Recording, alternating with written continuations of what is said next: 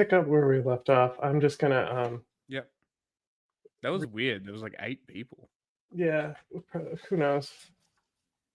I'm just Emberként That was very strange. azt várnám a köztársaság, Start it again. mert egy ember életéről kell dönteni. A kegyelmi kérvény... Wait, he only resigned after pardoning someone. What the fuck? So there really are no tolerance. Jesus. rendelkezésre álló információk alapján. So what, is that Orban? No, it's her. She's the It's president. her. Ah, okay. Tavaly áprilisban abban a hiszemben döntöttem a kegyelem mellett, hogy az elítélt nem élt vissza a rábízott gyermekek kiszolgáltatottságával. Okay. Dude, Hibáztam. this language sounds a lot like some Persian languages. It wouldn't surprise me. I mean, think Just how like the she's Austro-Hungarian talking, Empire went pretty far down, did it not? But like Hungarian is such a It didn't go into Afghanistan. So because Hungarian is such an interesting language. It's so old. It's one of the hardest languages to learn. It's such a wild language. My one of my best mates is Hungarian, like born there. It's very interesting language, very interesting culture too. A kegyelmi döntés és az see indokolás if they're doubled hiánya- now that it went live, and it's just that's how bad their code is. A doofus. It's doubled. What the fuck? I swear to fucking God. And we pay for this shit. Yeah, right? alkalmas volt arra, hogy a pedofiliára vonatkozó zéró tolerancia kapcsán kételyeket ébresszen. Magyar emberként azt várnám a köztársasági elnöktől, hogy ne hibázzon. Ha mégis, akkor nézzen szembe azokkal. So what is Orban? Prime Minister. Who's more powerful? Well, most countries, they do different things. So like a lot of times like the president is like more of like the Secretary of State. Okay. In a lot of countries, so. But yeah, Orban is more powerful as the prime minister. Yeah, okay. Because normally they like the prime minister appoints the president in a lot of these countries. Okay, that's interesting. Just like how you would a cabinet, you know. Akiknek elszámolással tartozik, és vállaljon felelősséget. Akár azzal, hogy lemond a köztársasági elnöki tisztségről. Bocsánatot kérek azoktól, akiket megbántottam, és minden olyan áldozattól, aki úgy érezhette, nem álló mellette. A gyerekek és a családok védelme mellett voltam, vagyok és leszek. Államfőként ma utoljára szólok önökhöz. Lemondok a köztársasági elnöki tisztségről. Fucking wild language. It's large. Okay, so their presidential branch is largely a ceremonial role, but may also veto legislation or send legislations to the Constitutional Court for review. Sounds kind of like Ireland. Yeah, they have a pointless president as well. But they also they don't have a prime minister though. They just don't have a head of state. That's what's cool. So what's happened here? Georgia? Allegations of what? District attorney. Well, so I think that this should be a political partisan exercise. And this came about after Miss Willis's prosecution had been going on for over 2 years. Is this to do with Cop City? I don't know. I haven't looked. State Senate had done nothing to interfere. Will this change things for Cop City, do you think, if the DA goes? Because they're under RICO charges. I don't know. Your guess is as good as mine, man. Only in the last couple of months after the Atlanta Journal and other Atlanta news outlets began reporting a lot of troubling allegations of prosecution for personal gain, misuse of federal funds, misuse of... Hang on. I still had the other window open. So, like, just hit me with another soundbite to see if it is doubled for sure. I didn't even end the stream. It was still streaming, so... There's not the best source. Still is doubled. Never mind. There's still people in there, too. So, funny. these improper relationships between prosecutors in the case, did the state Senate get interested? And the I gotta go reasons delete that old tweet too. of Georgia Did I already? are very troubled by these allegations. And it's important that we have the public's confidence in the fairness and impartiality of the criminal justice system. And that's been shaken here. And this is not by allegations made by state senators, not made by political parties. They're not political allegations. These are reports that are coming from both within the Fulton County DA's office and from your investigative reporting. This is good. Yeah. What journalism did it? The Fulton County DA's office that are raising complaints and allegations about the misuse of both federal funds and state funds. And you lose the confidence of the public in the fairness of our criminal justice system if they think prosecutors are engaging in prosecution. This is also the state senate too. So this Yes. is like the local house Ah, okay. for Georgia. Comfortable with that scenario, with that perception by the public. And I'm not going to accept these as true just on the face. I love all you local reporters in the Atlanta Journal, and the New York Times is here. I see today, I'm not doubting your veracity, but we're going to independently verify it because you've raised some very, very troubling allegations, and we will have the power to compel testimony, to be able to subpoena documents, even things that are being objected to right now, from what I hear in other legal proceedings, so that we can find out what the truth is. Is it a given that you will see testimony from Fonnie Rose? It's not a given. No. If I would certainly give her the opportunity, and if I were her, I would want to be her. It seems that she is objecting to testimony in other proceedings, and she may very well attempt to refuse to participate or to be heard by our committee. But she will have an opportunity to give her explanation for things, and with no prejudgment.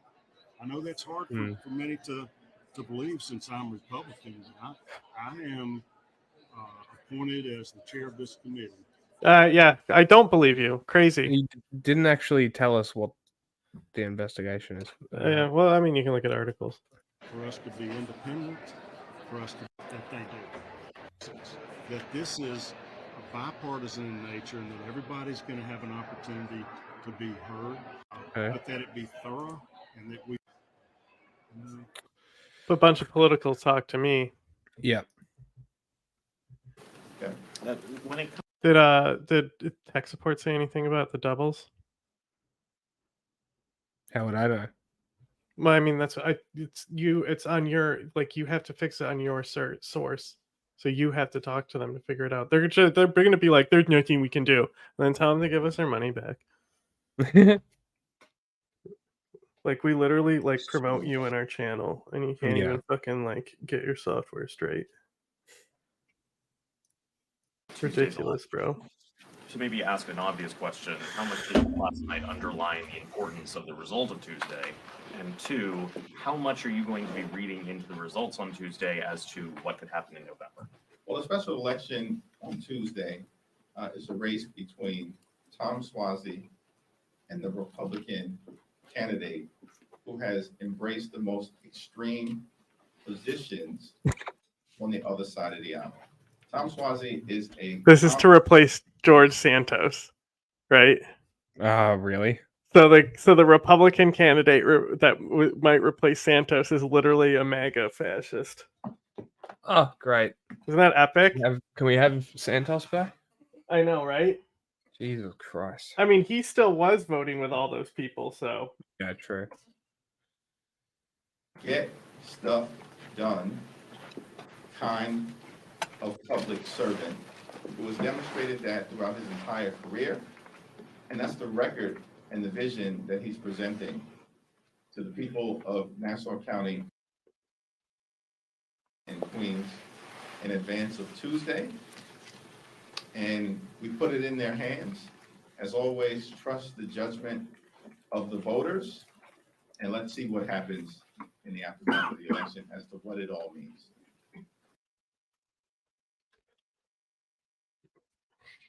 Breaking news on Montana. This Great. is actually kind of important. Really? This is like, yeah, I guess Montana. This is like an important Senate race, I guess. This guy announcing his candidacy. Things breaking.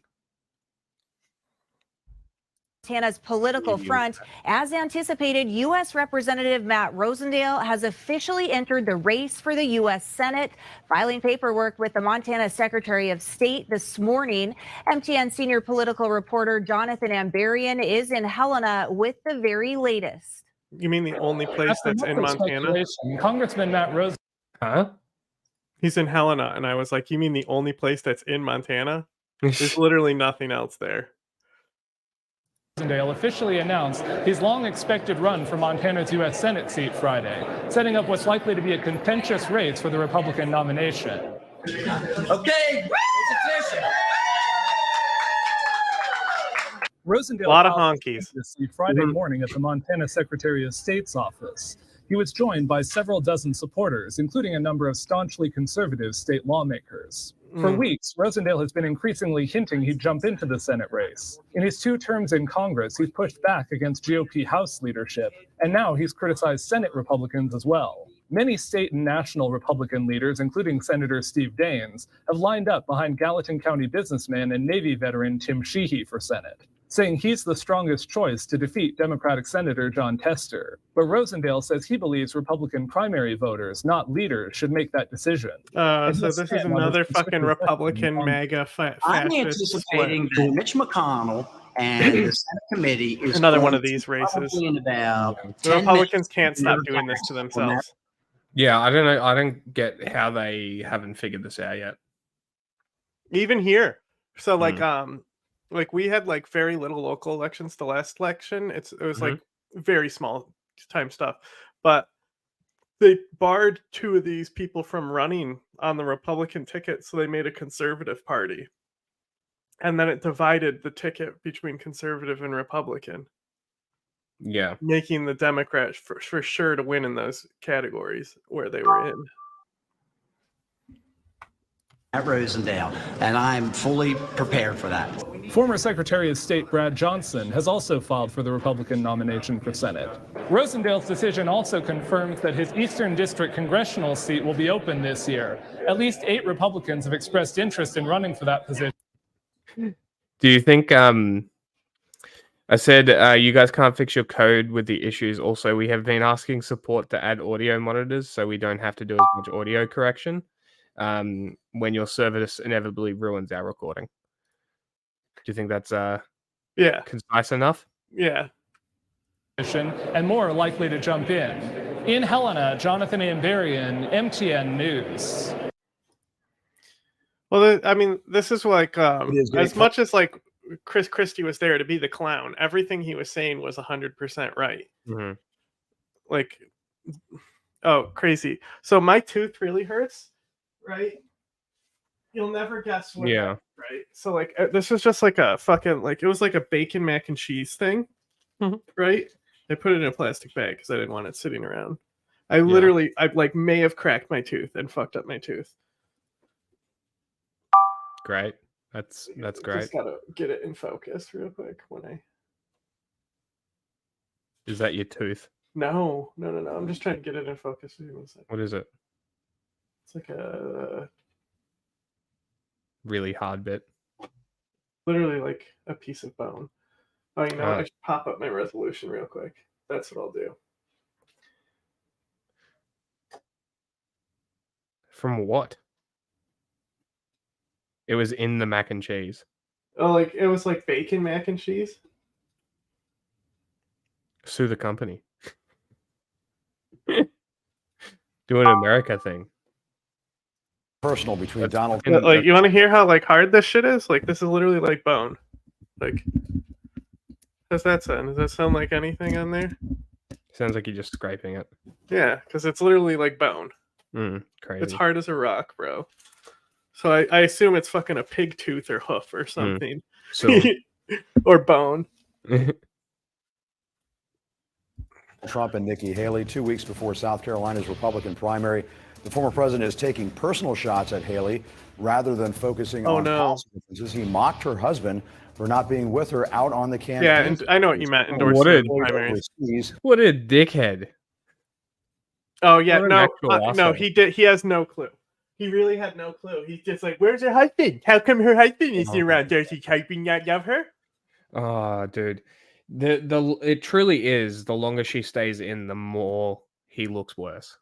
Like, it's just getting worse and worse for him. I don't. Mental incompetency in the federal branch ain't looking good right now. No.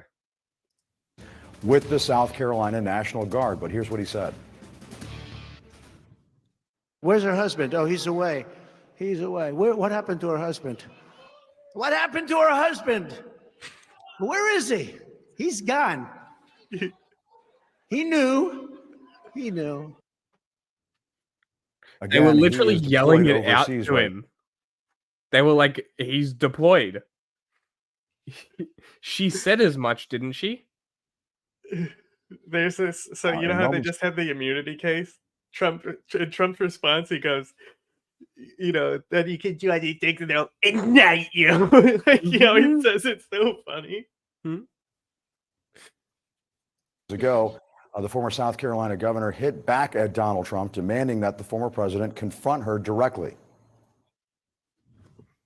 Donald Trump had a rally today.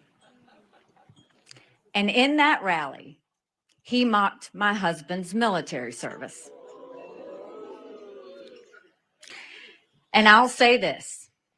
There's like 3 things people know about Americans, right? Generally. Guns. They love their military and police. Germs, steals. And everyone's poor. Right? That's basically what everyone thinks. So I either Trump fucked up real big, or he's an idiot, or he did it on purpose. This dude called people who died in a cemetery in Europe, right? So he, like for D-Day and shit, he called those people losers because they died in the military fighting Hitler, right? Epic. He says that awesome. People who get captured aren't heroes, like John McCain. Like, come on. Jesus fucking Christ. I say let him go. Don't stop him. Just keep going. He'll just drive himself into the ground. That's being voted on right now. That's what the Supreme Court's hearing right now, is that it's if these states, it's gonna determine all of them though, right? Oh, no. I mean just let him talk. Oh yeah. So much correct him. Well, anyway, they're about to decide if states can decide who can't run for president. So, well, I mean, look, it's interesting because, as we always say, America is a union of 50 countries, right? So if one of those countries doesn't want to get represented by someone at the higher level, then yeah, I say they do have the right. If, let's say, the courts decide, or have a primary, have a statewide referendum. Do you want Trump on the ballot? That's the most democratic way to do it. That's the thing. Is that if somebody if like with democracy, like you can't just like vote crimes away, you know? True. But it would be a more legitimate way to get him off the ballot, is more my point. If people in Colorado really don't want him on the ballot. Well, I think most people would say yes. But see, this is interesting because they've sided with the states multiple times before. I mean, look at the abortion. They also just did again. They also just did another black district thing, and these guys came back and they said that the district and the people in that district said the district is segregated against non-black people. That was their like appeal to like block the district gerrymander. Can you private chat me the link to the stream? Like Donald, if you have something to say, don't say it behind my back. Get on a debate stage and say it to my face. Cool. If you mock the service of a combat My veteran, chinchilla's fighting. you don't deserve a driver's license, let alone being president of the United States. Okay, Ron, Nikki Haley slammed Trump. Anti-free speech, Nikki Haley. For his remarks earlier today, saying in a post on X, quote, Michael is deployed Twitter. serving our country, something you know nothing about. Someone who continually disrespects the sacrifices of military families. What they used to call has him? no business. Major shin splints or something like that. Because wasn't that the reason that he dodged conscription?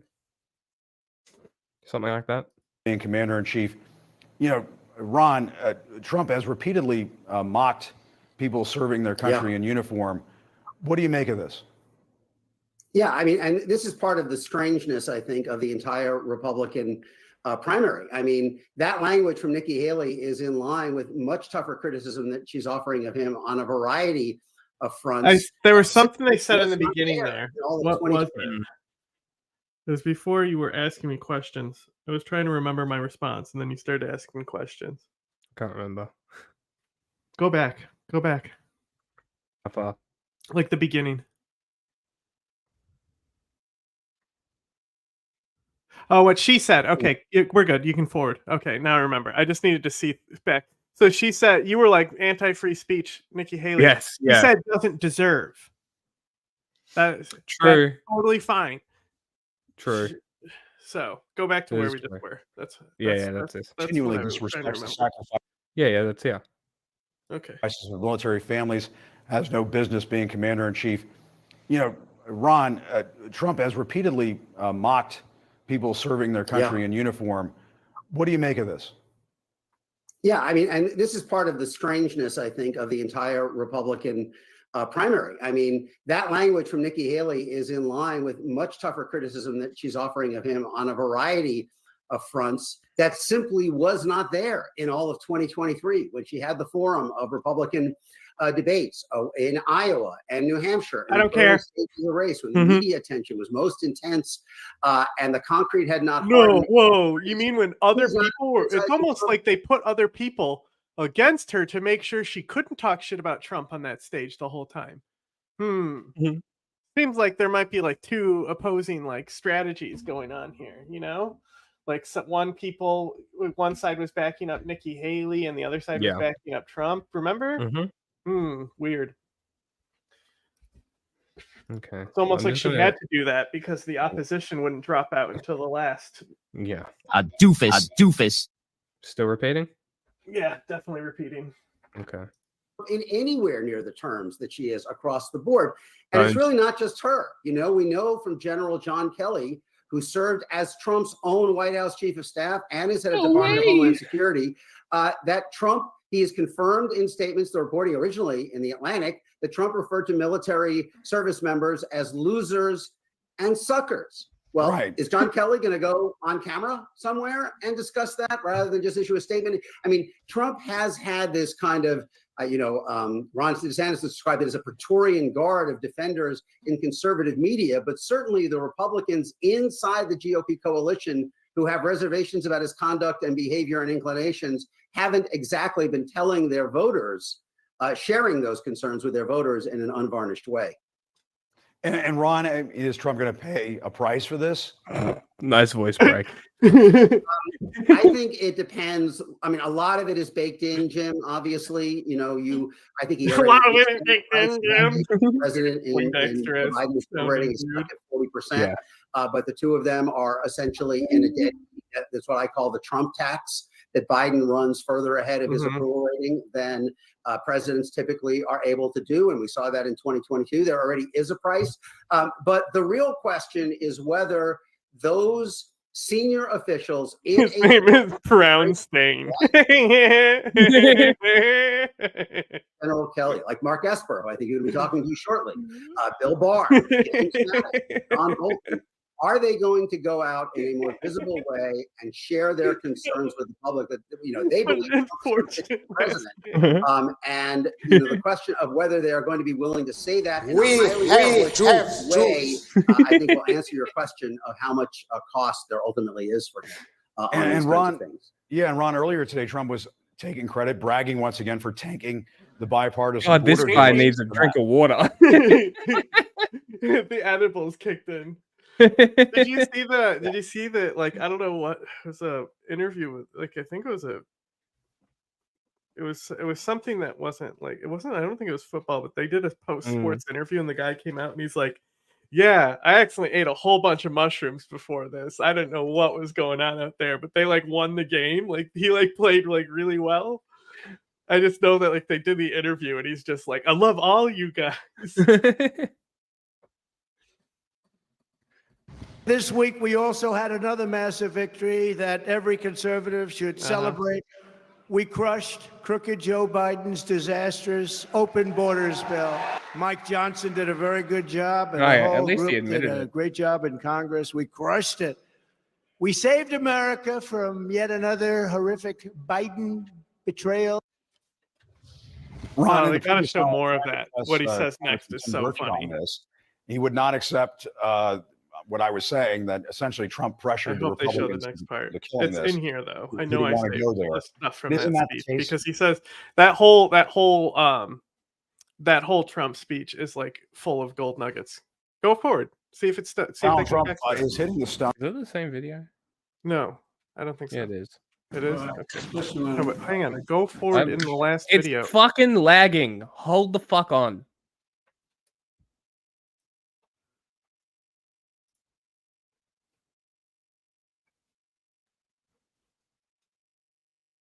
No, they pulled a Sam Cedar. There is another one where he's talking about it. There's a whole Trump thing here, so Yeah. I put most of Trump stuff in one section for you. Failure to back Ukraine. Yeah. Okay. This is going to be real quiet, just so everyone knows. Especially when I'd like to add another point. What? Failure. Hang on. We got to put on subtitles for this guy and see how they do. This poor guy. Is there fire also burning behind him? Like, so he's like trying to hear Biden over that shit. I'd like to add another point. The failure of the United States Congress. Oh God, it's that bust behind him. Not to support Ukraine is close to criminal neglect. It is outrageous. Kissinger was right when he said not since Napoleon has Europe not looked over his shoulder and worried about Russia until now. You and I helped put NATO together in a way it hadn't been in a long time. So much is at stake, so they better step up. Thank you all very much. Lawmakers are back on Capitol Hill after the Senate. Oh, come back around too. Trump said some stuff about NATO. I don't know if I saved it on this, but I sent you the clip. Additional talks ahead of the high. I said Trump said some things about NATO. I don't know if it's on this list. This playlist. It's not on this one, but it might be. No, I might have found it again and saved it here. Okay. When we get to Trump, if it's not there, we'll pull that up on Instagram. Yep. Anticipated 2-week recess. Now, this comes after a previous version of the legislation failed in the Senate Wednesday. The updated package was revised to exclude a bipartisan border security deal because of Republican opposition. CBS News congressional correspondent Scott McFarland is on Capitol Hill. So, Scott, what sort of amendments might we see in this aid package? Could we actually see it finally pass the Senate? Well, they have the potential, if they choose, Elaine, to have an epic party right there in the Senate chamber, because this process even is she's laughing at him. And it's quite likely there will actually be votes here on Sunday. This is a process that's going to go into next week. There's going to be amendments, as you say, likely on border security issues, part of the remnants of the border security package that fell apart earlier this week. Okay, so let me break down what's going to happen here, right? So now, because Trump tanked the bill, they're still trying to do all this shit they were trying to do because they all had it figured out, right? So they still want to do what they were trying to do. They just had to tank it because Trump said so. So now they're trying to fucking put those border bills pieces that they've already figured out into these other bills so they still pass and nobody notices. That's hilarious. We'll see what happens if Trump is like, oh, it's going down to fuck Ukraine. Putin's the best. for Israel and for Taiwan. This is an expensive package that is a priority of Senate leadership, but they have to go through the senatorial process because there's going to be some objections from those who don't want to spend money, taxpayer money, on Ukraine. You know, it would be a better thing here. 67 billion for Ukraine, 27 billion for border security, 0 for Israel. That would be great. Yeah, that will never happen. Don't want to spend money, taxpayer money, on Ukraine. All of this, though, Like, begs the question. why is foreign aid being given to the country waging genocide? That's what I want to know.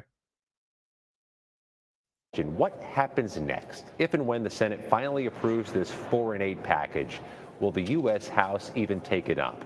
It's an open question because right now, the U.S. House seems more keen on just funding Israel and leaving aside Ukraine aid. And there's a reason for that, Lana and Elaine, because there are dozens, if not a majority, of House Republicans who simply do not support aid for Ukraine in any context, in any way. There are many more chapters of this story to be written even after the Senate finally gets around to a final vote, likely on Tuesday or Wednesday. You know, Scott, I'm thinking about your Super Bowl analogy, and I'm thinking before anybody starts spiking bills in the end zone, it still needs to get through the House, even if it passes the Senate. What are the chances? One of the reasons, Lana, that they had this big negotiation that took more than 2 months to combine border security with Ukraine, two very dissimilar things, is they thought they needed to do that. I fucking hate this guy. I do not like this guy. To get the requisite Republican support in the Senate and to give it a chance. Why not? A chance in the Republican-controlled House. Without those border security provisions, I'm not sure what the path forward is, nor do I think House members know what the path forward is to get this through the House. If it went to the floor, there are many members of Congress who tell CBS News they're confident the votes are there. Bro, isn't it crazy? Like, imagine, supports Ukraine. like, seriously, imagine, like, Hitler being able to withhold aid from Britain. Yeah. Wild. Such an insane prospect. It's crazy. Mm-hmm. That it's even being discussed is just insane. Republican House leadership give it a vote. That's a much different issue. It's the same dynamic that fueled those 2 near government shutdowns last year and so many other standoffs over the past few months. Yeah, so Scott, we're still a few weeks out from the latest budget deadline. Any chance they'll avoid the same kind of drama we saw at the end of January? Yeah, 1 month from today is the. All right, I'm over this. Next. So this one. Ukraine. So, what do you know about these drone strikes? You walked away at a really bad time.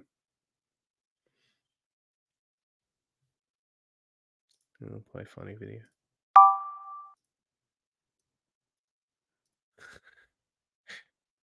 So, he's back. The No rodents pizza were for you fighting. guys. The rodents were fighting. What do you know about these drone strikes? Oh, it finally played.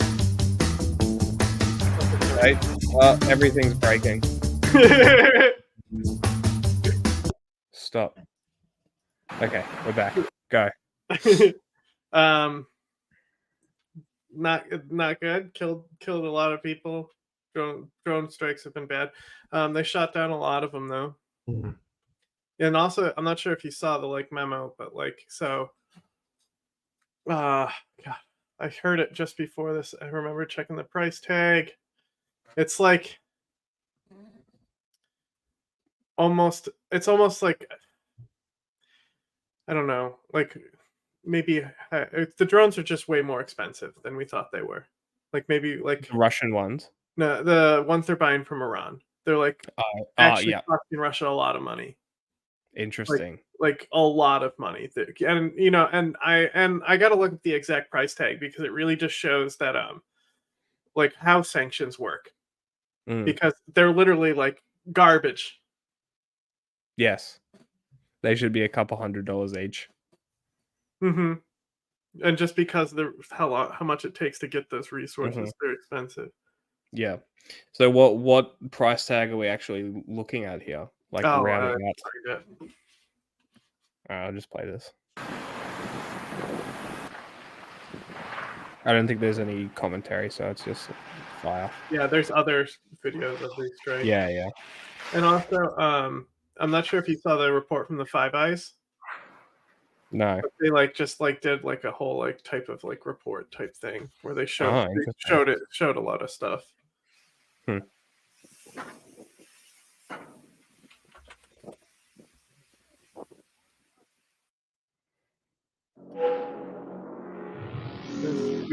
Oh no, this is fine because it's Ukraine. No, we'll keep. That might be the same one. Yeah, one of them might have text. Ukraine has a new general. I just wish it would be not lag. That would be fucking great. If it could just function. Is it that hard to ask? We'll keep the Vosh one for later. Between this and Pakistan. Or this and Iran. In charge of its military today. President Vladimir Zelensky abruptly removed his old commander-in-chief yesterday in the biggest... I already have an issue with this reporting. Abruptly removed. It was discussed for a while. Come on. We were reporting on it like it was for sure going to happen, maybe 2 weeks ahead of time. Mm-hmm. Yeah. Yep. Yeah, so hacker group reveals cost of Iranian drone production. Hacker group? Which group? It's called the PRANA, Prania Network. Weird. Where are they from? They gained access to the mail servers of the IRGC, which contain information and protection of the Shahed drones used by Russia. Cool. They operate out of a shell company named Sahara Thunder, which promotes illegal arms sales between Iran and Russia. The group of hackers from, I think that's where they're from, Pirania. Maybe, I don't know. Never heard of it. Pirania were able to, I don't know. It's just how it's worded in the article. We're able to publish internal documents revealing the cost of the production of the drones. One drone cost $375,000 to reproduce or to produce. Not reproduce. So 370 grand. Over $250,000 to make. Boy. So the agreement was reached with Russia that they would only cost $193,000. So they got a half off sticker on that one, right? How much were the missiles that were shooting them down worth? Well, this whole argument has been $2,000 billion missile versus $10 drone. Yeah. Cost efficiency, blah blah blah. But now it shows that it's actually they're way too expensive for Russia to be throwing them out as much as they do. So they ordered 6,000 units. Mm-hmm. At basically 200 grand. Yeah. A lot of and more. they said they would also give them 290,000 if they ordered 2,000 units. So they said if you buy 6,000, it'll be half off. It's 100 off if you do 2,000. The total Iranian government earned 1.8 billion from the sale. 1.8 billion. At least part of the payments documents report were provided in gold. Gold. I like gold. So there you go. Crazy. Keep messaging me. It's getting sorted. They're going to have to wait until we finish the stream. The start of its war with Russia. Zelensky has now appointed a well-known general within the Ukrainian military to step in. ABC News foreign correspondent Tom Zufi-Burridge has more. The largest shakeup in Ukrainian military leadership since the war began. In a risky move, President Mortars are sick. Zelensky removing Ukraine's commander-in-chief, General Valery Zaluzhny. Zaluzhny, hugely popular among Ukrainian troops, credited for halting Russia's full-scale invasion in 2022. Zelensky's new top commander, General Syrsky, now taking over at a critical time. With some Republicans blocking more US military aid for Ukraine, our team seeing firsthand Some last month Republicans. how You mean the guy who's frontline not elected? artillery units are now running low on ammunition. Well, you can really feel the force of this American gun. In Congress, the stakes for Ukraine are high. If there's one other person besides Donald Trump who is rooting for chaos in the Senate, it is Vladimir Putin. And without that US aid, Russia threatening to capture this eastern Ukrainian city. Avdiivka in ruins, with Russian forces now making significant advances here and threatening a broader offensive in the coming weeks. And foreign correspondent Tom Sufi-Burridge joins me now for more on this. Tom, you watched that interview between Tucker Carlson and Vladimir Putin. Did it offer any new revelations on where things stand between Russia and Ukraine? I don't think it really did, Diane. Yeah. I mean, no, it's kind of like a big waste of time, actually. I wasted my life watching it. I cannot get those hours back. I really decided I think I might quit my job today. If you can really call it an interview from Carlson, was that he failed to challenge the Russian leader when the Russian leader made pretty ridiculous claims. For example, Vladimir Putin claimed that it was the West and Ukraine that started the war 2 years ago and not Russia's unprovoked invasion. And the Russian leader Carlson just failed to actually challenge him on that at all. What we did learn about is Evan Gershkovich, the American journalist. Putin showed up 2 hours late to this. Putin suggesting that he might be willing to release Gershkovich, saying talks for his release are ongoing. And I think that's the clearest sign yet, offers some hope for Evan Gershkovich's supporters and his family. Diane?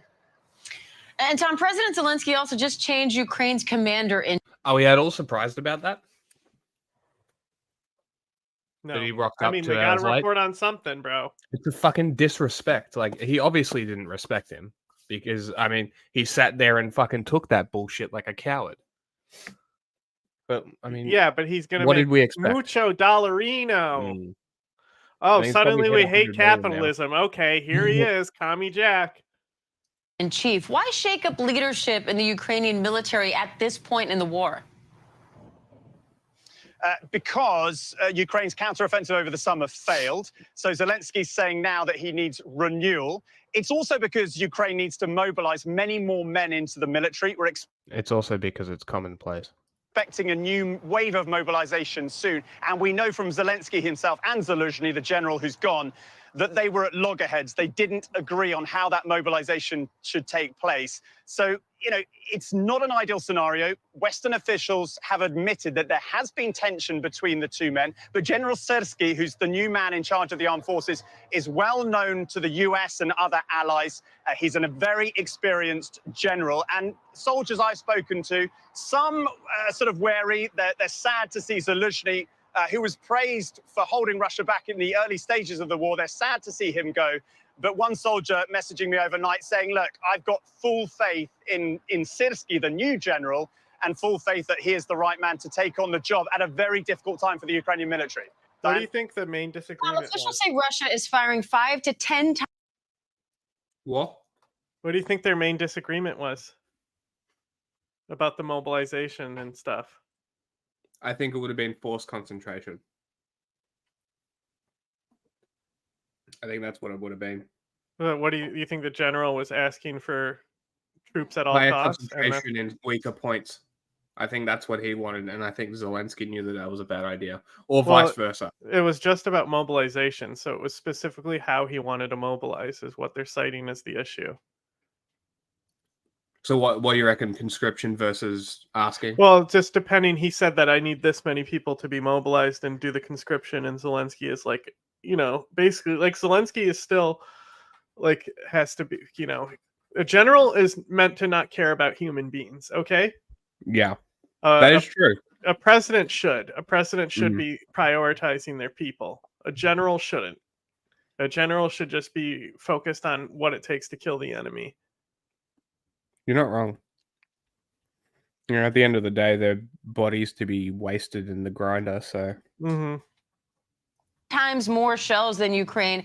And last month, you saw firsthand that the Ukrainian artillery units are running low on ammunition. So what does that do for where Ukraine stands right now, especially with Congress in the U.S. not passing any foreign military aid for Ukraine?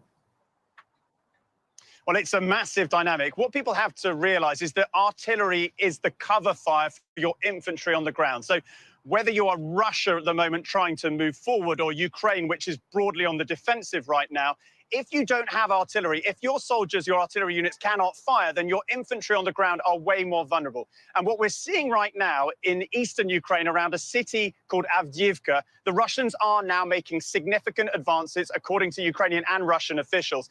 And if the Russians take that city, and it looks like they are moving in that direction right now, it would be the most significant victory for Russia in at least a year. So it really is the momentum in this war moving in Russia's favor. Diane?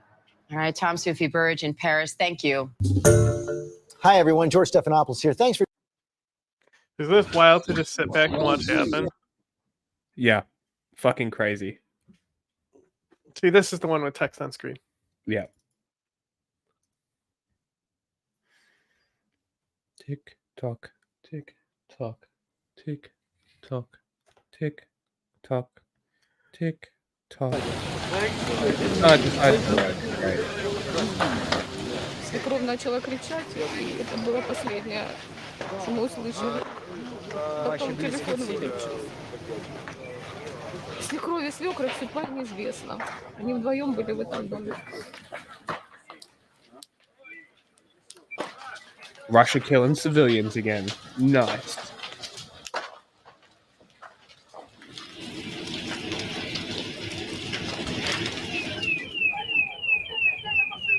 You know, and it's like Israel's wild to sit back and watch too. It's like the Yeah. consequences of Ukraine is just much more. like it's just crazy. Like these people actually want global collapse, the fascists. Now I get to see how bad.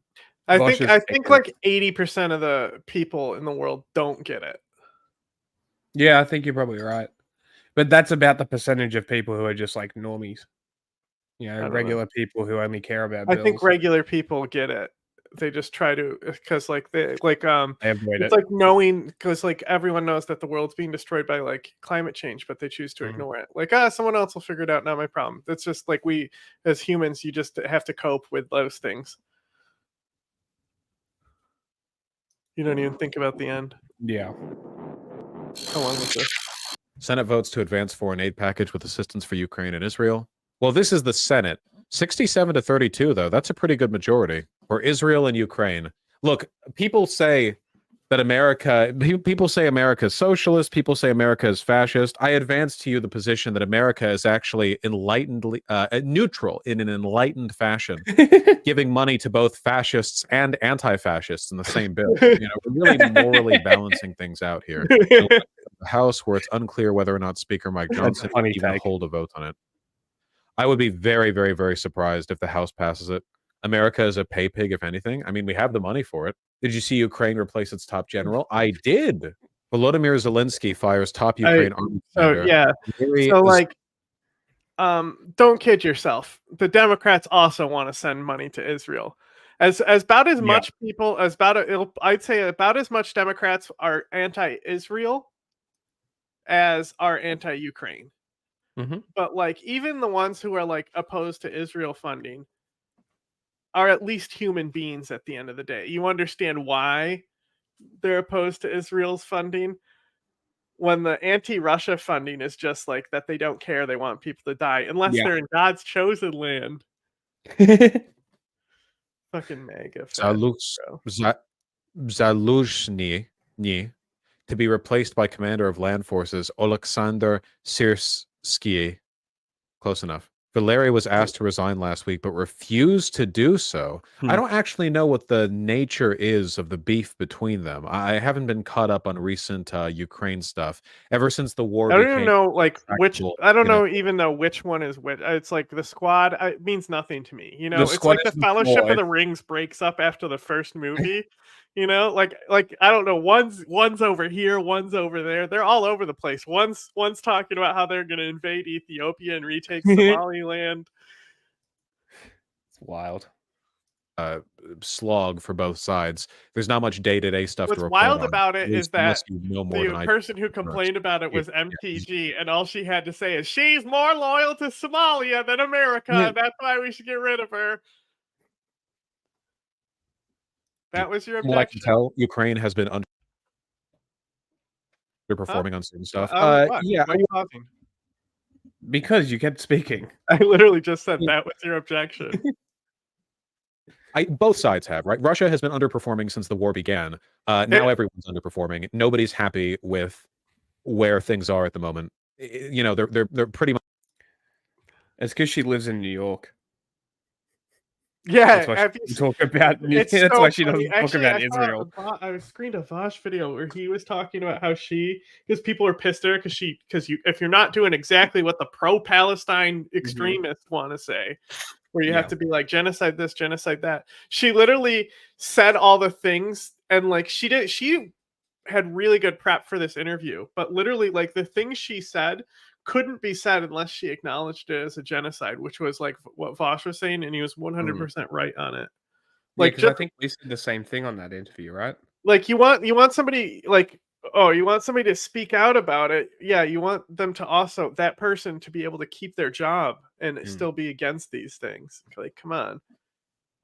Stop Much both losing, stuck in the mud. losers. The general wants a massive unpopular conscription of 500,000 men. Told you. Zelensky said no, and that's causing a beef. Jesus, that would be politically disastrous. Zaluzhny refused to quit. The decision to push ahead with the dismissal is seen as a risky move for Zelensky, giving Zaluzhny's sky-high approval ratings among Ukrainians. Siersky, his replacement, has a mixed reputation among frontline troops, with claims he's been indifferent to the lives of soldiers during operations. I wonder why that is.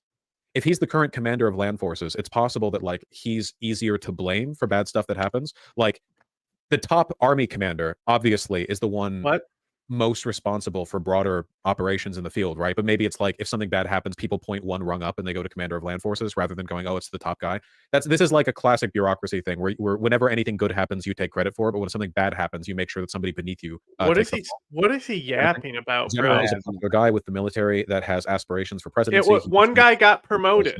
Wants to take back things like Crimea. The general also wants a conscription, which makes him unpopular. This is like there's this thing where it's like, so like, you know, the Civil War, like Lincoln always wanted Grant, right? So and then like, so people ask, why didn't he just make Grant the general then? Sure. Because there's just like there's processes and traditions, and like some people are in line for things. So like, you know, it was like you got lower generals and shit. Yeah, that's why there's starred generals. General is popular with the military, but not with the civilians. Is that correct? The general is popular with the entire population. No, okay, just not for the conscription thing specifically. Gotcha. Okay. Imagine if there was a coup. That's usually a risk in situations like this. But Zelensky is very popular. I don't think that's very likely in this case. Some observers have suggested. Do you know what a coup is? Popularity does not matter for a coup. A coup, like the military, this guy has the loyalty of the military, right? If he just takes one BMP in there. True. Paul Wagner. Yeah. He could actually do it too. Motivated by a fear that Zelensky obviously they're not going to do that shit. In the future, as political debate and infighting slowly returns to Ukraine. I said, this is more about also what we have to think about is that it's this whole like they're gonna have this whole narrative about how he's suspended elections and stuff. So invasion. In an 8-minute video explaining the decision, Zelensky denied any political. Wait, I want to see that video. Is it in English, or at least subtitled in English? We don't need I to wanna see this video. Show We me don't the need to see this video. video. I'm looking for the video. Video. Right, tonight, we have more breaking news. A stunning move from the I don't Ukrainian think this is President the video. Zelensky after firing his top general, the man who has commanded the war against Putin. President Zelensky then did a seemingly total about-face, calling General Valery Zaluzhny his, quote, commander-in-chief today. The two coming face-to-face for a war cabinet meeting. As Zelensky was expected to announce Zaluzhny's replacement. Fred Pike is out front. Since Moscow's forces invaded Ukraine almost 2 years ago, General Valery Zaluzhny has been the man behind the military effort to push the Russians back. A successful effort, but one requiring great sacrifices in Ukrainian blood. Zaluzhny, a respected commander close to his troops. It's funny. They cut very specific times before a certain flag was about to be visible. And the price for this victory is the lives of our warriors, the best citizens of Ukraine who have stood in the defense of the country with weapons in their hands. And Ukraine's president, Volodymyr Zelensky, appeared to fray. Zelensky seemingly critical of his top general's strategy. I have working relations with Zaluzhny. He has to answer for results on the battlefield as commander-in-chief together with the general staff, Zelensky said. There are many questions. Zaluzhny remains extremely popular. A December Ukrainian poll finding nearly 90% supported him. Holy compared shit. to around. So what has he done that has led to his popularity? Like, obviously leading the country in a war is a popular thing to do. When the war is for your own survival. But I'm curious if there have been any like specific statements he's made or strategies. Bosh. Does he really not know that he goes to their funerals and shit? No. Hang on. We just need to think about. What did you say? Does he not know that this guy like attends funerals for his troops? Oh, well, that's forgivable, not knowing that. But Mr. Critical Thinking here, right? So he's been general since the war started. So what has he done? Everything. Like the defense, he pushed the Russians back from like the capital, like everything. Like, but come on. also the failures. Use your brain, man. Maybe, but the counteroffensive didn't do as well as it was expected to. We actually have the statement here. Poll, Ukrainians' trust in Zelensky declines to 62%. Trust in military solution remains high. Oh man, guys, this is actually potentially really bad then. Zelensky is a true blue liberal, right? I mean, he's been doing the, military commander bit because it plays to the optics, but ideologically, he's been a pretty decent grounding force. If Ukrainians start to trust the military... This is about what I was expecting from his foreign policy. Like I just said, why didn't Lincoln go with Grant right away? Look, man, like the dude's been working hard, like you can't let your generals get too popular. Like if you want to maintain democracy, it's just something you have to do. Really, that could be bad. Zaluzhny clashed with the Pentagon on his strategy. Ukraine's top general ran out of road both in Kiev and in Washington. Zaluzhny has had a target in his back for Ukraine's military failure to make more progress since the Russians last year. So what does the Ukrainian population want? Do they want to abandon the Donbass? Because given how things are right now, the Donbass and Crimea are becoming... They want to win is what they want. So conscription is unpopular, but the leader, the military leader who wanted conscription to continue the war is... What were Zaluzhny's goals? Not to take the Donbass or Crimea? Like what was it? Was it like he just wants to retake... He wants to take it. So Zaluzhny also wants to take... Oh my God, bro. Are you kidding me? Okay, well, that makes sense, I suppose. What is going... You need to stop walking away, bro. I'd imagine. A senior Ukrainian military official who, like others in the story, was granted anonymity to speak frankly, says there's been frustration building among the upper ranks of the military that Zaluzhny spends a lot of time on Facebook showing off how he is doing something while little changes... What's wrong? Now I don't remember because it took too long. Just speak over it. There's too much that My nose was fucking blocked. What do you want me to do? Sit here fucking wheezing into the microphone? Just time yourself better when he's not saying something stupid. Bad. Zaluzhny clashed with the Pentagon on his strategy. Ukraine's top general ran out of road. So he's talking about it's like, what does Ukraine want? And he's like analyzing it like this is like an ideological battle. Because like it's like all philosophy and theological combat, His military failure to make more progress since the Russians last year. What does he want? So what does the Ukrainian to win the population war, want? bro? Like, what do you think a general wants? Like, in the Donbass? They literally said that, like, oh my God, he literally said that he got sacked because of the call for the mobilization. The other guy is the Washington's guy. So yeah, as long as he listens to them and uses their tactics and stuff, then they're going to be happy. Given how things are right now, the Donbass and Crimea are becoming increasingly unlikely goals. So conscription is unpopular, but the leader, the military leader who wanted conscription to continue the war what were Zelensky's goals? Not to take the Donbass or Crimea? You know, like what was it? Was it like he just wants to retake? He wants to take it. So Zelensky also wants to take. I think they want to retake the Kherson and Zaporizhia oblasts. Okay, well that makes sense, I suppose. It's easier to take those than the Donbass and Crimea, probably. I'd imagine. A senior Ukrainian military official who, like others, they're on the way.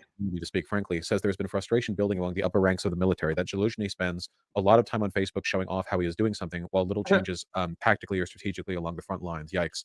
Do you think then? Well, that's he's trying to keep morale up, you know. Oh man, this is a really rough situation for Zelensky. This is very not good. I gotta say, 84% of Ukrainians are opposed to making any territorial concessions to Russia, even if it means prolonging the war. Okay, so most Ukrainians. If there's a stalemate, you should swap your general. It's just like, come on. I agree. Yeah, that's like general strategy. If the line's gonna move, it's gonna either move in or against your favor if you have a stalemate. Yeah. The territory, but they don't want to be conscripted for it. So if Zelensky has promoted a more defensive attitude, how does that make any sense? Are you telling me that the population of a war-torn country is a little bit? They gave him an award. Yeah, they gave him like the highest medal, right? And it's like not like the U.S. and Afghanistan where guys found out over a Facebook post he's sacked. That's like that's so funny. Incoherent and inconsistent in what they want from their military leaders. I will have Dylan on soon. That's the plan, at least. Це була одна із сотень наших розмов за час цієї війни. Майже 2 роки постійного аналізу кожної ситуації. Обговорили зараз фронт, загрози, напрямки, усі виклики. Авдіївка, надзвичайні дії наших воїнів та надзвичайні ситуації. Isn't it pretty hard to launch? Yeah. That's right. Next one. Iran.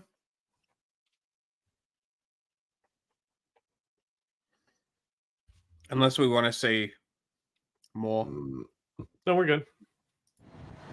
Weeks before a deadly drone strike in Jordan that killed 3 U.S. soldiers. What? I said more foreign policy takes from Vosh. I'm good. Defense Secretary Lloyd Austin spoke to sailors on the Gerald R. Ford aircraft carrier, seeking to reassure them that the military can withstand attacks from Iran-backed militants. Sometimes our greatest achievements are the bad things that we stop from happening. There are new details that have emerged about his remarks, which had not previously been published. Austin went on to say the militants were, quote, not very good at what they do, telling sailors, eventually, as we all know, they may get lucky one day and cause injury to one of our troops. But we will stay on the balls of our feet and make sure that that doesn't happen. Just over a month later, a drone slammed into this U.S. base called Tower 22 on Jordan's border with Syria, killing 3 soldiers. When asked for comment, a Pentagon spokesperson said Austin was outraged and saddened by the soldiers' deaths and had no higher priority than protecting the forces. President Joe Biden's administration has vowed to do whatever it takes to protect troops from escalating violence in the Middle East. The Pentagon has said it believes an Iraqi armed faction close to Iran was involved in the militant strike. See, remember how I just want to point out from the start, I said it was the Iraqi Hezbollah, all right? And I even changed because the majority consensus changed to the Syrian one, all right? Now we're going back to the Iraqi one. For the attack. We know this is an IRGC-backed militia. It has the footprints of Kataib Hezbollah. There's been a wave of retaliatory strikes in Iraq and Syria linked to Iran's Revolutionary Guard and the militias it backs. Is that a bone? Including a drone strike on Wednesday in Baghdad that killed a commander of the Iraq-based group. Kebab Hezbollah. Militants firing at U.S. troops in Iraq, Syria, Jordan, and off the coast of Yemen and the Red Sea. Current and former U.S. officials say it may be impossible. Terrorist footage, watch out. Experts also caution against underestimating. Nothing to see here, YouTube. Nope. Oh, There we go. Some Republicans are pushing for direct strikes on Iranian forces in. There we go. Pakistan. Hello, Pakistan. Okay, so let me fill you in and see if anyone disagrees with my analysis here. Right, so Pakistan is literally like more American than ever because like we're just showing to be brother countries with our fucking elections right now, right? So they tried to stop Khan's party from voting, but like basically like have the popular vote, right? So it's like the joke is like, how do you let this guy win an election from prison? And so, but the other guy, right, is backed by the army. So it's now going to come up of like who controls Pakistan, the military or the democracy, right? Yeah. So. This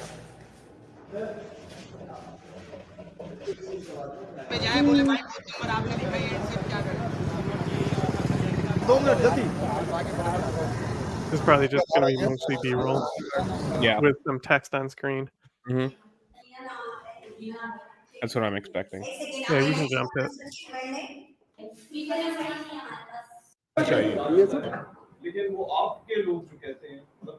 देखिए आप ये मुझे कह रहे हैं कि अगर वो फैसला आता तो मैं मान लूंगा फैसले पे डिपेंड करेगा अगर क्या मैं मुतमईन हूं फैसले से या नहीं The papers are so funny.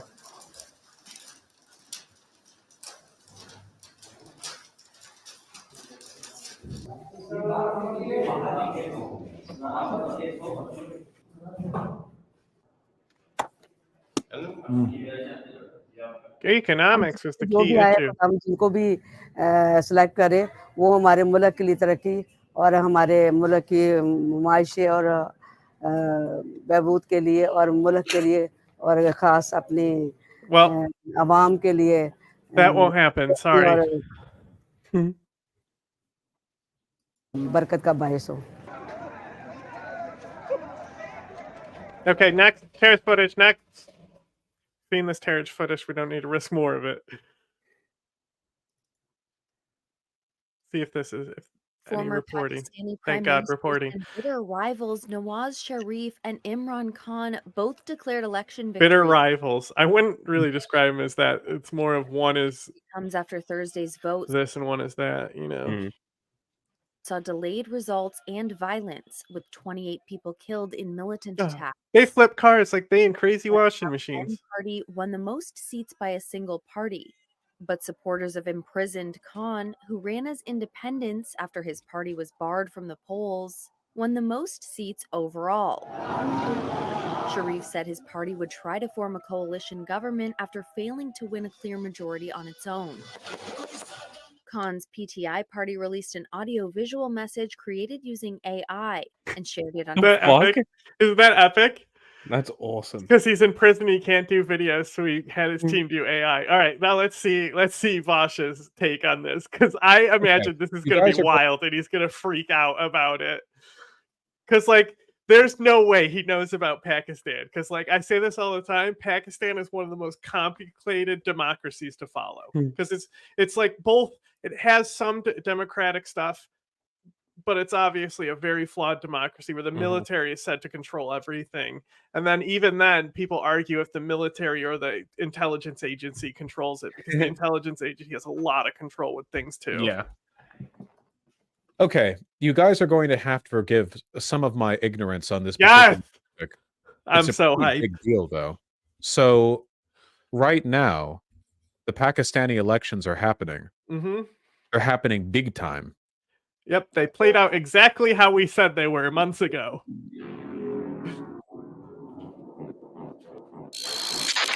That's what I'm saying. This is what I'm saying. We're the same country.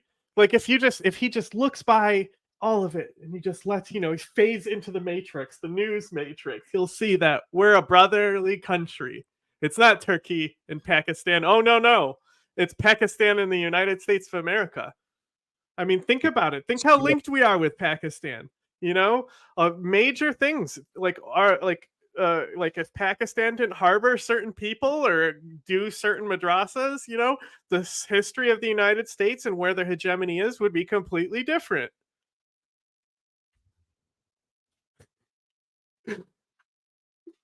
Military dictatorship where the military is represented by a political party that ostensibly not gets far off. voted in, but in practice, it's not exactly a functioning democracy.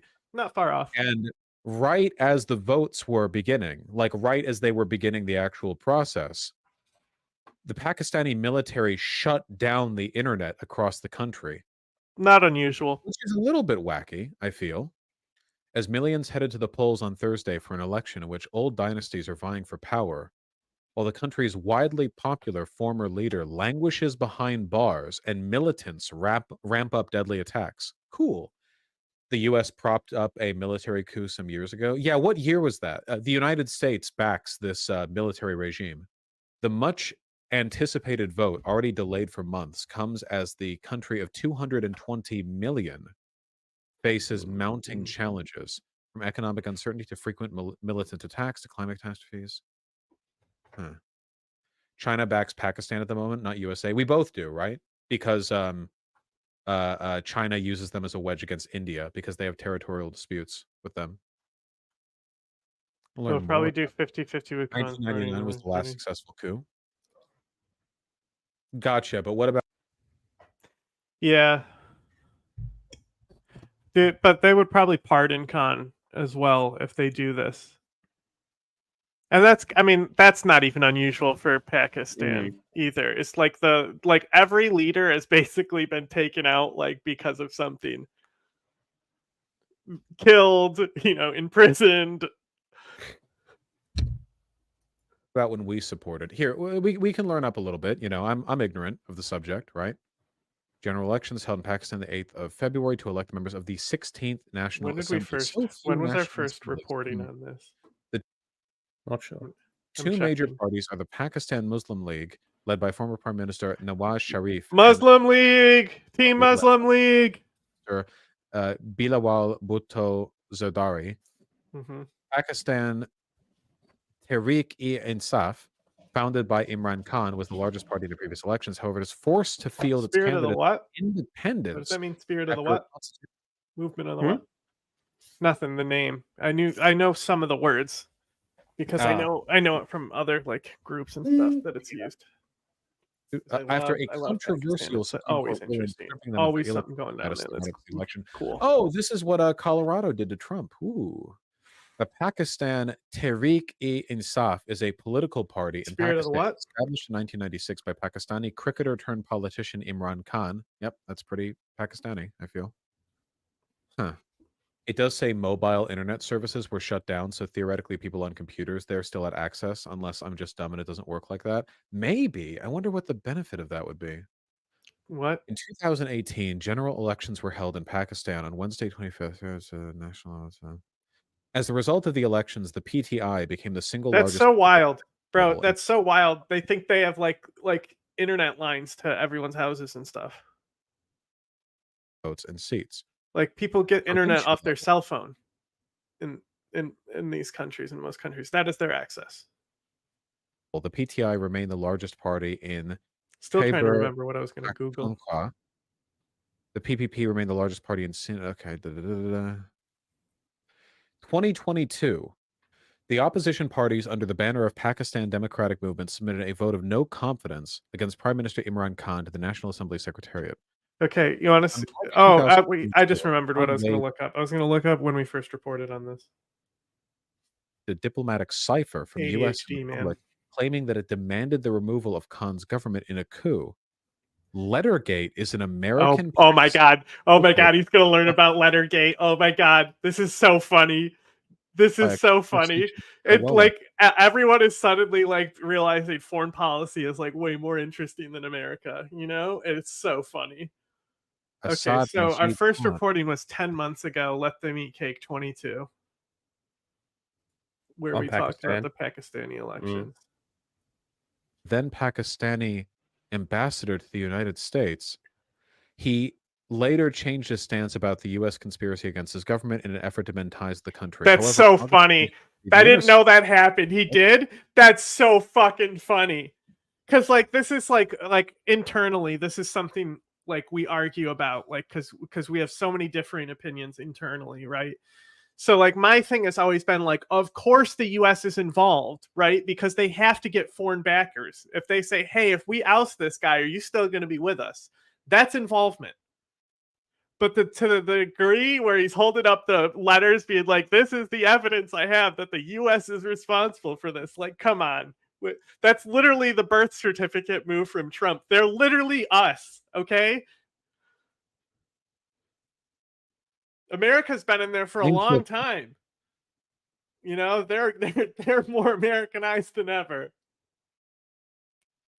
Published the contents of the diplomatic cable, which had American diplomat Donald Lu on record as stating that, quote, all will be forgiven concerning the country's neutrality in the Ukraine conflict if the no confidence motion against Khan were to succeed. Oh, well, that's pretty shady. An American diplomat saying that we would hey, man, if you do the vote of no confidence so against funny. this political leader, if you follow through in it, maybe we'll overlook this previous thing. This doesn't rise to the level of being a Like, U.S. Jack, this has to be like, It even is for you, definitely you don't like specialize shady in Pakistan. All of the things he said has basically probably been nothing new for you, right? Besides the fact that he revoked the letter, because I didn't know that.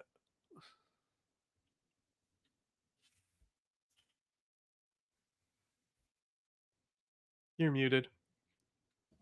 I'm not too familiar with Pakistani politics. I mean, you know No. that he got removed, and it was like they're saying that Yeah. it's the U.S. and shit. Yeah, It's yeah, just yeah. so long ago.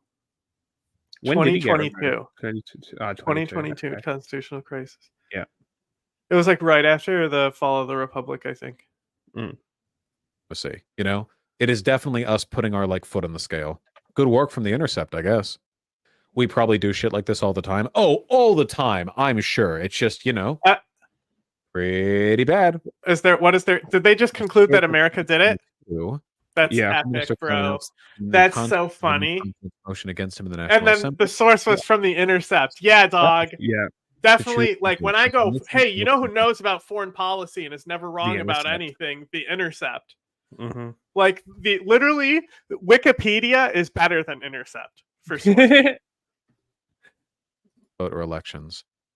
President Arif Alvi dissolved the National Assembly of Pakistan on Khan's advice after the Deputy Speaker of the National Assembly rejected and set aside the motion of no confidence. This move would have required elections to the National Isn't it Assembly. customary for every PM to go to prison? In every country or just Pakistan? Was it Ryan Grimm? 90 days. Ryan On the Grimm 10th sometime, yeah. So Ryan Grimm, I think he was one of the big guys who was pushing for the letter gate. So, and he works for Intercept sometimes. So I wouldn't be surprised if it was him. They all suck though. Intercept sucks. After a Supreme Court ruling that the no confidence motion was illegally rejected, a no confidence vote was conducted. He was ousted from office, becoming the first prime minister in Pakistan to be removed from office by a vote of no confidence. Khan claimed the U.S. was behind his removal because he conducted an independent foreign policy and had friendly relations with China and Russia. His removal led to protests from his supporters across Pakistan. Okay, so if I'm understanding this correctly, and chat, please feel free to correct me. Prime Minister Khan floated the idea of the no confidence motion. I wish I still had but it. the president, on the advice of Prime Minister Khan, when I couldn't screen share because my computer was still too weak, I would print out some stuff for those early let them eat cakes, right? Yeah. And I had this fucking article. It's literally from the CIA, right? Like it's like showing like CIA and state policy with the CIA. And they're literally they're talking about how everyone here has Pakistan fever. Like no, as in they don't want it. They're ill. Like they don't even want to call Pakistan. Remember, Joe Biden literally never called Imran Khan. I used to joke about this. You remember how many times I joked about Joe Biden not calling him, and then boom, he gets pulled out. Mid COVID too. Dissolved the National Assembly And then the Supreme Court said that they had illegally rejected the no confidence motion. And then you know they why held the Western no media is confidence not vote, reporting and on he the was missing ousted. person phenomena in Pakistan? Well, It's they don't. Pakistan. They don't report on femicide in Mexico. I mean, they Yeah. do sometimes, honestly. I mean, I'll look Not into enough. it. I'll look into it. We'll put it at the front of an LTEC if we can find good stuff for it. We've got one coming out, so From office. So it seems like this guy, Prime Minister Khan, should have been removed from office in a no confidence vote. The shady thing was America putting their thumb on the scale. Like, Khan seems like, I don't know, at least based on this, not to be a great guy. So removing him in a vote of no confidence might have been a good decision, but the United States was putting their thumb on the scale towards that decision as well. Does that make sense? It's not that shady. The U.S. just said we were in favor of the political opposition because the Prime Minister Khan is super pro-Russia. Yeah, but if the way There's it was said seems I talk about this a lot, but fucking Below should get asylum here in America and Canada are killed by Pakistan and Iran. They carry out these assassinations on these people. Canada, right? Both. I mean, Really? I mean, there's just a report that came out. It might have been in Canada, but I believe they were hiring them in Canada to kill people in America. But Crazy. it was a IRGC contract with Mhm. 2 Hell's Angels, and they caught it. So yeah, like I said, India getting caught ruined it for everyone. to imply, yeah, the way it was said is the issue here. You know, the all will be forgiven line Oh, with source? regards Is that to Ryan no Grimm's confidence face right vote there? against Who Prime is it? Minister Imran Khan. That's not just. Yes, it is. Yes, Look at how informed our audience is. Bro. Isn't that dope? That's great. That's exactly what we want. More people like this. That'd be awesome. Yeah, we'll teach you so much stuff so quick. It's a crash course. Jack knew nothing when we Nothing. started. I still know nothing compared to how much there is to know. I mean, you're way better at the Pacific and China. America. Yeah, and that's where I'm going to start putting my focus more. I'm going to actually try and hone my Twitter account into basically just a feed for OSINT in the Pacific and I don't really have an opinion on views for the this. Pacific. It's like sure. Like Calisthenics. What's a Calistani? There's just different segregations and tribes there. Never heard of that ever. I'll show you. But You'll yeah, you'll know this when you see it. Ready? Okay. You'll know this flag when you see it. Right? You've seen this symbol before, right? Yeah, nice. No. The symbol? Yeah, the Sikh flag. Isn't that the Sikh thing? Yeah. Yeah, So see, this fucking, is I know like, what's up. See, Palestine is like their like the Sikh region, right? Interesting. So it's like an ethno-religious sovereign state. Ah. Interesting. Right. Yeah, and no, that's why this was like like I just said, India ruined it for everyone by killing a guy who's like part of this movement, right? Right. Well, he was part of this movement, right? Wasn't this the one? The Sikhs are the turban guys, right? Out of India? Yeah. It's not the Hindus don't have the turbans, right? I mean, some might. It depends on like tribal headwear, but yes, Yeah. generally when people think of the turban, that's who they're thinking of. Yeah, because you see those things hanging from rear view I mirrors. do like the Sikh symbol. Is so fucking cool, though, bro. It is Like, cool. It looks like an Overwatch thing. Aesthetics on point. Just America saying, I think it would be good if they were removed. That's America saying, like, hey, if you do remove this guy, you know, then we're willing to overlook this thing. You know what I mean? The better way of phrasing this would have been, you know, we disagree with Prime Minister Imran Khan's, positions with regards to the Ukraine war. There's something to that effect. Like, you have to be really careful with stuff like this. You know, yeah, very like it would be a shame if like something happened. If there was an Yes, accident, the guy who India did kill was a member of this movement. Ryan Grimm has done good coverage of this. Maybe you should talk to him. That's true. Wouldn't be bad. Not the best source. Khan wanted ties with Double. China and Russia, while the army is very pro-American. Worth it. And let me guess, the army is very pro-American because we did a military coup there, right? Oh my god. 1977 Pakistani Oh, boy. military coup. Did we not back? Oh my God, dude, he's gonna learn about my favorite guy. The U.S. played an ambiguous role instead, with many charging that the martial law was imposed with the willingness and tacit approval of the U.S. and CIA's involvement.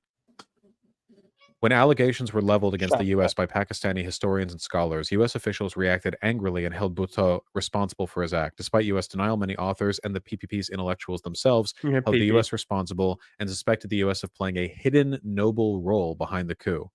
Neat. Well, not surprising. 1977, I think we continue to back the Pakistani army in anti-insurgency efforts. And what's this other Wikipedia article that was linked? The insurgency in Balochistan. Oh my God! Yes, yes. We're learning about Balochistan on Vosh today. Nationalism is fun, isn't it? Promised to provide military equipment. It's pronounced Balok like chocolate. You can pronounce it any way you want. Balok? It doesn't matter as long as you're acknowledging them. They're cool with it. Of Pakistan. Yeah. Not popular. Okay. Are they not popular because they are perceived to be doing a poor job of defending against insurgency and the Taliban and stuff like that? Like, is this like an issue of incompetency, or is this an issue of like diverging political interest? A country longing for a proper democracy. It's complicated. There are many inter-ethnic tensions and disputes. Yeah, that makes sense. It's a big country. Okay, so we have a bit of background now. Not exactly an expert. Accounting for 18.3% of national government expenditure in 2021, after interest payments, Pakistan's military absorbs a large part of the country's annual budget. The armed forces are generally highly approved in Pakistani society. Oh, chat, you wouldn't lie to me, would you? You wouldn't mislead me. Ryan Grimm is not a reliable source on international relations, by the way. Yes! Disagreements with him, that's to be sure. Yeah. Let's He knows quite a go. lot that I don't know. From Islamabad, ahead of February 8th general elections, the powerful Pakistan army has emerged as the most trusted Awesome. So I just did my own Wikipedia fact checking. Uh-huh. You're gonna love this. See, they can't get all the articles with their bullshit. It says Zia planned the coup d'etat carefully as he knew Buddha had literally intelligence inside their armed forces. Right? So if they had intelligence inside the armed forces, you think they wouldn't know that the US was helping plan something? So if Zia Hawk literally says, like, I am the only man who took this decision. I do so on this hour of the 4th of July after hearing press statements, blah, blah, blah. Bhutto, the opposition, had been broken down. An agreement reached between them. So, just what and it's just funny because anyone who knows anything knows that the United States hated this guy. They literally, he nuclearized Pakistan. I was gonna say, isn't it the guy that got them nukes? Yeah, they were literally the whole Afghan situation was not popular because he had already committed a genocide in Bangladesh, right? And so then, you can blame Bhutto for that too. But this guy, literally awful. The U.S. hated him. They didn't even want to work with him. And then the Afghan jihad breaks off, right? And fucking the Secretary of State, Brzezinski, made this fucking deal with him that basically made it so Pakistan ISI would handle anything that was going through. So the CIA had to work through them as an intermediary, right? So that's why the ISI is so good. Interesting. And so it set him up to be extraordinarily powerful. He literally basically ripped apart his own constitution. He says, what is a constitution? A piece of paper. I can tear off pages whenever I want. That's basically what happened, right? And then he also has probably made the coolest, most badass, hard dick motherfucker nuclear threat I have ever seen. Oh, really?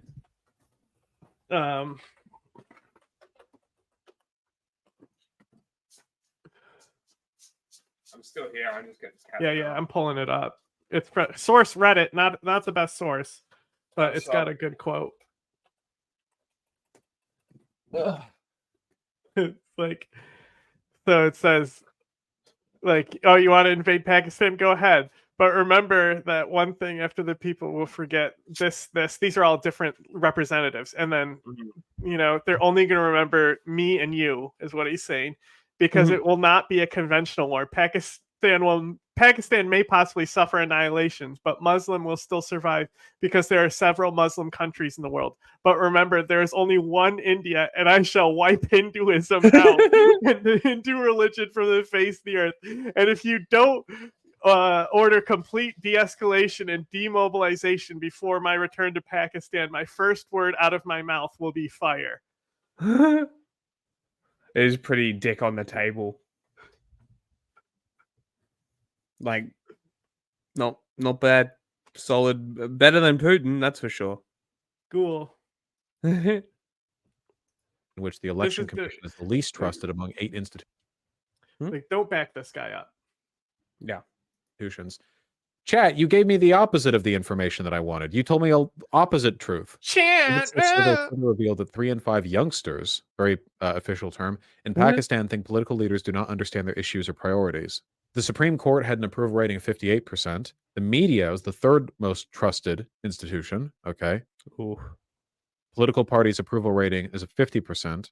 2 in 3 young Pakistanis responded they believe in the fairness of upcoming 2024 elections.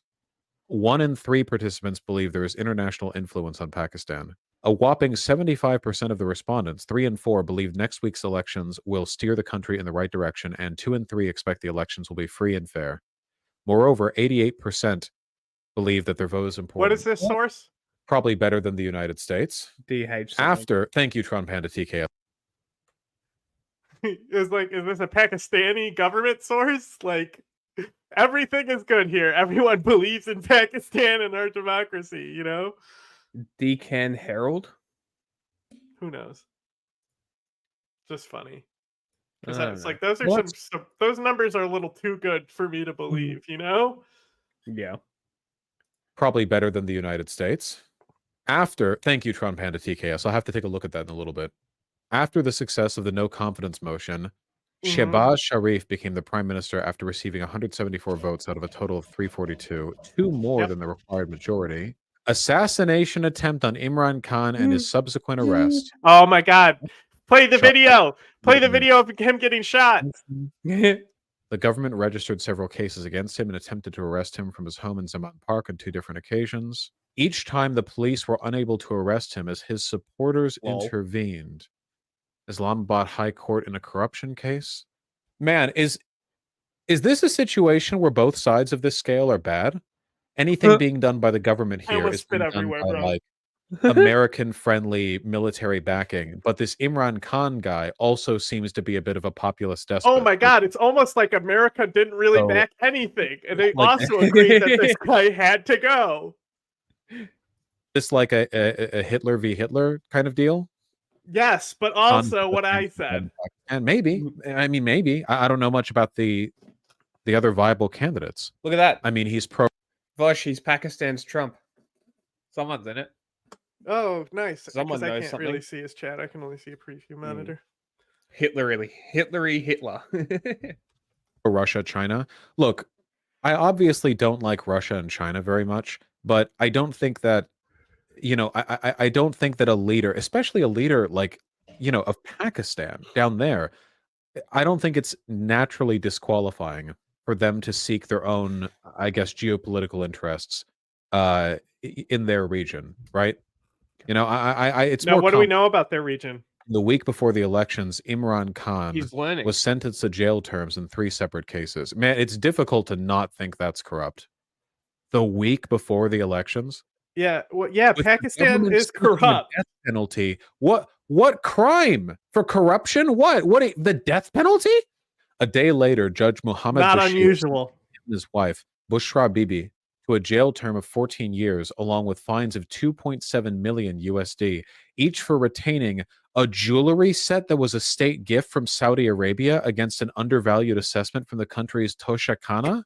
14 years and 2.7 million for keeping a state gift and his wife. That's insane. This is obvious. Like, okay, he might have done bad things, but that is an insane ruling. 14 years over that. 2 days later, Judge Qudratullah declared the marriage of Khan and his wife against Islamic law and sentenced both to prison for a term of 7 years for allegedly sodomizing their marriage during Bushra's Iddah period. The case was lodged on the complaint of Kawar Maneka, Bushra's former husband. Oh, sorry, not solemnizing, not sodomizing. You know how us homosexuals are. Sorry. It could have also been sodomizing, right?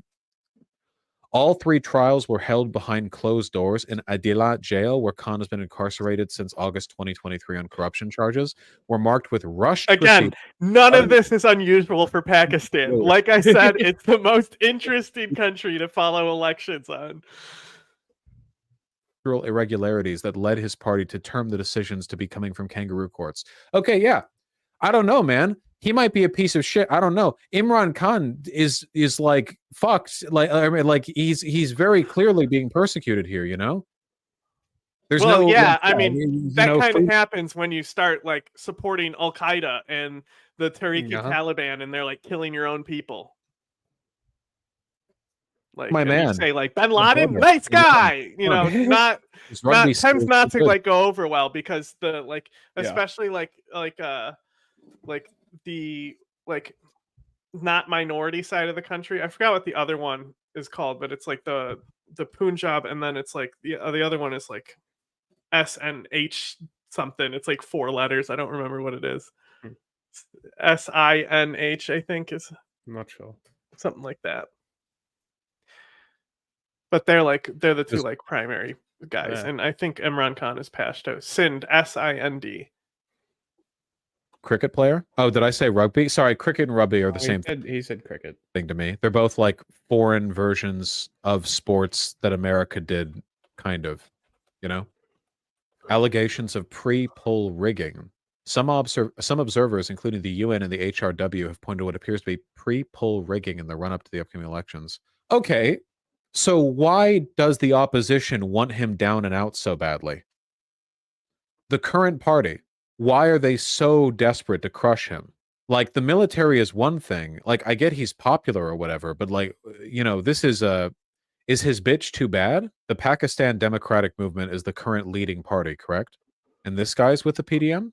No, this guy's with the Pakistan Muslim League. Here's an image. But he's the current prime minister in Pakistan, no? I got here. No, he was. This is like crash course in the entire region, right? It's divided, the entire region in this area, it's divided between these groups, right? So as you can see, the Pashtun is you know, it's mostly in Afghanistan, but they're still like the second largest minority, I think. So which like is this what do they call that region? So it depends. This is like there's like KPK, which is in here, and then there's the tribal areas, which is Fatah, and that's like this like dotted green border here. But and then it's like the KPK stuff is like up north from there. But down here, this is one of the political powerhouses because the country just happens to be, you divide your districts and they're divided among ethnic lines. It just happens to be how it is, right? So because these people have this like little land down here and a lot of majority, they're kind of like looked at as like super elitist, but also the Punjab by far have the most ethnic like backing because, and they also it's funny because there's like the conflict with India, which is all played up by the governments to be like a conflict because it's like we're neighbors. Are they the powerhouse because they're on the coast? No, it's because of percentage of the minority. That's what it comes down to. So like Pakistan actually had a really, really good constitution. Yeah. If we look at ethnic groups of Pakistan, here's a wheel. Here's a wheel. A wheel. This is like one of the few regions where anthropology is actually useful. Yeah. But see, like, here's Baloch down here. They're like tiny. But they have that whole region. Like, they have the most region, but like such low population density.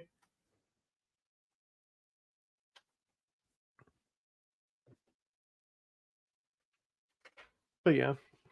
You see, that's almost 50% of the Punjabs. So they like, yeah, see, like, they have the elite. Mm. It's like even then, it's like kind of like Oromo in Ethiopia. Like the Oromo. Yeah. Yeah. Even though the was it the Amhara or the Tigrayans were running it for a while. Well, the Tigrayans, and they're like the minority group that would get control. Mm. And it's because they have mountains. Yeah. They're mountain people. But They yeah. always... This is not only that, like the Kashmir conflict. Like people forget that it even happened. And it's kind of it's like still is happening, but it's just like it's so stupid. I was gonna say happened. Isn't it still going? Yeah, but limited warfare more. It used to be a bigger deal. Everyone is ceasefire. Pakistan election explained. Oh, we could have just watched this. Aww.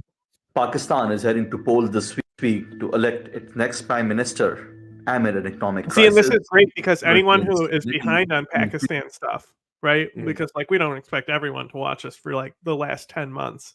Yeah. So we watch Vosh and like, you know, everyone gets to learn in real time now.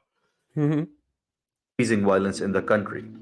Here are 4 things you need to know about Pakistan's next general election. There were 3 major candidates who were planning to battle it out in Pakistan's current election, but one of them, former Prime Minister and ex-cricketer Imran Khan, has been disqualified and barred from holding public office for 10 years. And he's in jail anyway. He has been in prison since August last year on account of various charges against him. Last week, he was first handed a 10-year sentence for leaking state secrets. There we go. Fucking sneezed and it unblocked my nose. There you go. Then, a 14-year sentence for selling state gifts. And lastly, a 7-year sentence for breaking Islamic marriage laws in his 3rd wedding. The frontrunner Nawaz of the Pakistan Muslim League Nawaz is a 3-time Muslim League who has just returned after 5 years of exile in the United Kingdom. Oh my God. After his conviction in What a corruption country. cases in Holy 2018, shit.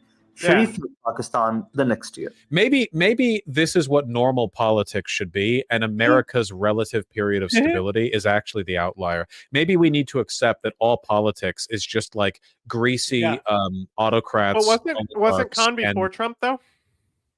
Yes. But yeah, they all were like, "Oh, we can all do whatever we want. We'll all give our nuclear secrets to Iran." You know, people who have stuffed their pockets with state cash. That's just the natural state of man, you know? Like Pakistan, why would you sell nuclear secrets to Iran? Like you want another person next to you with nuclear weapons? Literally, all your neighbors are about to have nukes. Like, what are you doing? Of course they could decide. There's also like transcripts that they were letting fucking China fucking do biological weapons tests. Epic. When France came and did like the Uyghur investigation and stuff, they moved like these bio labs, right? And like it's probably like one of those things where it's like a certain level bio lab where they were testing certain things. They like moved it to Pakistan in exchange for like Pakistan getting a cut of like whatever they're doing in those experiments. It's funny because you don't need that high of a level to handle things like anthrax. You don't think Pakistan has maintained their nuclear weapons? Oh, of course they have.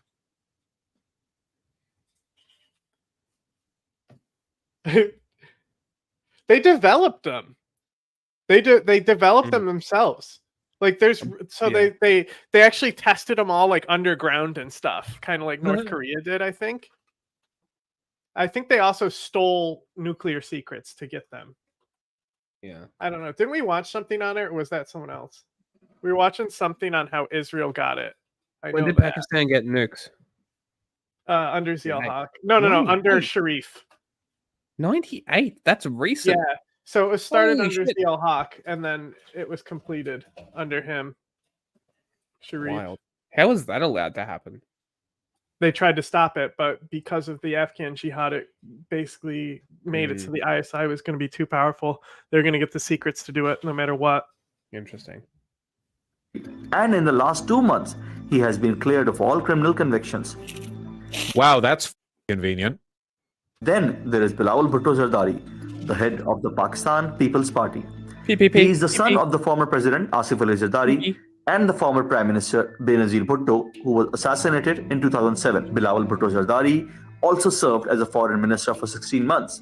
And analysts wonder if his performance as the foreign minister could boost his chances. This is wild. Premier. So this like just a Wikipedia thing, just read on their nuclear stockpile. And it says, according to a U.S. congressional report, which means it's there. You know, if it's that kind of report, I know if I click that source number, it's going to take me to that U.S. congressional report. But it says that Pakistan has addressed the issue in possible nuclear conflict through strike capability. Pakistan has been dealing with efforts to develop new weapons and at the same time have a strategy for surviving nuclear war. Now they're It'd building be one like, of the more vulnerable countries considering the population density. yeah, this is like, you know, not necessarily a new report. So now we get to see migrants do crime. oh my god, bro, so you're gonna love this. So I'm not sure if you saw, but you know how we were talking about, I showed you the video of the migrants who assaulted the cop, right? Yeah. And you were like, it looks like they're just defending their themselves, right? Yeah. The body cam footage came out. The cop was harassing them, telling them to move, and he said something derogatory to the cop, and the cop assaulted them. Yep, that tracks. Nailed it. Yeah. Are we surprised? No.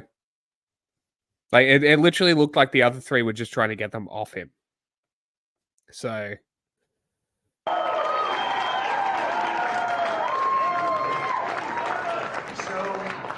God bless you all. We have to save our country. We're going to save our country. We're going to make America greater than it's ever been. We have to stop it. We have to close up our borders. We have to close them up. I believe you'll have 19 million people by the time this guy is out of office. 19 million. That's bigger than. did you remove the keep our country gay? Doesn't matter. The sound bites don't work. Sad. That's substantially bigger than New York State. And these people, many of them are coming from prisons and jails. They're coming from mental institutions. Mental institutions. Okay.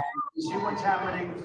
I don't know if you've been watching the news lately. I kept saying, crime is through the roof all over our country. And I kept saying, when is it going to be that I don't see any migrant crime? Well, guess what? It's happening at levels now like nobody's ever seen. And we can't let it happen. So get ready. Invasion. We're going to have a great election. We're going to turn our country around. You're going to be so happy. We were energy independent. Think about it. Did he say? We're energy independent. There's one where he Isn't said, America still energy independent? yeah, and it fuck are you happened talking under about? Biden, not him. One of the things. What's funny is like it might. I'm not sure if it's in here, but like he starts going like the president can just close the border like I did. It was letting millions and millions in. You can just say, I closed the border. I did much better on the border. You literally let more illegals in, bro. Like, you crack down on legal immigration. That is a huge L. So, no, you did not do a great job. You did the opposite of what your racist party wants. And by that, I mean your voters. Saying now is that we don't need any border legislation because the president already has the power to shut the border down. Now, this, of course, is absurd. And I'm glad that the president doesn't have the unilateral authority to shut the border down. In some instances, the president needs to rely on the pretense of let's say, a pandemic that most of his party doesn't believe really existed in the first place. and then extend how long that pandemic lasted for immigrants as opposed to the rest of us. But here is Dan Crenshaw, and then we'll play Chip Roy, both sort of responding to this idea that the president has the unilateral authority to do this. And okay, I will of say course, that, like, hang on. again, Of course, he exported more jobs than Biden, but Biden's entire platform has been creating like jobs here. Like everyone exported more jobs than Biden. Like that's just not in Biden's policy to do that.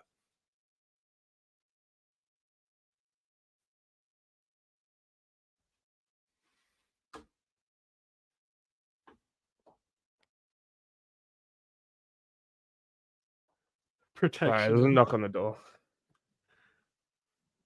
I'm glad the president doesn't have the unilateral authority to do this because recent history, and by that I mean almost all of our history, shows that you cannot rely on who you want to be the president and that get to the idiot circus. Be anything but anti-immigrant. And any changes to law, then why did we write it?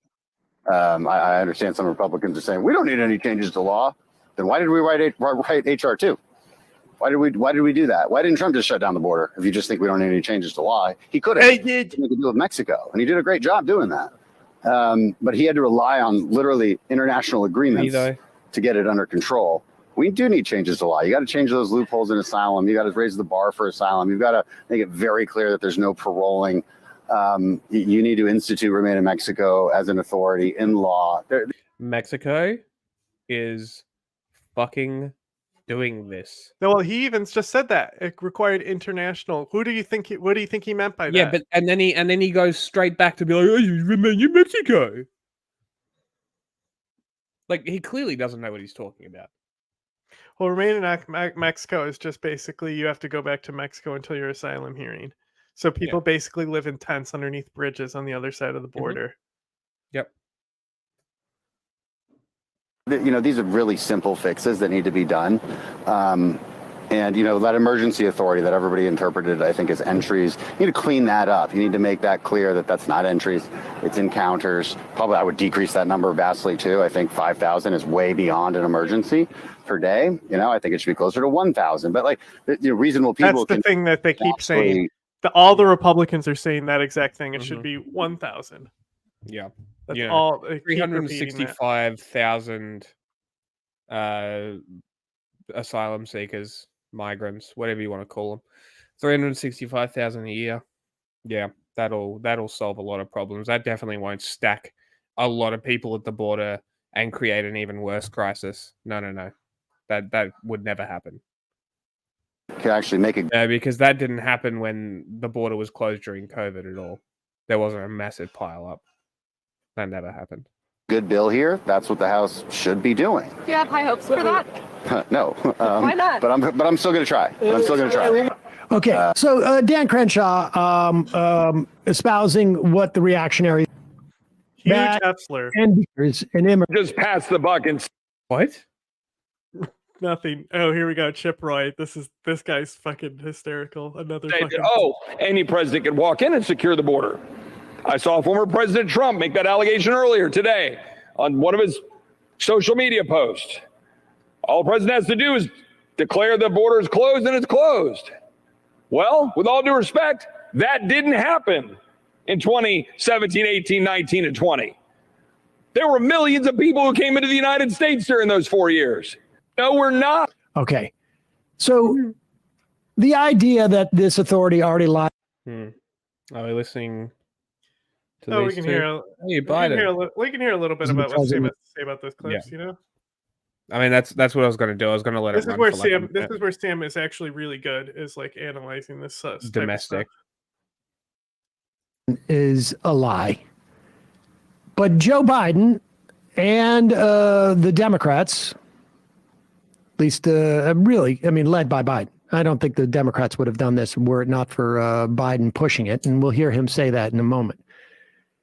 Basically want to provide at least part of that authority to the president, in addition to setting up a system which greatly makes it even harder for asylum seekers and immigrants in this country. Again, we went through this yesterday. You know, what Sam doesn't know as well, like I've said this before, it really doesn't matter because at this point, a majority of both parties, and we're talking about voter bases, want some type of action being done here. It's becoming the number one issue.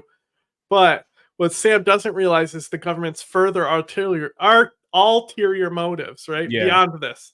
So like the government knows that even though we're not going to be in power in 10 years, there's some stuff coming, you know, to do with climate change and, you know, all the, just wait, Europe's going to start kicking people over here any day now.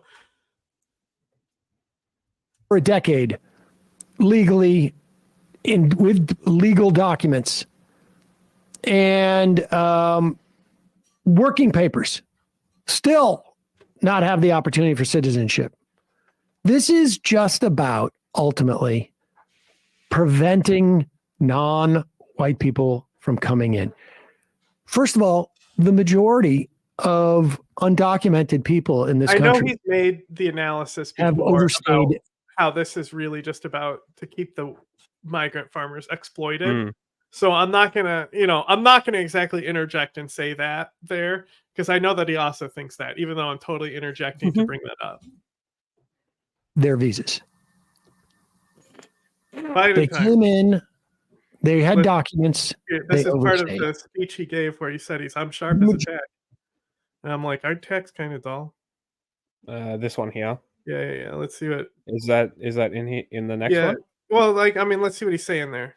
I probably want to see if he's saying shit about migrants because he's going to talk. Biden's going to say some shit here. So if you've been watching the show, you'll know secret code, and you can hear it when politicians talk, and you can detect the secret code. So let's see if Sam can do it too. We got two choices. It's either this guy who can't or do the other anything guy. about it. Exactly. Here he is. For much too long, as you all know, the immigration system has been broken. And it's long past time to fix it. That's why months ago I instructed my team to begin negotiations with a bipartisan group of senators to seriously and finally fix our immigration system. For months now, that's what they've done. Working around the clock through the holidays, over the weekends. It's been an extraordinary effort. It was Langford, Murphy, and Sinema. The result of all this hard work is a bipartisan agreement that represents the most fair, humane reforms in our immigration system in a long time. And the toughest set of reforms. No. What's funny here is he says they're fair and humane. You know, the reforms, the first ones in a long time. It's because none of the immigration reforms are humane. So it's like cigarettes with filters are healthier for you. You know, no, they're not. Now, all indications are this bill won't even move forward to the Senate floor. Why? A simple reason: Donald Trump. Because Donald Trump thinks it's bad for him politically. Therefore, he doesn't, even though it helps the country, he's not for it. Yep. He'd rather weaponize this issue than actually solve it. So for the last 24 hours. Did you say something? No, I was just laughing at Biden because that sentence he tried to string together. How do I try to move forward? Hours, he's done nothing, I'm told, but reach out to Republicans in the House and the Senate and threaten them and try to intimidate them to vote against this proposal. And it looks like they're caving. Frankly, they owe it to the American people to show some spine and do what they know to be right. I can't even watch this anymore. You're not energized by that? Aside from me not being energized, I mean, listen to what he's saying.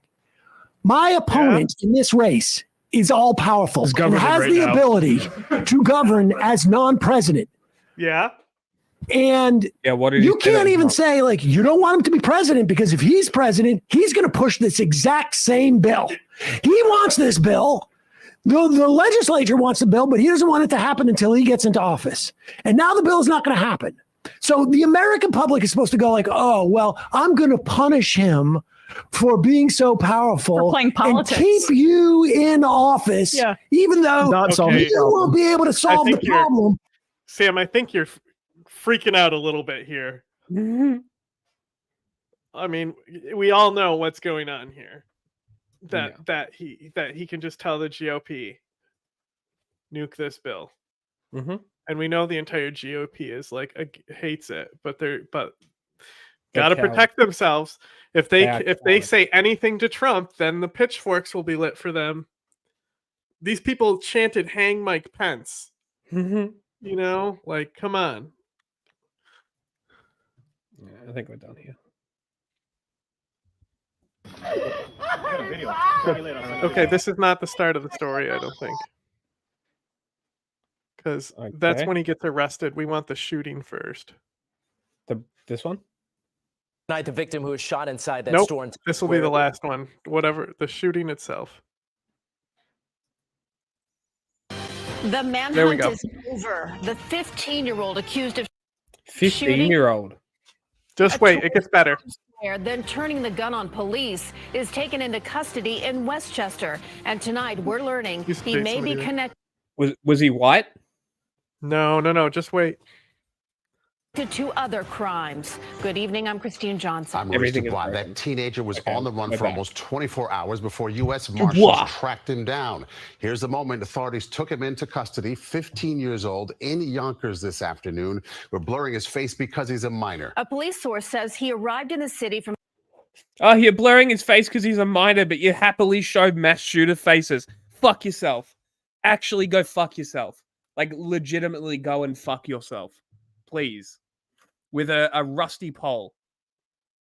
Venezuela, and he is a suspect in another shooting and an armed robbery last month. CBS 2's Lori Bordenero is live now at the Midtown South Precinct where he is being held. Lori. And Christina, Maurice, police tell us that teenager was with his mom in Yonkers when he was caught and was crying as he was taken into custody. He is being questioned here at the precinct, and police.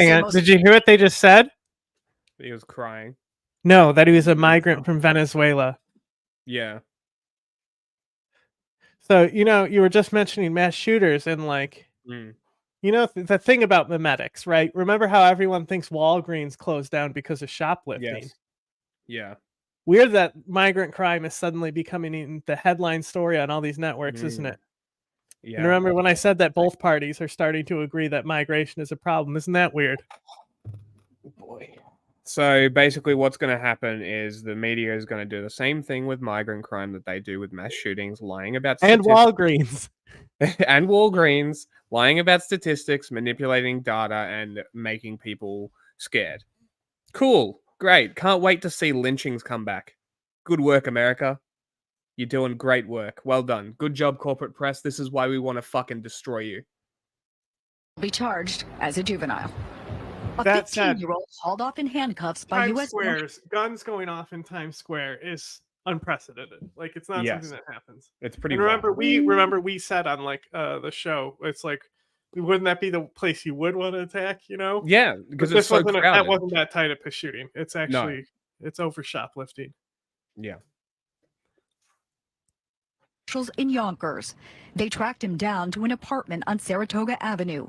We are blurring his face and no longer identifying him because he's a minor. I fucking hate investigators. Yeah, but we already showed footage of his face already.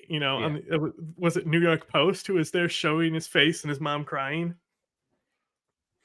Is that the New York Post? Yeah, New York Post. Oh my God! Listen, Of course, it was New York Post. You gotta hear the mom how upset she is that this happened. Friday night. Yo, she's probably escaped Venezuela. Oh, this guy's so funny. You gotta hear this guy's voice. You've taken your kid out of Venezuela and tried to give him a new life, and this little cunt's gone and shot someone. Of course, you'd be fucking pissed. No, she's just wait. Shooting incident last night in Times Square was way beyond reckless. Police say the teen is the gunman seen in this chilling video inside JV Sports in Times Square Thursday. They say he and two other teens were trying to leave with stolen merchandise. When the security guard stopped them, the teen in white turns and pulls out a .45 caliber gun and fires at her. He misses and hits a 38-year-old tourist from Brazil in the leg. God. The girl who got shot was between us two. This would still be a top story, right? Yeah. And so, and also the migrants beating up the cop. I don't know if that one's a little like. I don't know. That one might But not have been so circulated. It's depending it's on also what they're kind of dealing with. it's also kind of interesting that if the security guard just didn't do Yes. anything, nothing Okay. would have happened. Yes. This is actually. Yeah. So cartels are like they did a bunch of stuff. Like I didn't read it. I just saw the headline. And like there's like they're either like killing them or they're working with them or something. But yeah, there's a bunch of cartel operations going on. And if you want to know why, because the territories that are given to the Native Americans are super depopulated. Kind of happens with a genocide, right? So Yeah. they have a lot of territory with a low population density. Of course, cartels are going to go there. Yeah. They're cartels. They're not stupid. Mhm. And they know it exists outside the general legal boundaries of America. So they set up these grow ops and like they don't have it's like you're gonna supply tribal police with helicopters to go find the fields, bro? No. We heard a big bang, and yeah, then we realized what happened. While running from this, When I went to America, everyone was like, "Don't get shot." Isn't that funny? That's this. That's this. It doesn't happen that often, if at all. Like it's so unbelievably rare. Crazy, but this is such an interesting story.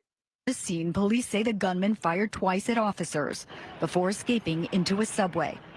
He shot the NYPD officers. Okay, who what the pursued story him to is, the it streets of says Midtown.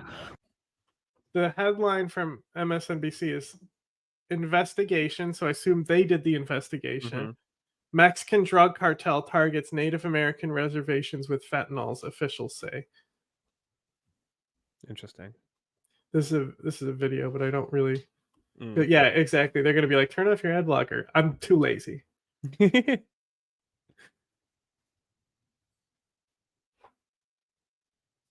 Okay, Yahoo News stole the article and giving it to me for free here with no ad blocker. Even says this was written by NBC. Mexican drug cartels target 6 American reservations. Right? Okay.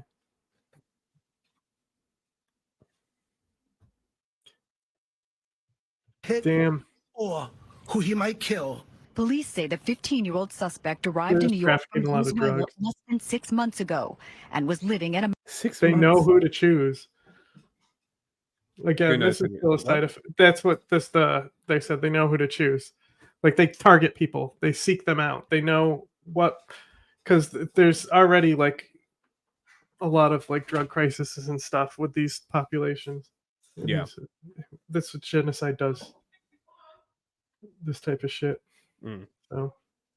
Migrant shelter on the Upper West Side. A police source tells us he's also a suspect in a January armed robbery in the Bronx, as well as another shooting in Midtown where no one was hurt. Less than 24 hours later, he's locked up off our streets. I love that guy. The cop. The most New York cop ever. This was the second one? Yeah, I just want to play the mom crying.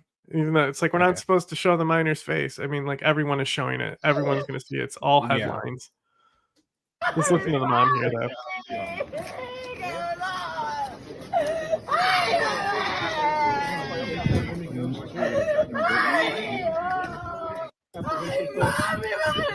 Hey, that's enough.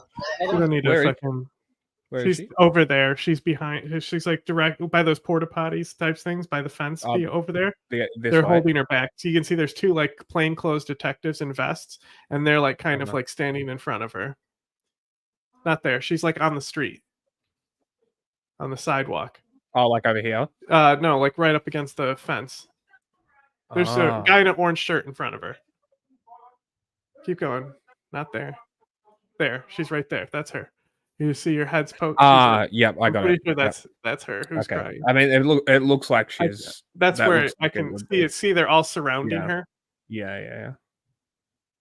Okay. Hey! Oh my God, that motherfucker was on top of the door. Despite everything that happened. It was Zapata too, the one who's more likely to hurt himself. Be coming back to New York. Eyewitness News reporter Josh Haniger with that part of the story. The crossroads of the world were teeming with tourists this unseasonably warm Friday night. But this Friday, the bright lights of Broadway competed. Oh, we're just going to report on global warming now. Cops practically everywhere tonight. Como, né, estava sozinha. And all after what happened to this tourist just last night. Fiquei lá uns 15 minutos enviando foto para a família. I heard a really loud. What language is that? Portuguese. Okay. Brazilian. Noise, Okay. Taliele Limos told Eyewitness News. I thought it was a bomb. It was not. It was, instead, a bullet, allegedly fired by the teen suspect, had lodged in Limos's leg. É minha terceira vez em Nova York. Então... At least she got a souvenir from the States. And Times Square, of all places, though. It's so wild. Shit. Crazy. Leave Brazil, which is a dangerous place, to come here, she said. Now I'm a little scared. You don't expect this to happen here. Yeah, because Brazil's so much more dangerous, right? Yeah.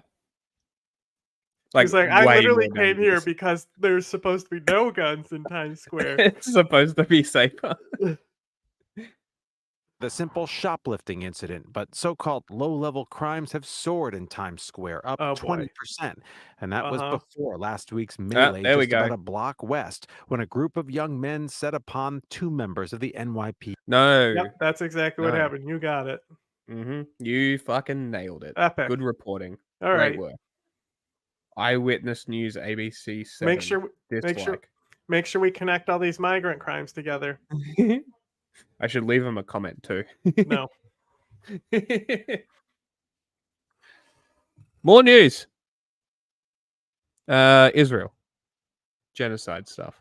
President Biden Yeah, is so I just want to say, somebody asked me, I think the other day, what are the odds of Israel going into Rafah? And I don't know, my brain must have been dead at the time because I read it like they were going into Egypt.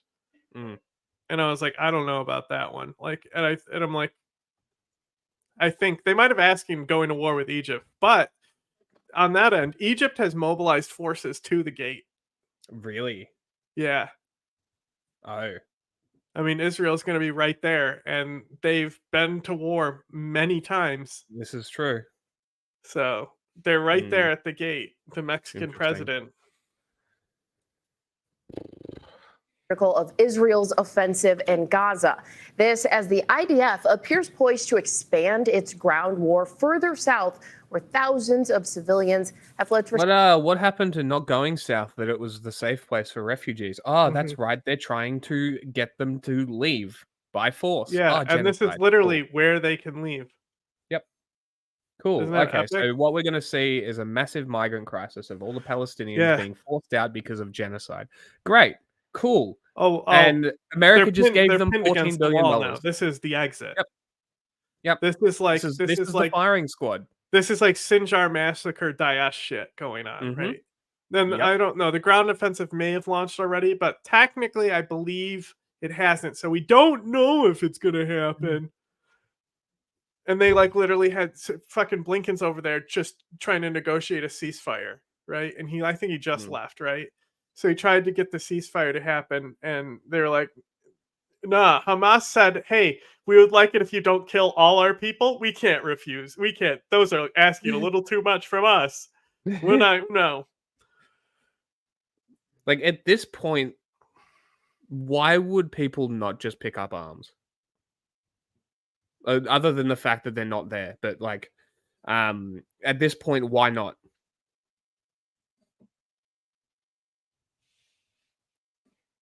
Like, the options are be permanently displaced from your home or be permanently displaced from your home. Like, at this point, what other option is there? It's either fight or run. And they're just creating more Israel. Well, they'll say that your human shields, stay away from Hamas. Hamas is putting you near them so they can kill you. Yeah, it's Hamas. As Israel pushes Hamas over civilians. Yeah, love it. So good. Epic. Safety. Can't wait to see the civilian death toll rise again. ABC's foreign correspondent James Longman is live in Israel. James, good morning to you. We were just hearing about a potential ceasefire. Yeah, that's right. That's dominated the conversation for the last few days, the chances of a ceasefire. But now Israel is saying it wants to launch an incursion into Rafah. But that is where more than 1 million people have gone to for safety. Prime Minister Benjamin Netanyahu says he wants to see an evacuation of that city. Rafah is Gaza's last city standing. But this morning, Israeli forces have been ordered to evacuate civilians ahead. Last city. The fuck? Of a ground operation. Yeah, he probably got in a shipping crate to go home. They transport him in a shipping crate. It's easier.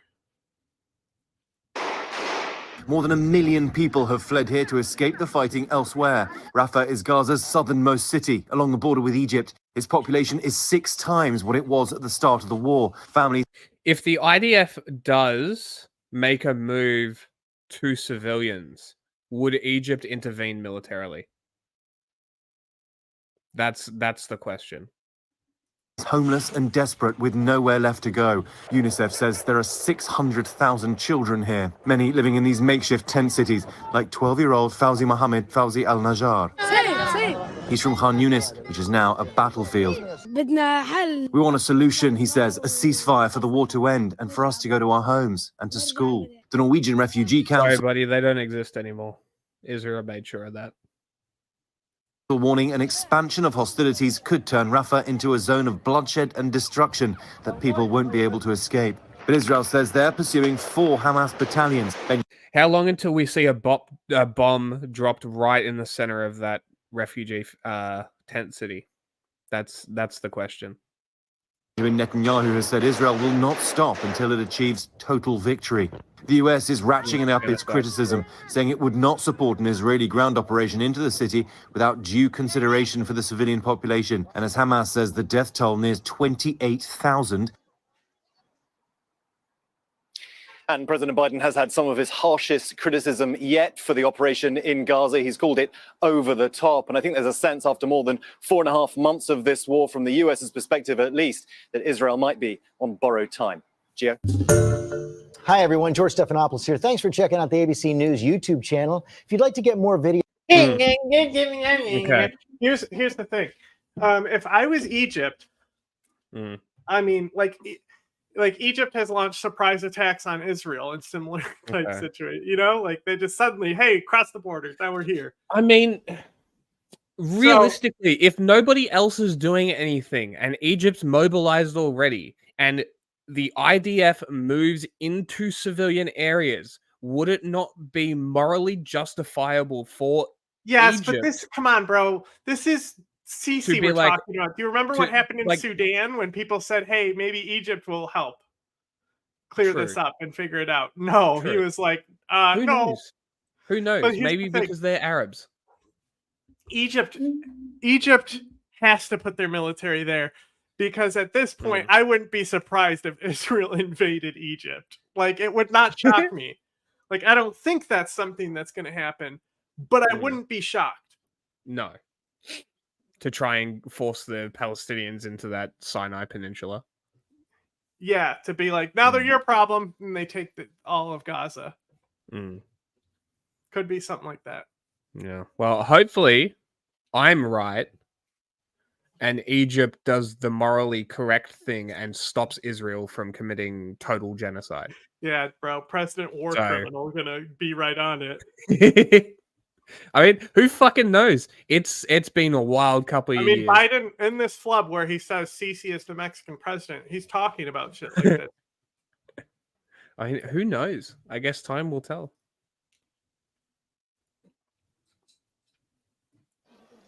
Israel has been moving southwards through. Israeli Prime Minister Benjamin Netanyahu on Friday ordered the military to come up with a plan for the city of Rafah, both to evacuate civilians and defeat the last Hamas fighters there. More than half of Gaza. There they are, the Hamas fighters. People are trapped there. We're seeing fighting in other parts of the enclave. It has also become the focus of Israel's military campaign in Gaza. Israeli forces have been moving southwards through Gaza in response to Hamas's October 7th rampage in Israel by fighters who killed 1,200 people and took 253. Damn, it was that many? What do we think about the use of the word rampage? I think it's appropriate. It's like, you don't think it's like you don't want to charge stuff too much. But what would you call it? Attack? Mm. But I mean, I think a rampage is like it's neutral enough. I think it's better. I think that's better. I've never heard anyone describe it as a rampage, but I think that's like probably the best language to describe it. Yeah. I mean, it fits all. It fits all the definition. So, yeah. 3 hostages, according to Israeli tallies. Is that a child firefighter? People and took 200. It fucking looks like it. So we've evolved from child soldiers to child firefighters. Good job, Israel. 53 hostages, according to Israeli tallies. Awesome. But Israel has faced pressure over a potential ground assault in Rafah, including from its main ally, the United States. On Thursday, President Joe Biden said Washington would not support a military operation in Rafah without due consideration for civilians. Yeah, you just gave them $14 billion to do it. Nice. The conduct of the response. Guess what the vocabulary he uses? Guess what he's going to say? What the conduct is what? Unacceptable. Close. In the Gaza Strip has been over the top. Israel says 4 Hamas. I would have accepted over the line as well. over the top. Oh, bro, really? Really? It's been a little too far. He's quite a far way from his genocide speech in Congress, but still Senate? like who? Oh yeah, back in the day, right? But like you He's have a to long think way about from it. Like there. him even saying anything means like he has a serious problem with Israel, right? Yeah. Like just saying anything on that level. I mean, it's a tacit denunciation, if anything else. And it cannot achieve its goal of eliminating the militant They asked group. the press. It might be in here. I might have This- saved it, but they also asked kid- his press this kid. secretary about it. Yeah. And she was Hospitals like, in Rafah. I don't know what you're talking about. That didn't happen. He didn't say anything. This about kid in the Israel. corner is my favorite. He's just staring at the camera. And it cannot achieve its goal of eliminating the militant group by leaving them there. Oh yeah, we're kind of covering him. Palestinian Authority, which exerts partial Look at that.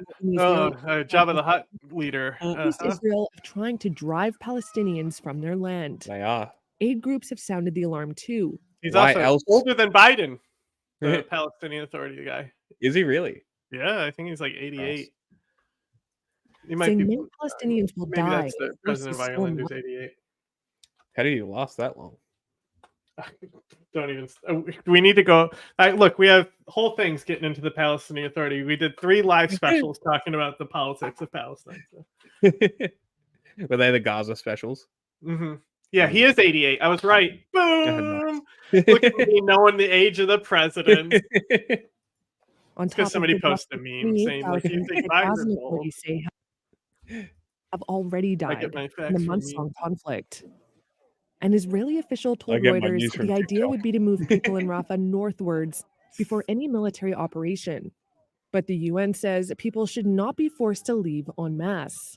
I haven't seen him in a long time. Yeah, a few weeks. Washington has been trying to get traction for a ceasefire this week. אנחנו בדרך לניצחון מוחלט.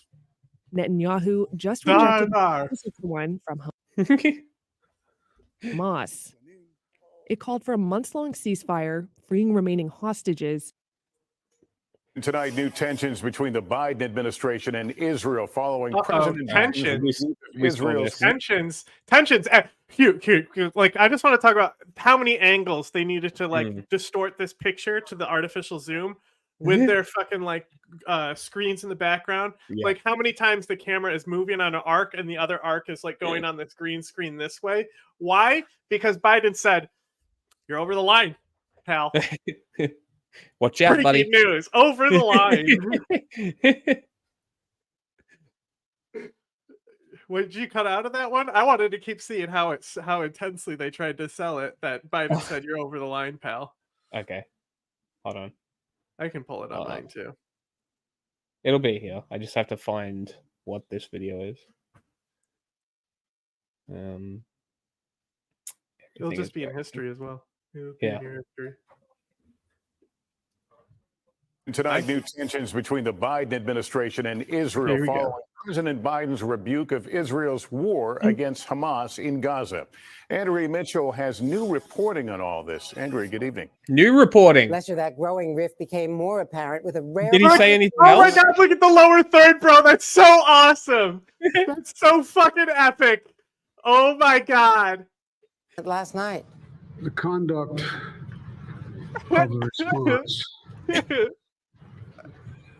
Hell yeah, different angle, different video. God, I don't miss. Fuck this job yeah. at all. in the Gaza Strip has been over the top. Like as soon as we were taught like corporate press stuff at uni, I'm like, I never want to work in this industry. Never, ever. Nightmare.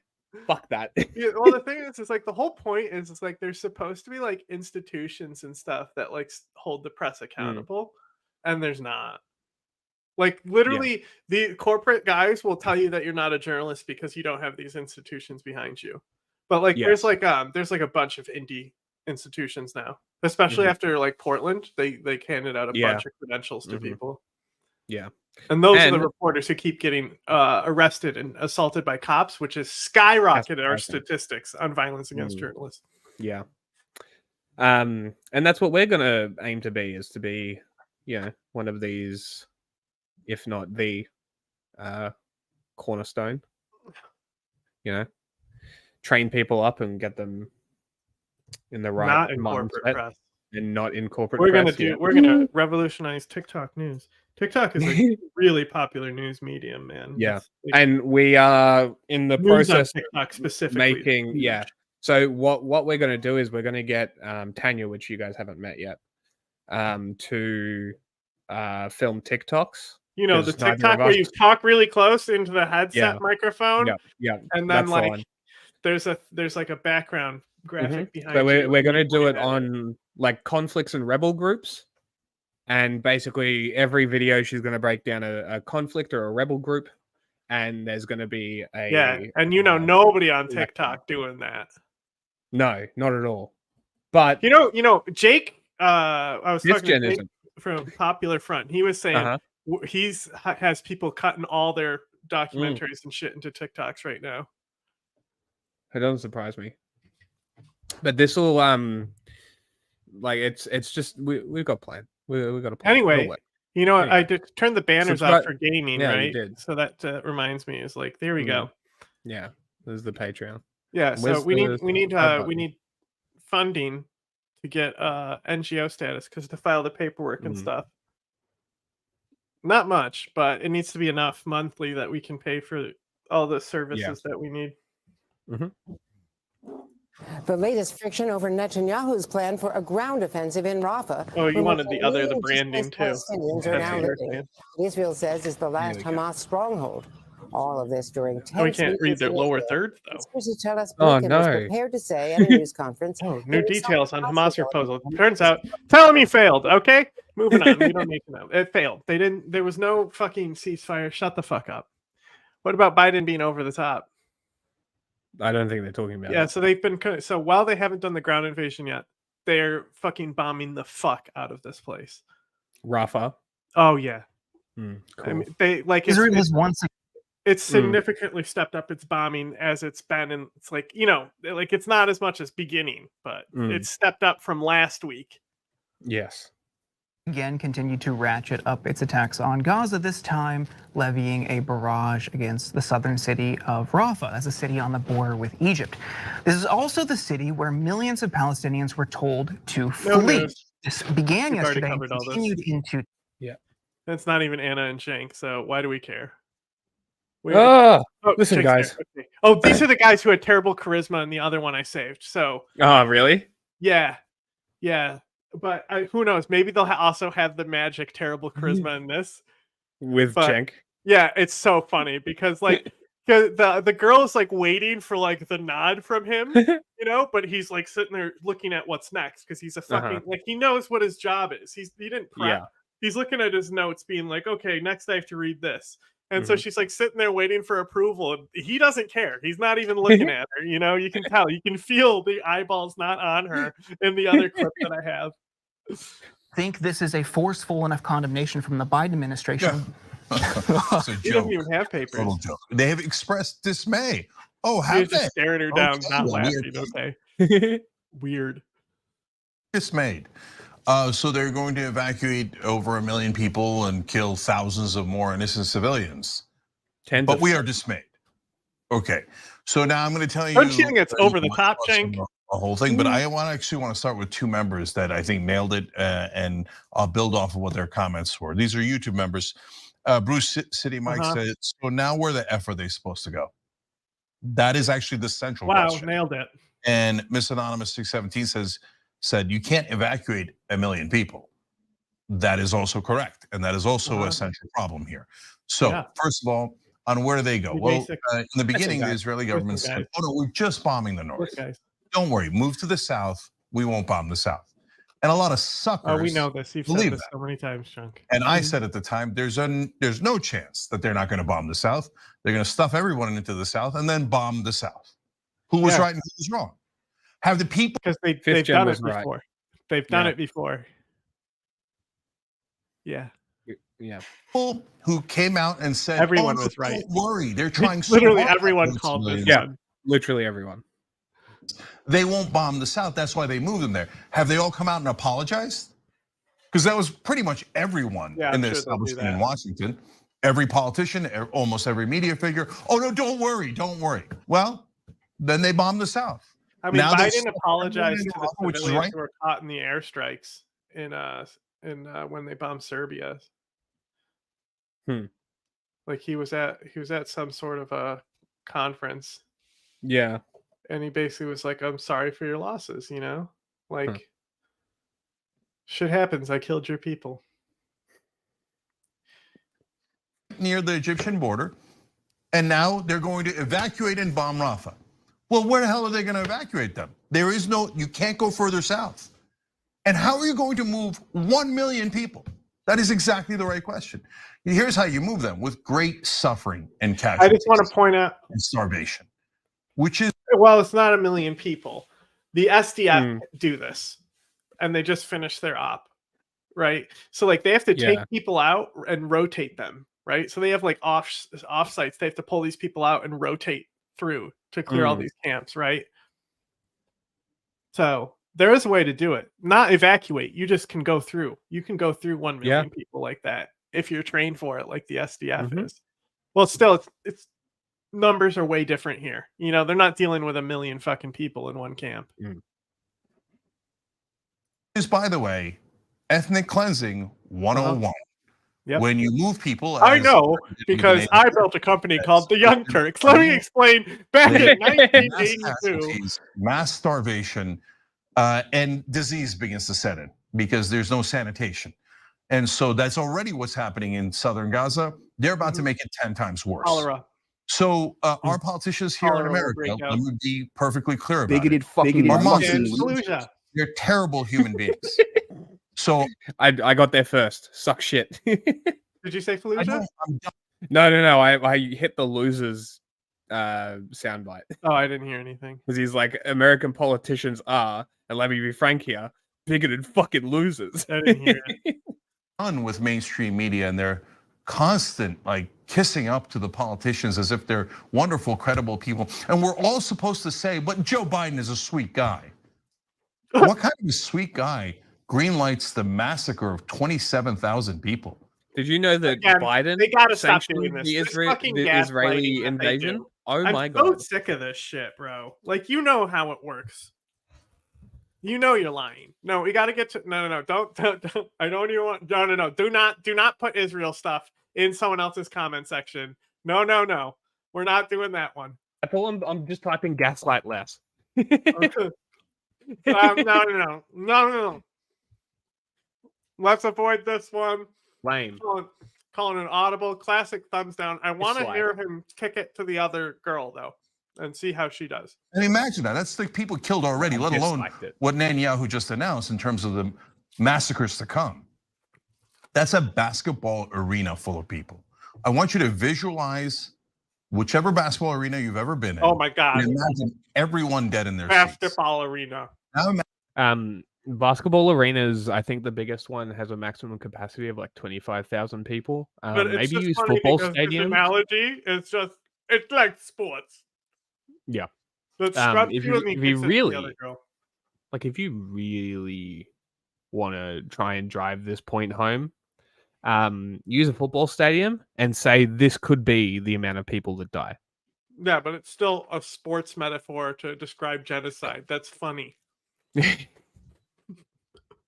Imagine that 11,500 of them are team sports. With your mouse on the timeline. Oh, she's okay. It's about to leave it. She's about to kick it to her. Just leave it. If you're not fighting with every fiber of your being to save those lives, there's something wrong with you. You're missing a moral core. We're the United States of America. For God's Verbiage sakes. is key here because the words that have been chosen, dismay, over the top, these are phrases that I would use to describe a bad outfit. Thanks, Helen. Like, Cenk, if you walked in here wearing a denim shirt with matching denim pants. It's a bit extra. It just It's a says bit she's a over the top. comedian and actress, so I'm not sure if Oh, she's is like she? I'm not sure if she's like TV news trained, which would explain the other one I saw. Yeah. I would be dismayed.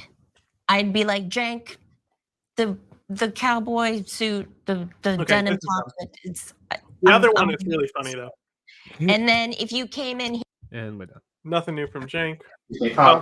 Yes, I saved the press briefing. This is so funny. You want this? Oh my God, yes, this is so funny. Her response to them asking that Joe Biden said it's over the top. This is the best part of the story. Don't you know? There is no moral center. Who is missing a moral sense? Me? President made last night.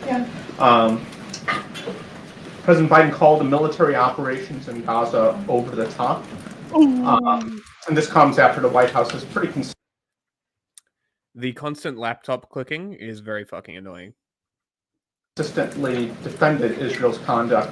What's changed and what exactly did the president mean by over the top? Yeah, so first of all, I would say nothing has changed. His position hasn't changed. I don't think his messaging has changed. We don't think his messaging has changed. Messaging. You fucking suck. United States of America fucking sucks, bro. like Yesterday. Look, the president made it very clear in his comment that he was obviously talking about Israel's conduct in Gaza. And he's been clear. He's been clear that the United States wants to see Hamas, a terrorist organization, defeated. He's been very clear on that. That is a shared goal that we have, obviously, with Israel. But at the same time, while we have said that, we have been also very clear, the president has been very clear that they must do so by ensuring that their operations are targeted and conducted in a way that we are. And they haven't. So what are you going to do about it? We're going to continue to say the same thing and not stop until the war's over, if it ever ends, because that's what we do. We're the United States of America. Protecting innocent civilians. civilians. That's why I would always feel bad for Kayleigh McEnany. Like, you can see her face. She's got this huge binder of like all her notes and stuff. Then Trump goes up there and says some shit, and you can see it in her eyes, like her dying inside. Yes. She spent like a week compiling this fucking binder. Like, oh my God, what a terrible job. Was speaking to yesterday. He was asked obviously a direct question, and he answered that. Cool. Tonight, a spotlight.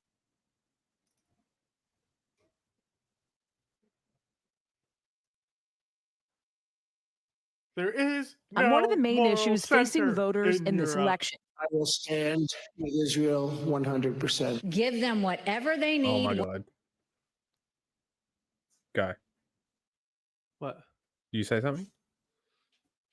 It's Yeah, broken.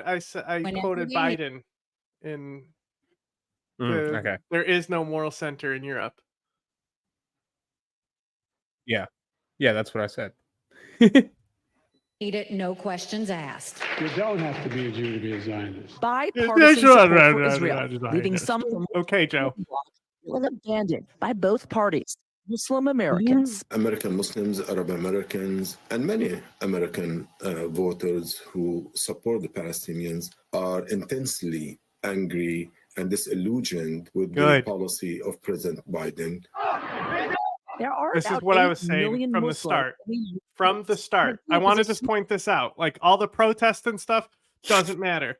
But voting as a block and using the Michigan block to do this in an election year, the protest won't do anything. This will get them to do something.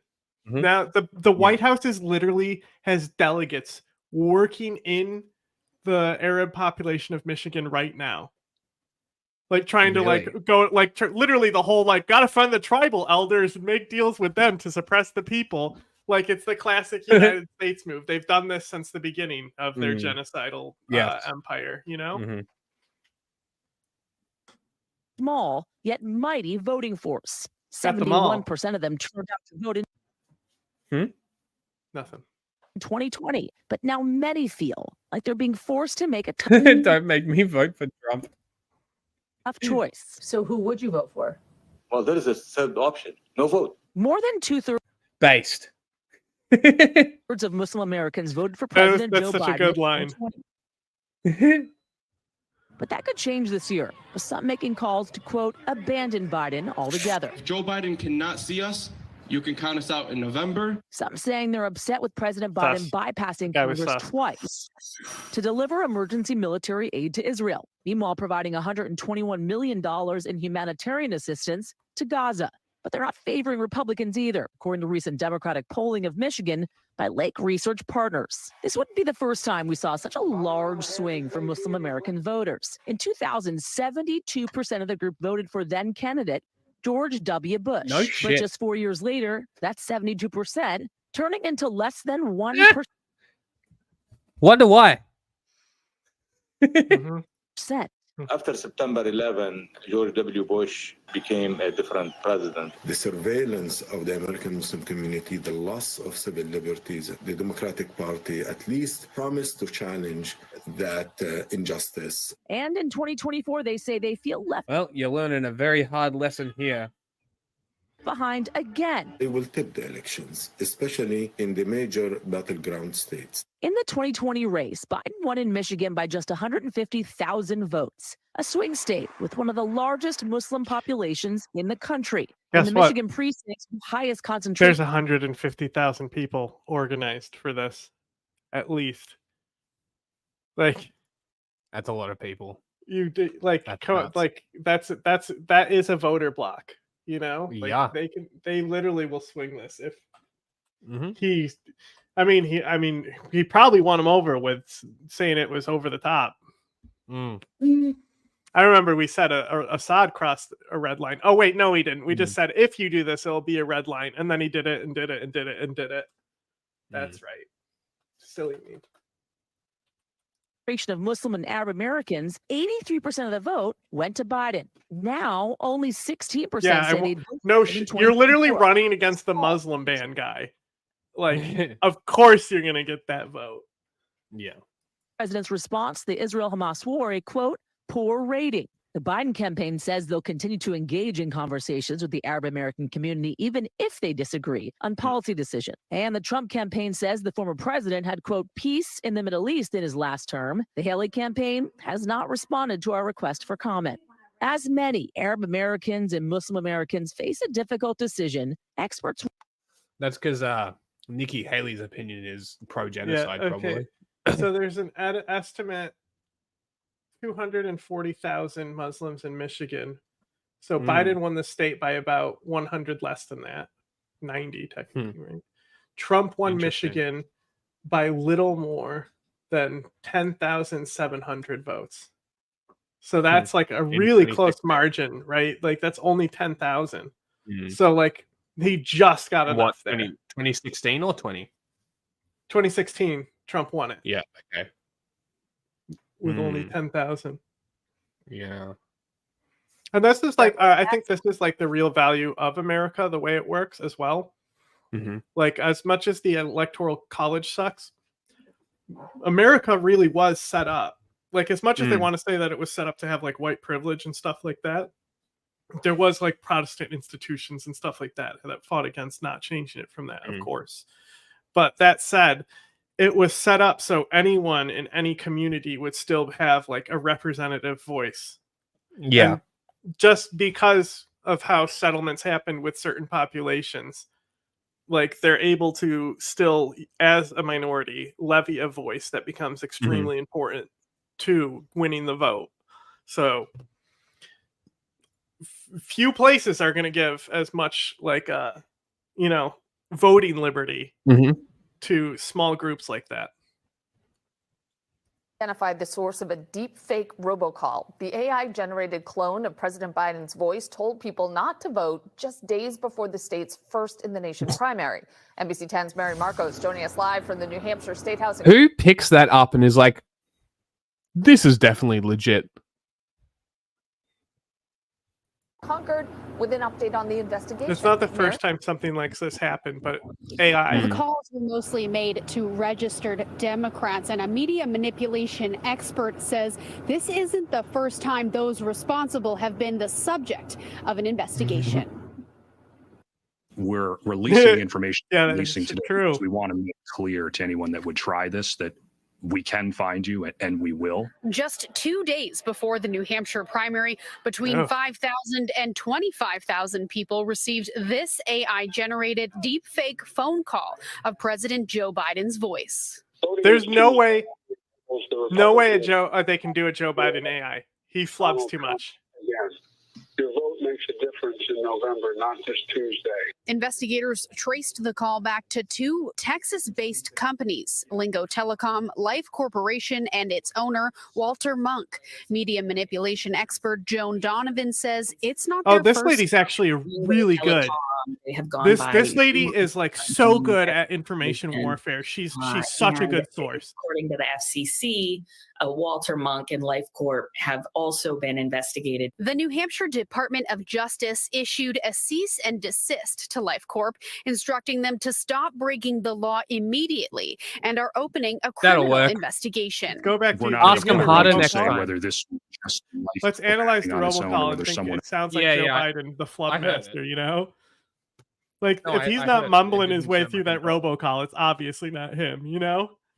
Exactly. Yeah. It's not that hard to figure out. else was involved, but we're going to work as hard as we can to find out. There are at least a dozen companies offering celebrity voices online, but there are currently Trump voters no will federal fall for it, regulations so. for these deepfakes. My fear is that these kind of technologies will be used to further cause turmoil around our voting I was hoping it system. would have a name underneath there so people could see it. Now, Walter Monk and Life Corp She's didn't really good. respond to requests. She's done for like comment. I think she's done investigation into the a lot of shows, but like she's probably done Sam Cedar, but I think she did this really good episode of like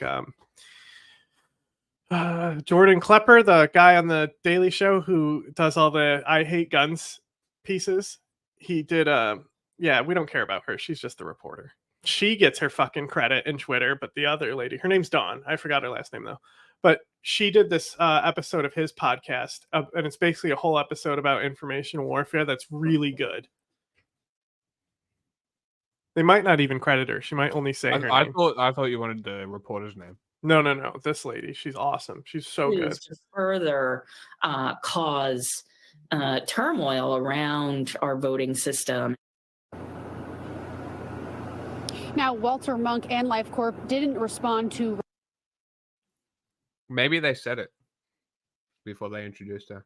They did. They said her name, but I don't think they showed it. Fear is that these kind of technologies for these deepfakes. My fear is that there are at least a dozen companies offering celebrity voices online, but there are currently no federal regulations for these deepfakes. My fear is that they didn't even introduce her. These Yeah, kind well, of this is the technologies second will one.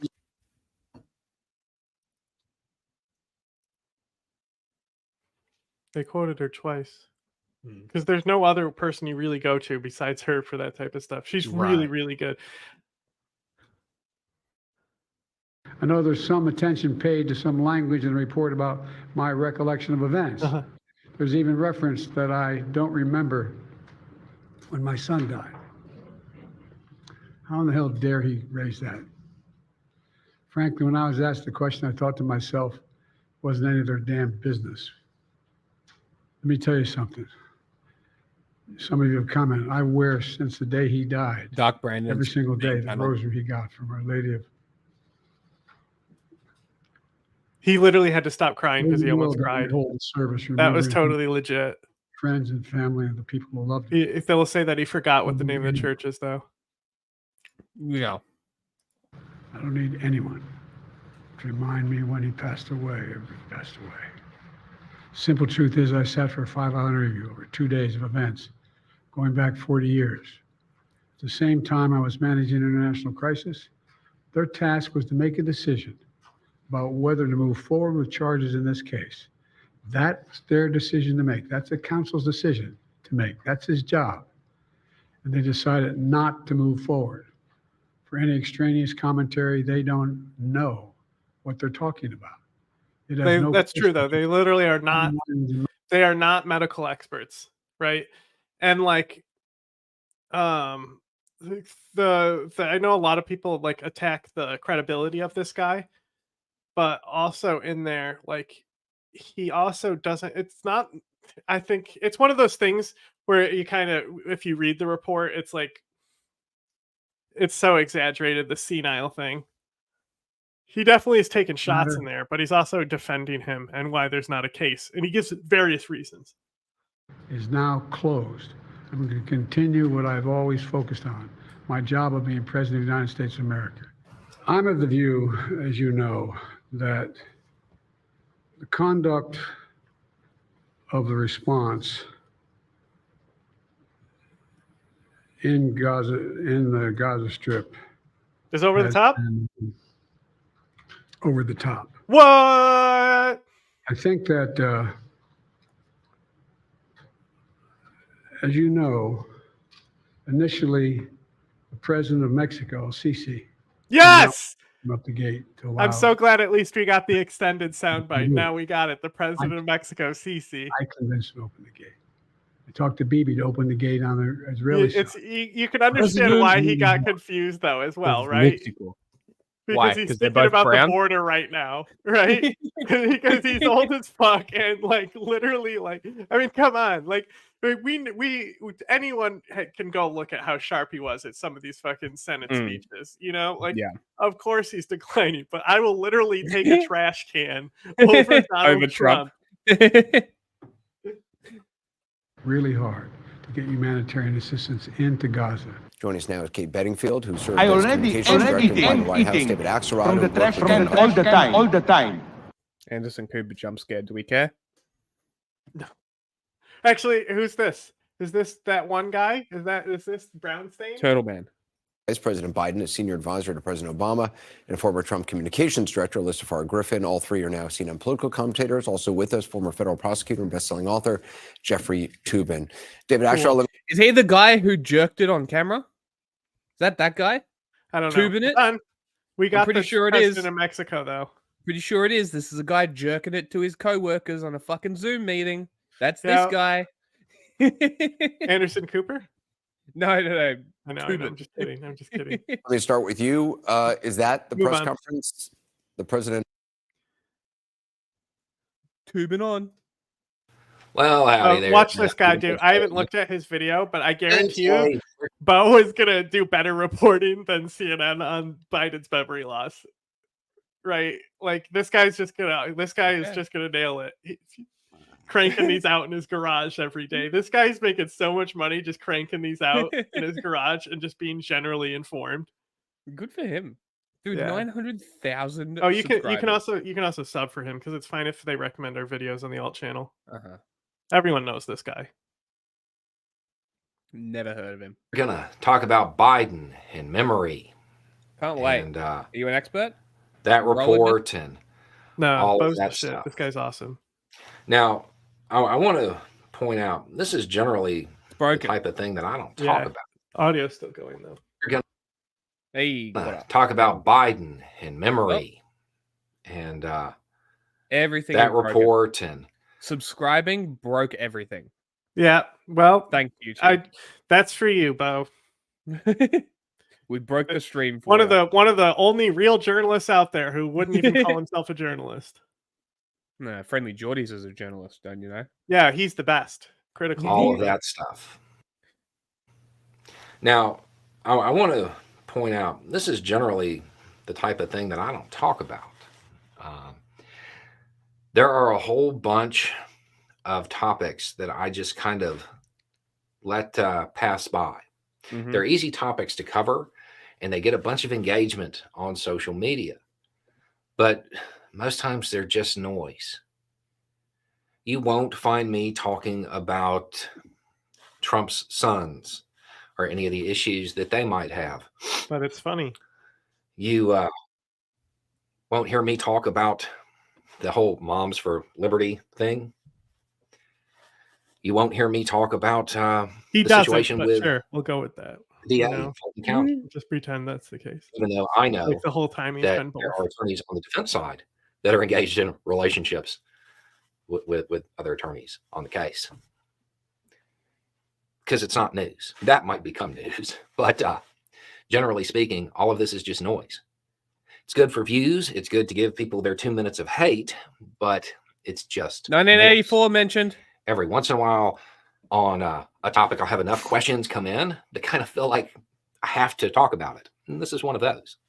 Because I've got a whole bunch of people saying, well, how do you feel about the fact that Biden didn't get arrested because he's some doddering old man and that he did willfully retain and that they only did it because he's got a bad memory? How do I feel about that? I feel like you should read the report instead of letting people who go for those 2 minutes of hate. It's funny because tell you what's that was the headline I went with because it's funny. You know, but the thing is that while it's a funny headline, they ran with it like that was the actual story. That there's a shortage of evidence. That's a quote. Correct. If you read the report, you might find out that while it is natural to assume that Mr. Biden put the Afghanistan documents in the box on purpose and that he knew they were there. First, is it natural to assume that? I kind of thought we were supposed to assume the opposite. I thought we were supposed to presume innocence. But, I mean, whatever. Let's just assume that. Yeah, let's assume They that it is definitely CC looks like the president draw of the conclusion that Biden committed the crime, because that's what it is. That would be the willful retention part. Okay, so we naturally assume that. But it says there is, in fact, a shortage of evidence on these points, meaning the points related to the crime. We do not know why, how, or by whom the documents were placed in the box. We do not know whether or when Mr. Biden carefully reviewed the box's contents. We do not know why only some of Mr. Biden's classified Afghanistan memos to President Obama from the fall of 2009 were found in the box, but several other memos he wrote during that time period were not. And then you have this part, different part, mind you. In addition to this shortage of evidence, there are other innocent explanations for the documents that we cannot refute. So to be clear, they cannot make their case and they cannot refute the case that Biden presented. That doesn't sound like, oh, we were going to indict him, but he's got a bad memory. That sounds like they didn't have the evidence. True. Now, I know somebody's going to say, well, they didn't have the evidence because Biden had a bad memory and didn't tell them anything. If your entire case rests on the memory of the accused, you don't have a case. True. It should be remembered that Trump didn't provide this information, and they still built the case there. It Right? was based off my memory, Because there was so evidence. I forgot it. Sorry. Weird. That happens. You have pretty clear statements in here about what they know and what they don't. The thing is, it's not scandalous. Those aren't the quotes that you're seeing in the headlines. Our You're headlines saying specifically, well-meaning, totally old, man, or whatever. And, I mean, okay, maybe it is that. I mean, the alternative to them not having the case and them not having the evidence, the alternative to this is that Biden is some kind of criminal mastermind and knew exactly I just don't remember. Enough to derail the entire case. That kind of flies in the face of the whole idea that he's suffering from cognitive decline, right? I mean, he's he actually is, a but genius. Yeah. This Or is they just because don't have the there's no evidence, One and of the two. because anyone can forget some fucking shit in a drawer. And I know because of that. Yeah, exactly. All right, next. Somebody's going to say, but you know, he. Bo's the most right so far. Yep.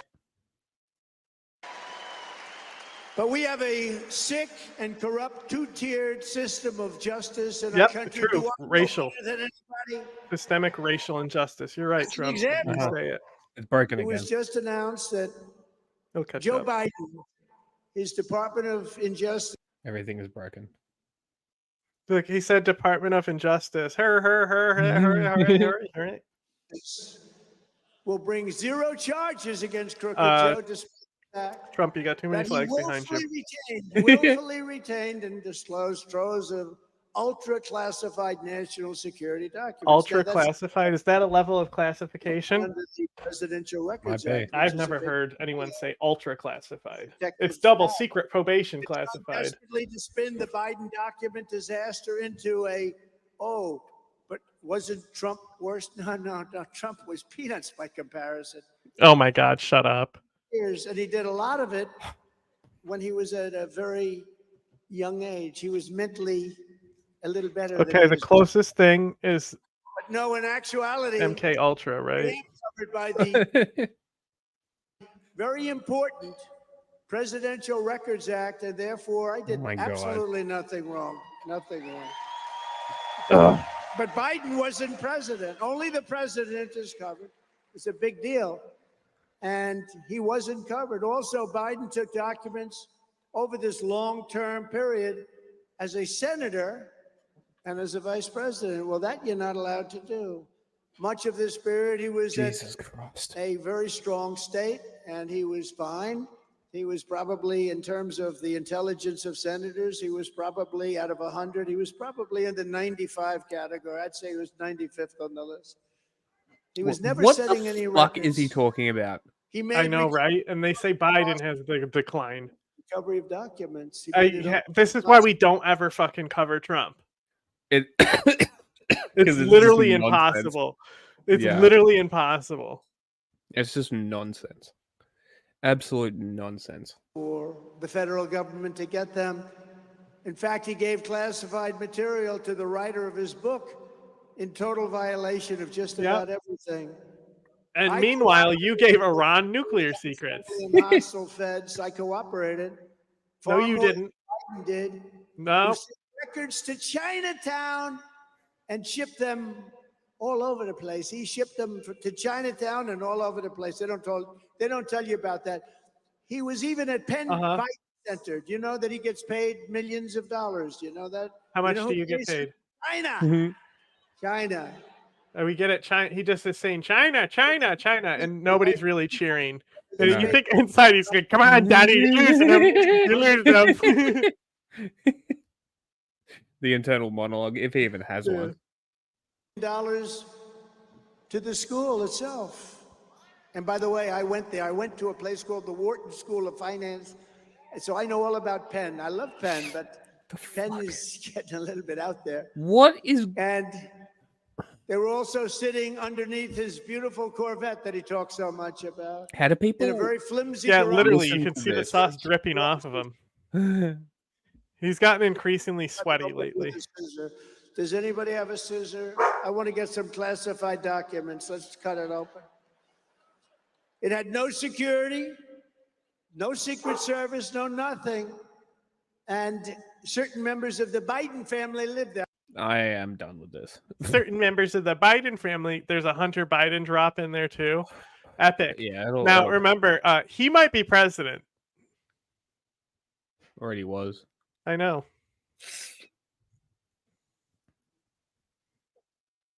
President Biden, something the special counsel said in his report is that one of the This might be reasons the same clip. Oh, this is so, yeah, no, we can listen. This is Fox's angle.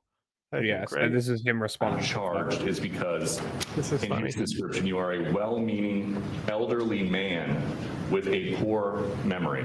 I'm well-meaning, and I'm an elderly man, and I know what the hell I'm doing. I've been president. I put this country back on its feet. I don't need his recommendation. It's How totally bad is your memory, and can you continue as president? My memory is so bad, I let you speak. That's Your what memory has gotten worse, Mr. President. my memory is not good. My memory is fine. My memory, take a look at what I've done since I become president. None of you thought I could pass any of the things I could pass. I need to move. I want to go back 10 seconds here because he's really reminded me of those old school like Splash Mountain animatronic type people, you know, like the Hall of Presidents here. The way he's moving is quite strange and bizarre to me. Fine. My memory, take a look at what I've done since I become president. None of you thought I could pass any of the things I got passed. How'd that happen? You know, I guess I just forgot. How'd that happen? How'd that happen? Well, I used the pen. I used the pen. I signed the paper. And they gave me an ice cream. And they said, good job, Joe. And then I got under my desk.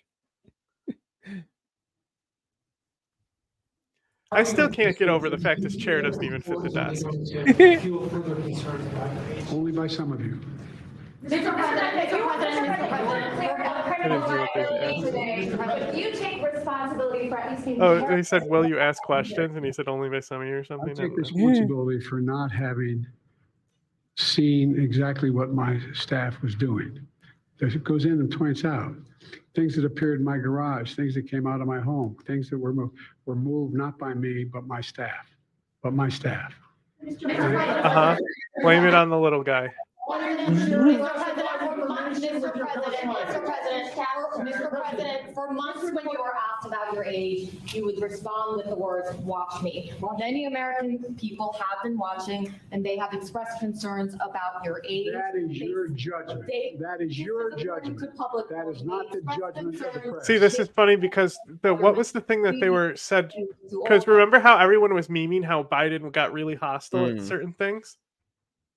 Yeah. And like it was literally because they told him they were like, this is how you engage with this. Respond with hostility to these questions. I don't remember what it was. So he's basically channeling that. Well, yeah, no. I mean, we know this is the strategy. Everyone knows this. The whole line is with age comes wisdom, right? But so this is just the start of the narrative, okay? Yeah. At the end of this, you'll never guess what's there. A conspiracy to replace him with Kamala. No, that would make sense. Who wouldn't make sense to replace Joe Biden with? Who are they afraid of more than anyone else? As a Democrat? Just think about their conspiracies. What are they more afraid of becoming president? Hillary? Nope. Obama. Michelle Obama. Right? So it was only one of two. Somehow Michelle Obama is going to come in. And she's going to take over because Joe Biden is unelectable and senile. And she's going to come in and swoop in and suddenly be the president. Yeah. Yeah, that'll work. Just wait. Obama... I guarantee you, like Tim Pool's talking about it on his show whenever he fucking did his show today. Guarantee you he said some shit like this. I'm not surprised. I wouldn't be surprised. There are many other Democrats who could defeat Donald Trump. So why does it have to be you now? What is your answer to that question? Because I'm the most qualified person in this country to be president of the United States and finish the job I started. Good answer.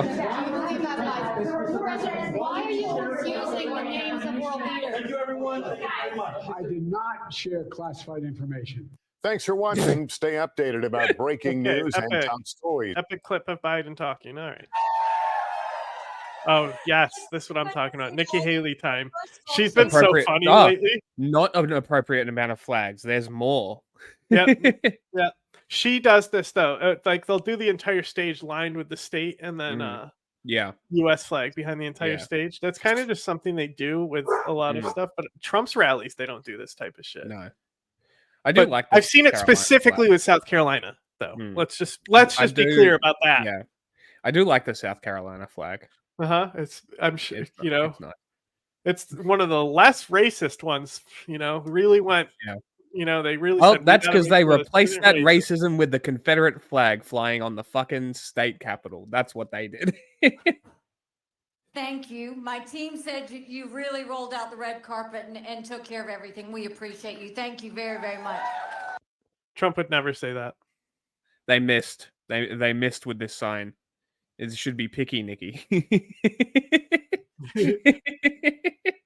Really rolled out the red carpet and took care of everything. We appreciate you. You Thank could you. also do, if you put an A, you could just do a pick a Nikki. Like that kind of flows a little better too.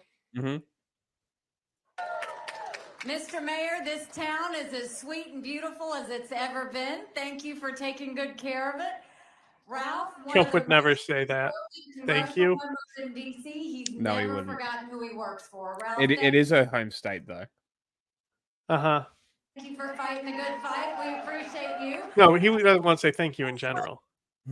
Oh yeah, it's because he's a megalomaniac.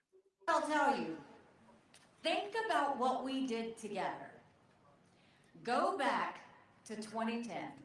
We had 11% unemployment. We had thousands of people on welfare. South Carolina was the butt of the jokes. And now it's Alabama. More BMWs than any place in the world. We brought in Mercedes-Benz. We brought in Volvo, 5 international tire companies, and they were referring to us as, yes, the beast of the Southeast. Epic. We passed tort reform and pension reform, but we also acknowledged some truths. We said if you have to show picture ID to buy Sudafed, you have to show picture ID to get on a plane, you should have to show picture ID to protect the integrity of the election. You're muted. I am muted. Okay. That's fine. Issue everyone in the state with ID. Yeah. My tooth hurts. I think I really fucked my tooth up biting into that pig tooth. So yeah, if you want to do this and you want voter ID, yeah, try getting everyone an ID. Speaking of wanting to do stuff, I now need to go to the dentist. Subscribe to Patreon to help me go to the dentist. Process, we passed voter ID in South Carolina. We passed the toughest illegal immigration law in the country. President Oh Obama, no. Wow. Because you're definitely a border state. and by the time Everyone's we hankering to get into that South 11% Carolina. was down to 4%. We How long announced is this the jobs entire and speech? Come on, Forbes. Forbes sucks at cutting shit. Yeah. We don't care about this then. We don't need to see the whole speech. I'm just gonna jump through. We'll see I what want to happens. hear her talk shit about certain What things. happened a couple of days ago. Now you have the special counsel saying that he's got a bad memory.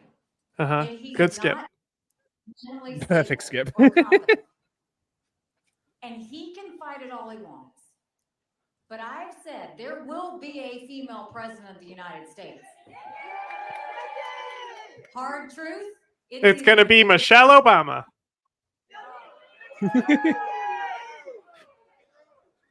You look at any of the election polls, the general election polls, Trump is on a good day even with Biden, margin of error. But in a lot of those polls, he's down 5, he's down 7, he's down 9. I'm in every one of those same general election polls. She would definitely destroy him. 17 points. Like fuck the poll. No. I'm just saying, like Biden. fuck what the polls say. Nikki Haley would blow Biden out of the water. Oh yeah, yeah, for sure. Like if The Republicans would start getting people elected to office, they're too fascist to understand this the way their government works. Yeah, they're too stupid. And the fascists aren't about to fund the school Mm-hmm. to get them the civics education. Mm-hmm. Do you know what that means? That means if you win If I by was like super, if I was like an actual like real Republican instead of like whatever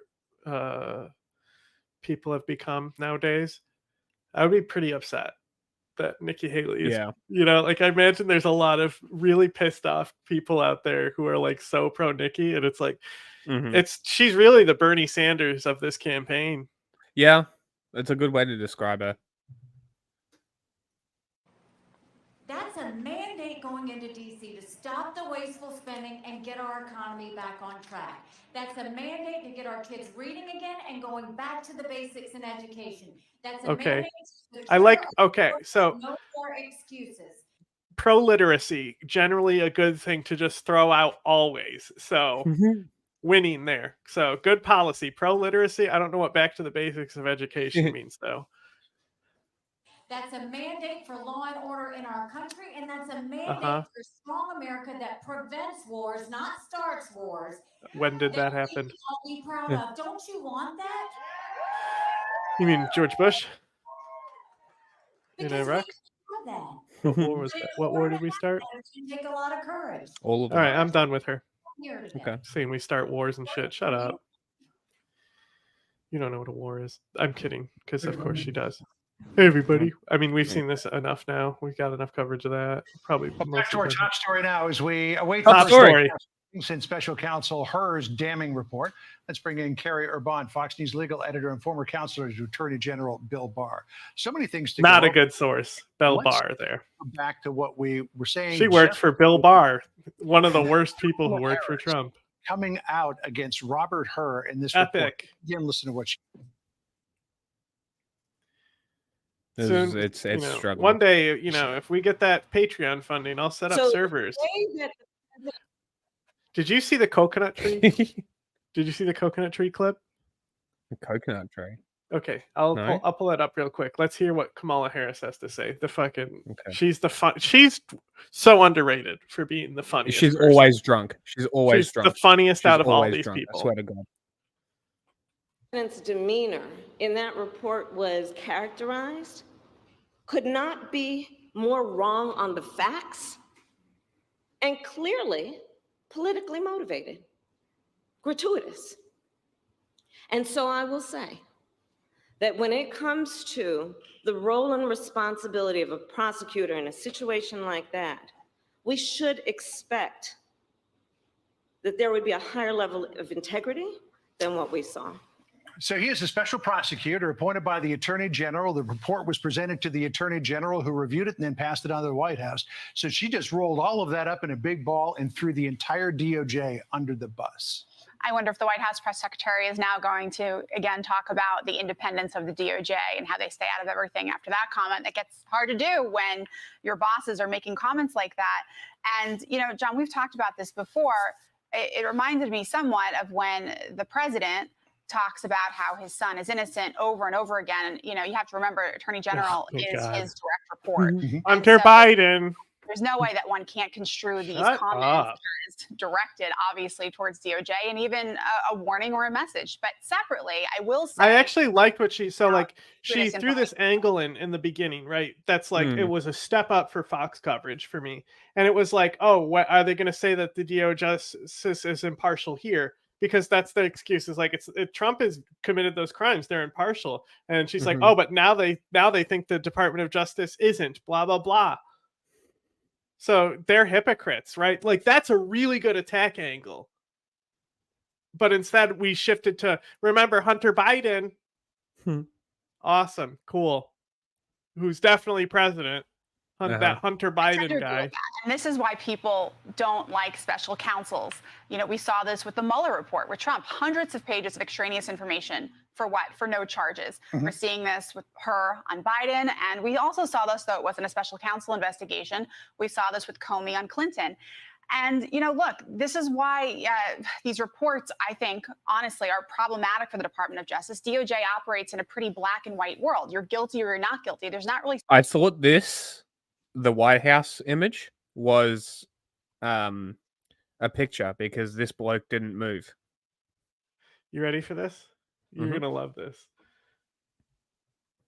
Make sure it's all the way up, because this is like good sound material. Come on, YouTube, you can do it. Because the screen share now, it's pulling data, so now it's slower. Okay, ready? You're gonna love this. I don't know what's wrong with you young people. You think you just fell out of a coconut tree?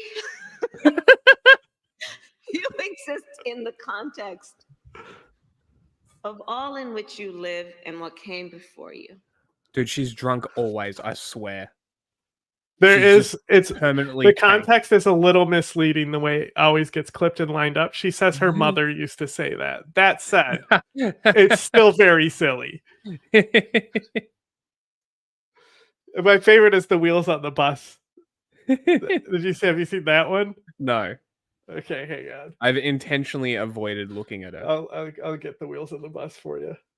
Supposed to be anything in between, but these reports allow the Department of Justice to effectively, trash people, ruin their administrations, and their reputations, and then just say, "Oh, but no charges." And I'm not sure that's fair. No matter whether you're a Democrat. Oh my God!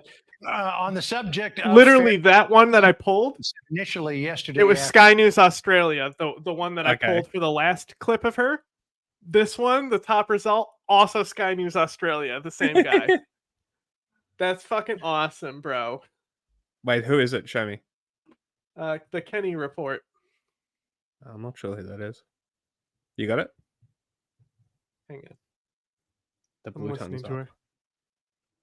Afternoon, when he was asked about the report, he was focusing in on what he thought was the differentiation contained in this report between what he did regarding classified documents and what Donald Trump did. Listen to what he said.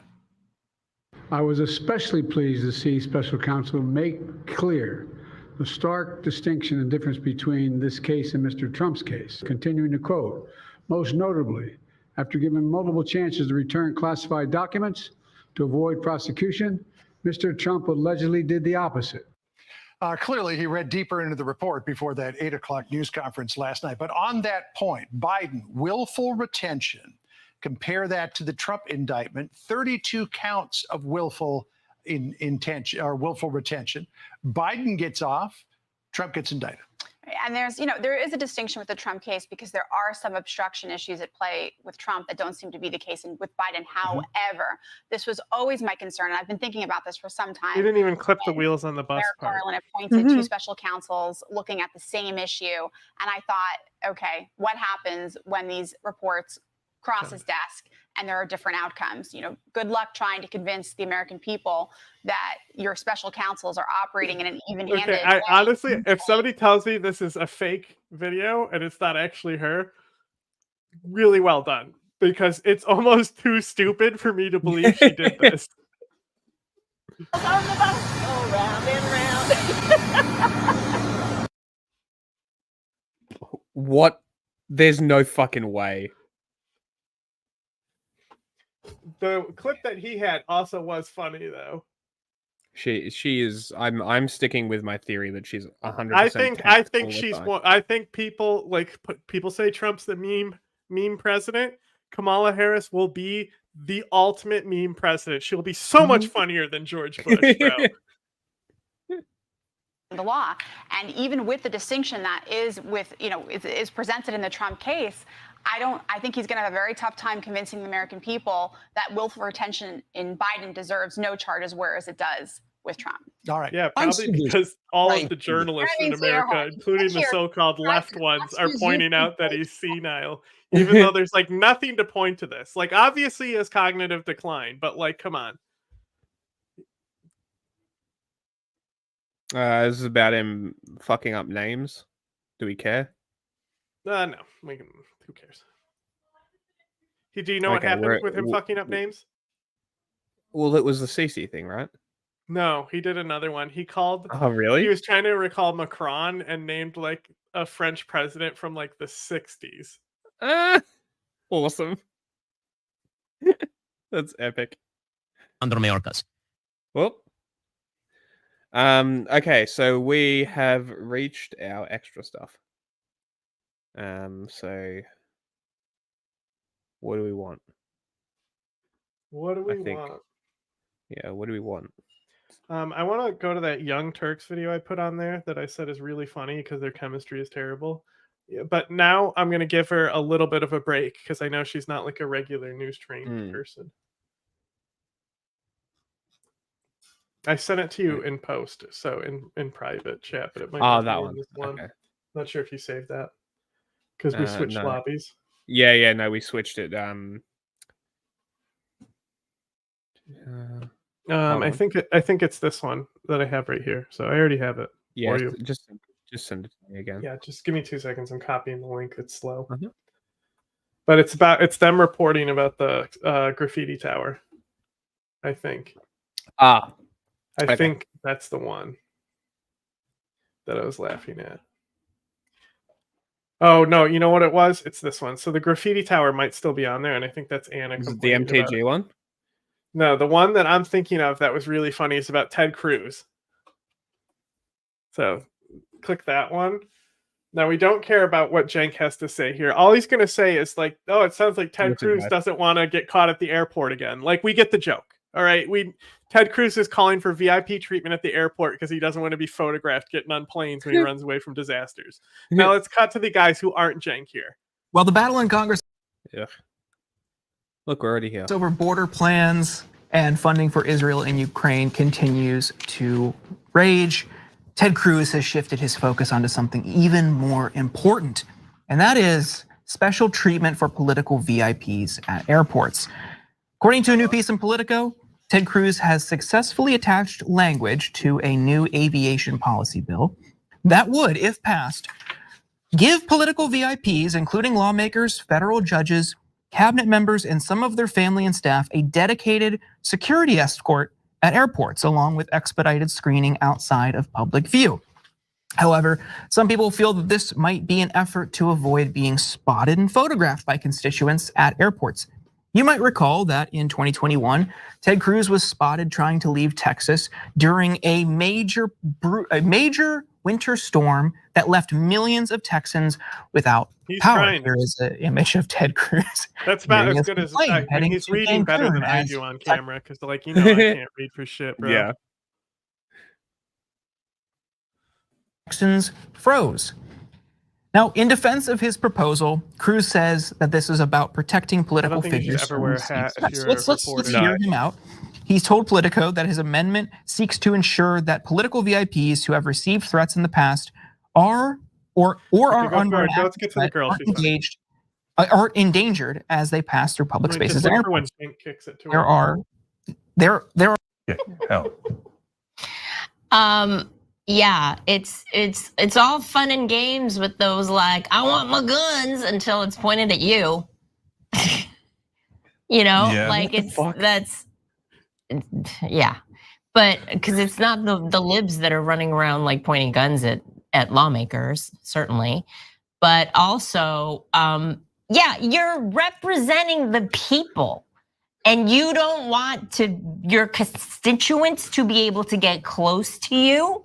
How did she get from camera to gun? I don't know, bro.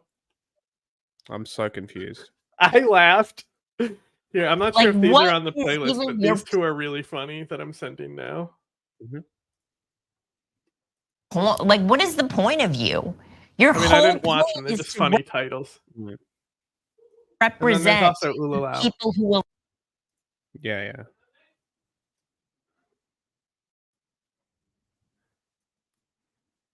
Welcome back to the big weekend show. President Biden has a is this tendency the Blair to lash chick? out at reporters when he doesn't like their questions. Is that her? This was just 2 days ago. Watch. He's turpentine. Blech. That's her, right? Yes, it is. Something the special counsel said in his report is that one of the reasons you were not charged is because, in his description, you are a well-meaning elderly man. Yeah, we saw this. with Now a she's poor- going to talk about. Now she's going to talk about why they're mad about this. But what we care about is how her reporting on what the New York Post said about this. Socialism is a cocktail that should never be tried. No, it's turpentine. None of those ingredients. They're real. Those sound bites really hit when they're doubled up. Jill usually jumps up to get him off stage. A new book also claims she even got upset at Biden's team because the press conference went too long, saying 2 years ago, quote, "Why didn't anyone stop that?" An excerpt from American Woman. That's the book. This is Explains oh my what god! I happened. hate her so much. She's so much. She is the worst. And then at her, and back to one another. That included the most powerful man in the world, her husband, essentially played along, not offering an answer, even though aides had slipped him a card suggesting he end the press conference. Okay. So it's interesting. Alicia, I don't. It's the big weekend show covering Big news. Blame Joe Biden for being defensive of her husband. Totally. I think any woman would do the same thing and Let's make go with. sure. Are we going to get to the elder abuse angle, or are you just baiting us with this headline, Fox News? What I do blame her for is the fact that they are continuing this charade. Well, right. And she's not just a spouse, right? She's not just, and she's the first lady, and she knows very well what she's dealing with. What we don't know is how long she has been leading him along and defending him and all that. And I get it. That's what spouses do. If someone left my husband out to dry, I would. Oh, you get it. It's almost like you understand what's going on, and you're just fucking like playing a game.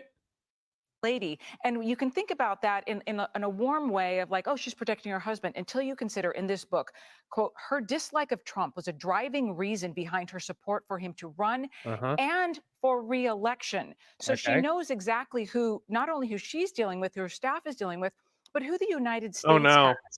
You mean the first lady is politically Okay, I'm aware? done. I was hoping they'd lead right into this elder abuse angle hard and drive the tax in. But they didn't. First lady is politically astute. Did you know that? Crazy. What a wild thing. Insane. What is this one? I'm going to click a random video, and that's what we're watching. There's a ton there. We have a couple corrections to give, not ours. We have no need. This is just the Hannity stuff, right? Where he has to apologize for showing a hate crime. That's just a clip that. So there you go. I want to say this. When it works, I think we're going to have to call this pretty soon. This is getting fucking ridiculous. I do want to watch the Oolau video, though. Okay. Oh, my God. Well, we'll do that, and then we'll play a funny one to finish or something. Yeah, they accosted him. Like, I guess they stopped him technically. Like, if I curb stomped you, would I be preventing you from moving forward? Would I be detaining you technically? Yeah, they forcibly stopped him from like continuing his trajectory on the sidewalks. Yeah. That's one way to phrase it, Sean. Show on Tuesday night when members of the Guardian Angels stopped a man and the police were called. Now, Curtis said, it's that video. Okay. that the man was a migrant and that he was shoplifting. Fox News has since spoken to the NYPD. Apparently, the statements made by Curtis that the man is a migrant is not true, and the man was given a summons for disorderly conduct. Now, today, Curtis Sliwa acknowledged to the Washington Post that the man has not been charged with shoplifting, and Curtis said, in part, quote, "I shouldn't have been listening to the crowd. That was my mistake. I should not have had that knee-jerk reaction." Again, on this show, we always want to Fox Nation. Lol. That's funny. What a doofus. What a moron. He was an American citizen. Yeah? You got to sue the living shit out of them? They didn't put, well, he actually got like a summons for disorderly conduct, not like the guy they attacked, I believe. Seriously? I think that's what he just said. I don't know. Anyway, it's just funny that like you have just a few reports suddenly in Times Square that robberies are happening, and look what's going now. We're learning about the moments just before a James City County police officer shot his sergeant. This is nuts, bro. This is an old story. This is one of the craziest stories I've ever found. I just read the title. Yeah. That's why I clicked it. the thing is just wild. Investigators initially said the two officers got into a fight. Okay, it broke again. Power dynamics, bro. After a night of drinking. But as 10 of your size Julie Millay learned, the shooting might have been about much more than a bar fight. Yeah, Julie? Tom and Amy, investigators simply said the two officers involved in the shooting were known to each other. Now we're learning what that might really mean. The alleged shooter, Michael Rusk, says he pulled the trigger in self-defense because of unwanted advances by his sergeant. We're about to share exclusive surveillance Why video are you gay? and Are you the gay? 911 call from the shooting, which we played for Michael Rusk's family for the first time. Would you like to hear it? The dad is the First best. time, Jason Rusk is hearing the 911 call his son made in the early morning hours of January 25th. No, they had to be drunk. Wild. No, this is it's not the first time he raped the guy. What? Are you serious? Yeah. Wild story. The dad will tell you all right here. Holy shit. Do what? I shot Sergeant Gibson. I pulled a gun on him because he's advancing on me. Is he breathing? He just fell out. His James guts City fell County out. police officer Michael Rusk called 911 after he That's allegedly what hollow shot points do. his superior Yep. officer, Sergeant Christopher Gibson, outside a Williamsburg bar. It's where the that's the whole point of them. It's to produce. Power It's to power prevent dynamics, bro. over-penetration. Yes, power dynamics. That's Well, exactly over what this is. penetration, not the right word to use on this story. had been drinking together. Video given exclusively to 10 on Your Side shows the two officers before this happened. I was right arm. Okay, I need you to take a deep breath for me, okay? Is he breathing? Trying. Is he breathing? I'm trying to save his life. The 911 call goes on for just over 5 minutes. That's when responding officers show up to find Gibson had been shot 3 times, seriously hurt in his stomach and shoulder. Court documents show Gibson told officers Rusk shot him after a verbal argument. But Rusk, his dad, and his lawyers say it was much more than that. It started to get creepy. I'm gripped. I'm in. I love this. This is great. What a fucking There's probably updates crazy on this. story. This is an 8-month-old story I found. What an insane story. Jason Rusk says his son told him about unwanted attention he got from his superior officer leading up to the shooting, and that he had reported it to others on the force. There was a year's worth of grooming that had taken place. Rusk says his son is the victim of unwanted sexual advances and had been for a long time. Extremely inappropriate touching. This happens all the time. This is power dynamics doesn't like it's going to happen to women more, but at the end of the day, power dynamics don't care. You think Andrew Tate isn't going to fuck boys in prison? Come on. Yeah, exactly. The previous to the incident assaults. We reached out to Gibson several times to ask him about these allegations. He declined to speak with us. We also requested from JCCPD a record of any complaints filed against Gibson during his time there. We were denied. The video shows the officers at the bar prior to the shooting. Can't you put a FOIA request in and They'll subpoena it in court. Yeah. You can see them sitting across from each other at the start. Then you'll see Gibson move in to sit next to Rusk. Gibson reaches for Rusk's hand under the table, which seems to be met with hesitation from the younger officer. Then, just about an hour before the shooting, the two are seen leaving together.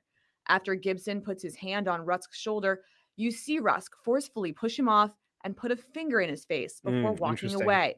We don't know what happened next, but after the I think that bloke is going to get off with nothing at all. Bro, the cop is lucky he had a gun to defend himself from this unwanted advance. And this is exactly the reason why I say that if you're American and a woman, you should buy a gun. Learn how to use it and don't be scared to use it. You are stupid not to. Take this as someone who cannot. Like this guy. Take it from someone who cannot do this. From someone in the world who does not have this privilege. Don't be stupid. Do it. Just do it. Learn, understand, become competent. Do not be a victim. It's very simple. The shooting, Rusk This is why we should ban guns. the 911 dispatcher. I told him this is how he kept going. I thought he was gonna rape me. Help me. Help. If like you cannot fake that distress. Like that's real distress in his voice, right? Like you can't fake that. It was a female, this case would be drastically different. True. Rusk's lawyer says the video and 911 call make a clear case for self-defense. I think it'll show that certain steps weren't taken that needed to be taken. The attorney says those steps, like looking into Rusk's claims of unwanted sexual advances, could have prevented what Rusk's dad calls a tragedy, which will affect his son for the rest of his life. He told people from the get-go that he was. Yes, it's obviously very simplified, but it's a lot more of a complex thing than I could summarize in 30 seconds. But yes. Sexually assaulted. He said no, and he kept on. He said no, and he kept on. If I had a daughter in the same position, we wouldn't even be here. We wouldn't have an innocent person fighting for their freedom.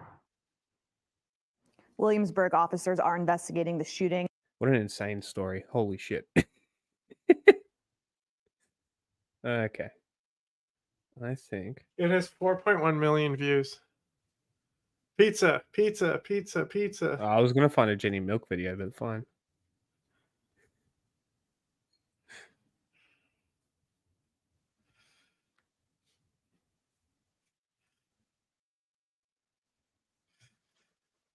It's not pizza, okay? I want to just be clear.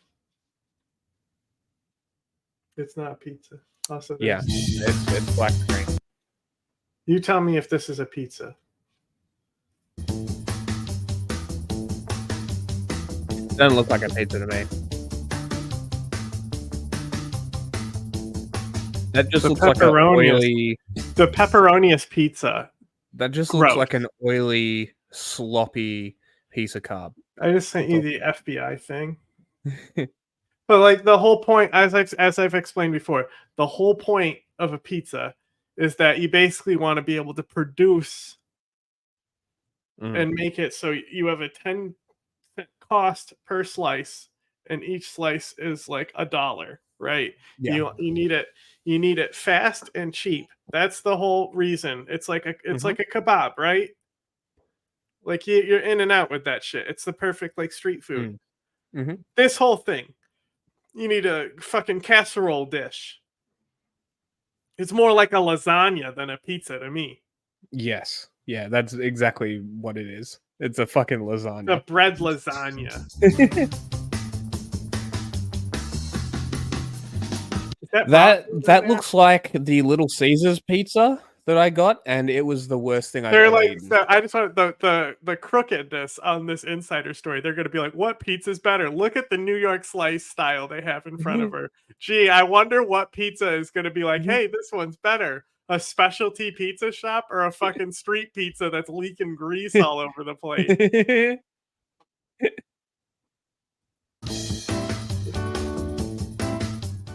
Oh, that's so good. No, it's not. Come on, look at that. That's disgusting. Gross. Are you serious? Do you see what that looks like? Gross. The sauce, naked, on top. It just... Yeah. Oh, I think that's all pepperoni. No. That one he just showed was sauce. On the top. Oh, was it? Yeah. Originally from Detroit. I miss Detroit style pizza every time I have a slice. This pizza tastes just like home.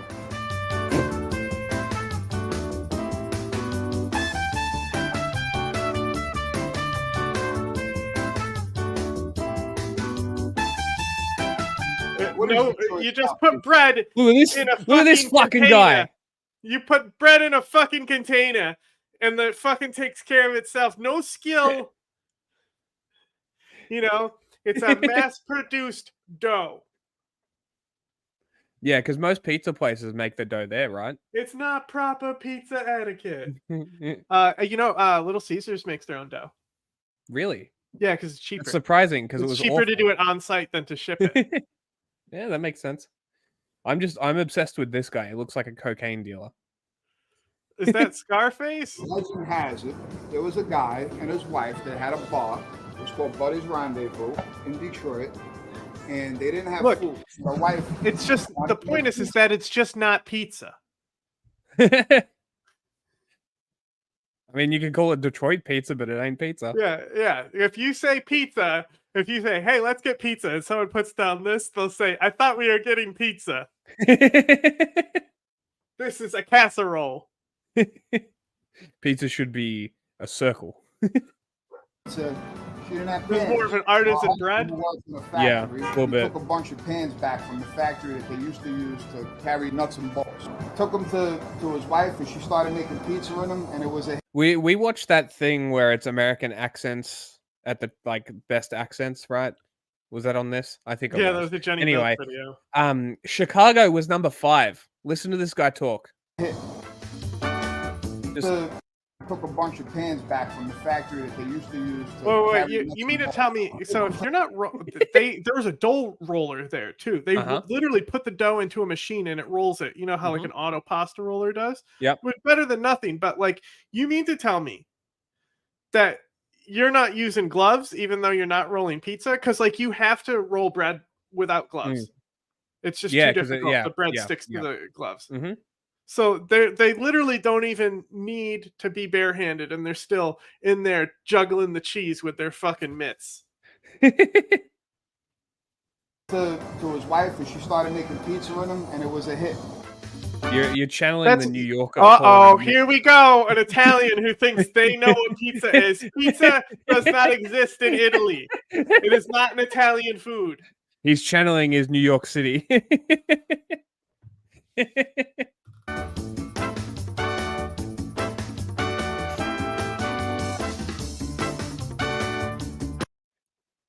I didn't go to New York, Detroit, or Chicago, but every pizza that I had in America was gross. New York City pizza is supposed to be gross. Like I said, it's supposed to be a street food. You get at 2 a.m. when you're drunk. It's supposed to be $1 a slice. For us, that's a HSP. It's just food. It's like being like, oh, hot dogs. They're terrible sausages. They're not sausages. They're a completely different thing. All right. You have your thing. We have our thing. Stop calling your thing our thing. Forget about it. Difference between a Detroit style pizza and a New York style pizza, of course, is the Detroit style pizza is thicker. The difference is that the Detroit style it's not pizza. Brick, which is very similar to a white cheddar cheese, and we also Gross. With the cheese on. Did they say cheddar? White cheddar. They said Ugh. it's similar to a white cheddar cheese. Bro. Take it out. We put the sauce on top. Cheddar is like a good if you do like a top layer of cheddar. It can like it's kind of like spices it up a little. Pizza cheese is mozzarella. What the fuck are you doing? Look at how thick that pepperoni is. Each one of those pepperoni slices costs more than the entire ingredients of a New York style pizza. You can get 3 slices out of one of those pepperonis. Yeah, What the fuck are they that's literally all the cost for a pepperoni slice in the city. Right there, one of those pepperonis. You're done.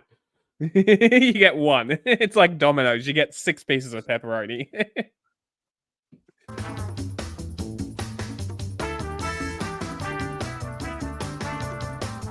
Our pepperoni is different from your run-of-the-mill pepperoni that you get in most New York City style pizzerias, because what we do is we cut it, and when we cut it, we leave the casing on.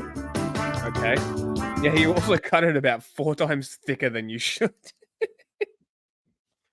Dominizi's used to like when Dominizi's had the build your own pizza, like it would be like it was cheaper to like do that just to like get a pizza order. So and I would be like, I just want a cheese pizza. So you'd be like, cheese and cheddar, you just like pick the other cheeses and then do an extra cheese, and that was Also, like I have an than the issue regular with cheese. this. If your pepperoni comes out looking like a cup that carries oil in it, you've done it wrong. Fuck I you. think it's fine. I think that part's fine. The pepperoni is too thick though. Yeah. It should curl a little if you're like on the higher end. Oh yeah, but not But like these that. are just this like is like these are just things to like incinerate your mouth. yeah, like this is the type of pepperoni that you get on the cheapest of cheap pizzas here. Oh really? The big cured ones? Yeah. The big slicers. Yeah, and it's mostly just Domino's and Pizza Hut. You get That's it from crazy. like a local pizza shop, and it's proper pepperoni. Yeah, That's funny. thin cut, about that big. That's roughly. funny. Cheese gets. But like, also, I say all this about pizza because our food quality here is like far fucking higher than America's. So it definitely has that. We put flies in the dough for protein. But if, like, theoretically, if the FDA revolutionized America's food industry, America should and could easily become a culinary capital of the world for like quality foods. But they would rather just, let people continually get cancer from their fucking what's it called? What's a carcinogenic foods? Asbestos. Yeah, like what's that red dye that everybody's banned except for America? The red dye. Yeah, that red dye. In between the metal of the pan and the crust of the pizza. and it creates something that tastes like a Cheez-It. It's delicious. Yeah, it's just a pan pizza, bro. Yeah. Like I've worked at places that do pan pizzas and they're still round. Yeah. All right, we're done with this. Okay. Ooh, yes. This is his off-market show. Look, there's his medals for the war behind him. And welcome to Geopolitical Trends, where truth matters. Okay, truth matters here. What are those medals? Are those your Olympic medals? I posted this That's definitely an survey. army unit plaque behind him, right? Which one? The one in the middle? The one with the guns. Uh, They got rifles crossed on it, it looks like. hold on. Let's check it out. Operation New Dawn. Google that. Would like me to provide you a brief analysis about the interview. Let's see what war crimes this bloke has committed.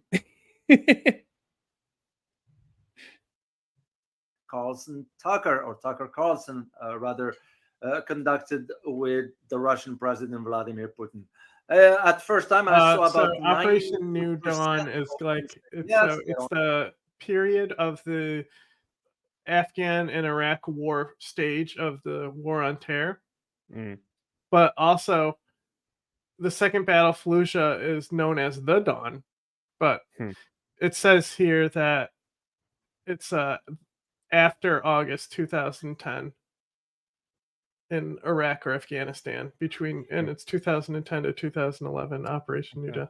Drawdown and Operation New Dawn. So it was at the end.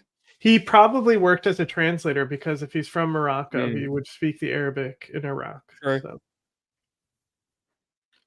Was 87. So he's probably PSYOPs. Doesn't matter. Yeah, maybe.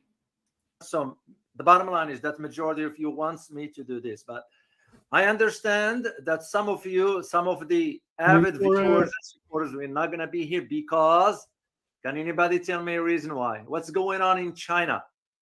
Let me just see if you are aware of what's going on. Everybody type in the chat box. What's going on in China? Long. Yeah, that is and I already got some, have sent me a direct comment. Sorry, Dr. O, we wouldn't be able to attend. Why do you think that is? What's going on in China? New Year's. That is correct. Ken Cho, you're absolutely correct, sir. The Chinese New Year. Peng Yu is the Chinese New Year, is the dragon. So as you know, it goes 12 You are not allowed to say Year of the Dragon. Didn't you get the update? Jesus Christ. Didn't you get the update? You're not allowed to call it this. It's racist, my man. It's racist. Racist. My chinchillas are fighting. Signs that every year it rotates. So this year is the Year of the Dragon.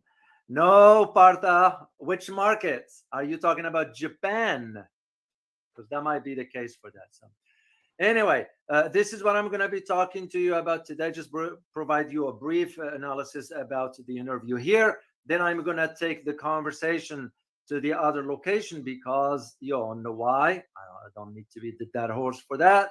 Here is the link to that one. If you guys would like me to, would like to join me over there, if your schedule permits. So let me put this in the chat box for you. In the chat box. And I will see you on the other location. Yeah, we'll be there when we're done here. Provide some explanation. Are we going to jump through? Oh, God. Before I do this, let me jump. All right. So what it looks like is he's going to watch it and then talk. So, but aren't we going to be happy about his expert analysis from this? Yeah, well, that's why I'm skipping. We don't need to see the clips, though, obviously. So yeah, that's to forward. You can remove the thing, my man. No, that it could happen under one scenario and one scenario only, and I can see the logic and the arguments for it.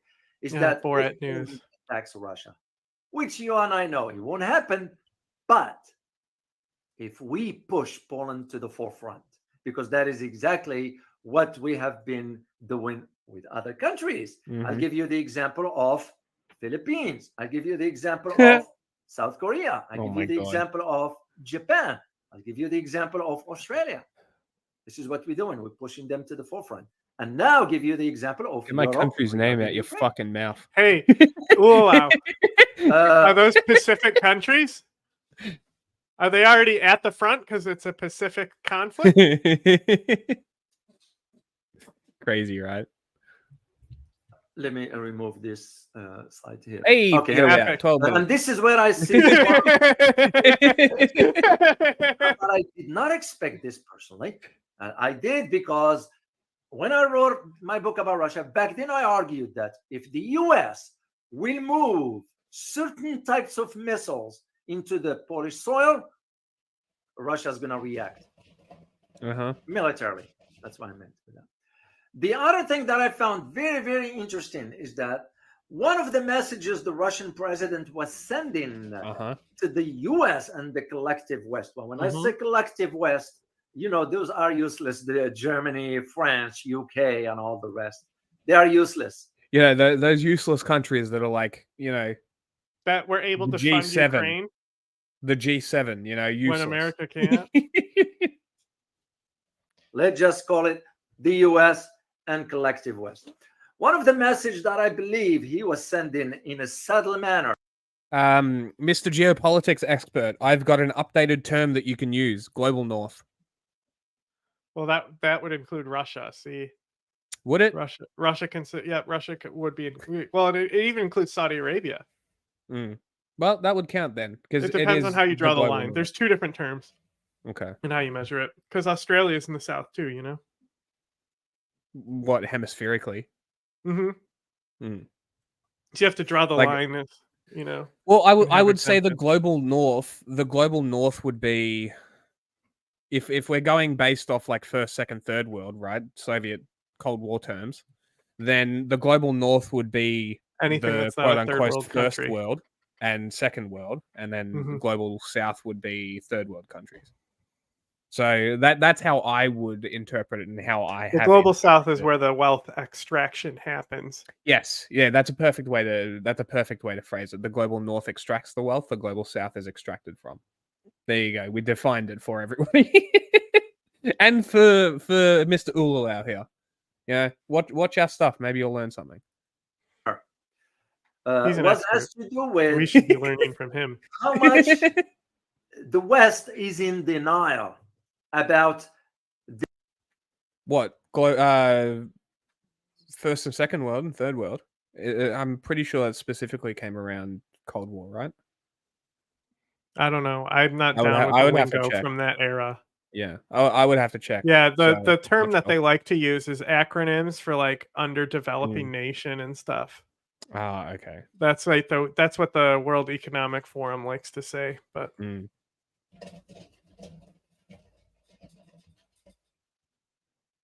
Interesting. I'll have to look into that because I'm actually curious now.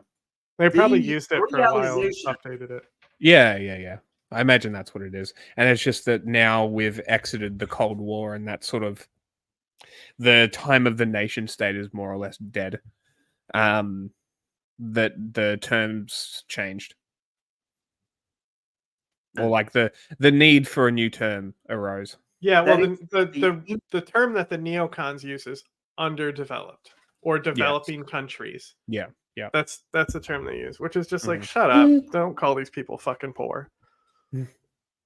Possible. Yes, I use that term. Impossible for the US, West, NATO, whatever you want to call it, to defeat Russia in Ukraine. It's a fact. And that I found it He's an very, expert, very guys. interesting. Believe him. Which means why? Which means what? It means that as long as the West keeps sending weapons, Russia just going to maintain the status quo as is. Because defeating it ain't going to happen. Meaning defeating Russia ain't going to happen. NATO will not be sending its forces on the ground. True. Because that will be a declaration of war. No. So what we're going to end up with? We're going to end up with the first statement we said when this conflict. We're going to end up with Ukraine taking insurgent tactics and decimating Russian forces like bitches they are, because they can't fight insurgencies. We know that they can't fight insurgencies. They couldn't even fight insurgencies at their fucking height. I mean, they destroyed Chechnya. Sure. With a carpet bombing fucking campaign. A place that had 1 million people in it, I think, at the time. Yeah, wow. So successful. And they reduced the entire place to rubble. Literally, like, I think, like, fucking Masood and Hekmatyar over there, Gorban Ghali over there, Gorban Google, Hekmatyar over there, you know, they probably destroyed less buildings than the Soviets, like per like 1,000 meters. You know what I'm saying? Yeah, yeah. I got a meme. But I have to pull it up. You fight the Russians. Can anybody complete the sentence for me? No. Let me see in the chat box if you guys can put that in. The chat box. Leave a comment on the web zone. That was said from the get-go. From the get-go. Can anybody tell me you fight the Russians still? He has massive uni professor vibes. Let me see here. Well, he wanted to be that, but he failed. You know, there's a delay here, guys. By the time you here we go. We're getting answers. Okay, here's He was right. Before we go there, here's the meme. It says, "This is my neighbor, Gorban Guli Kuna Matata." We can't. It's covered by the branding. Hang on. You'll have to take it off. Yeah. I got it.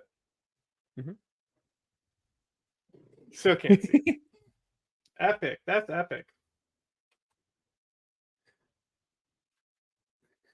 Gotta do one of these.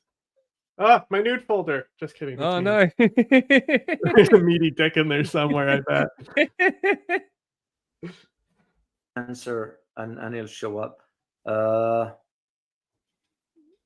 Here we go. Popular after World War II notion of being aligned with the free world or communist. Yeah, see? So the pre-Cold War, but Cold War terms. Okay. Glad we figured that out. There we go. Don't use first and third worlds anymore. Outdated. Communists don't exist anymore. Exactly. The Soviets at least. Big W.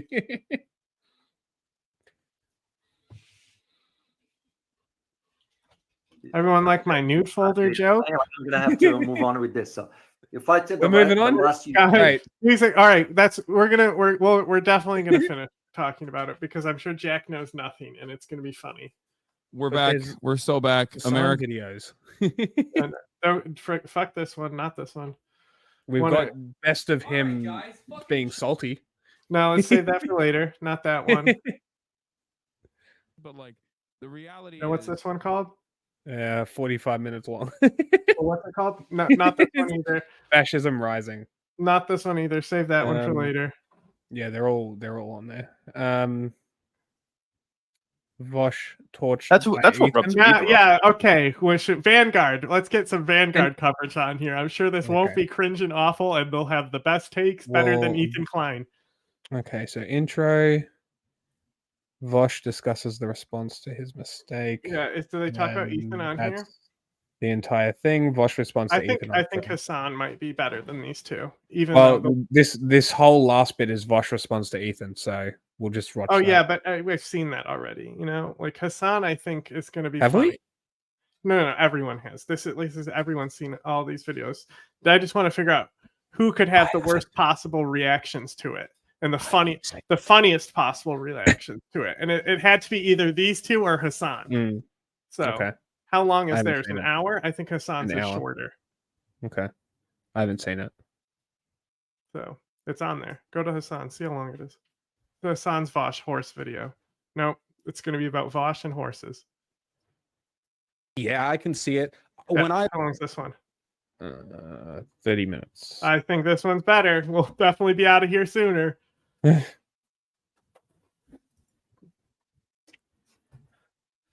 It's broken, dude. He's broken. It's broken. I looked at it. I think the vibe that I got was like short stack, thick kind of thing. You know what I mean? Like a goblin. Like the way like goblins get drawn in. You'll have to entertain me for a moment on this. I'm losing it. That's the funniest shit.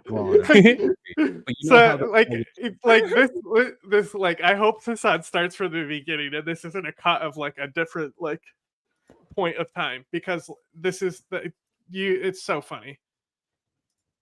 Is gremlin like me? Listen, we're not talking about gremlins, and we're certainly not talking about goblins, if you know what I'm saying, okay? We do not have an expertise in goblins here, okay? The only goblin we know is not even going goblin mode. It's actually El Goblino, XQC. But there's a different type of goblin discourse happening. For a choice of like, they could, oh, I am Get to the point. bad. God damn, it's getting increasingly hard not to talk about. Some of these other content creators, holy what, like we do about you? Bro, this is so funny. You don't moly. like Okay. also I mean, is it check this out. I know something about dwarves. This is a classic dwarf right here. This is about what they look like. You can identify how they're dwarf.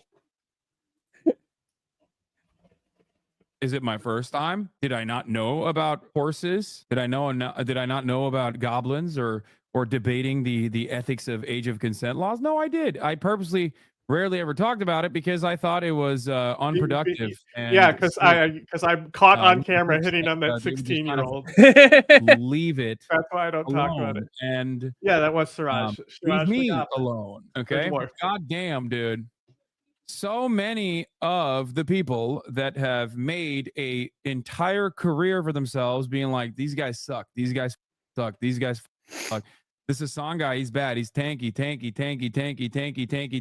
So many of these mother keep coming out, being into some real weird shit. Okay.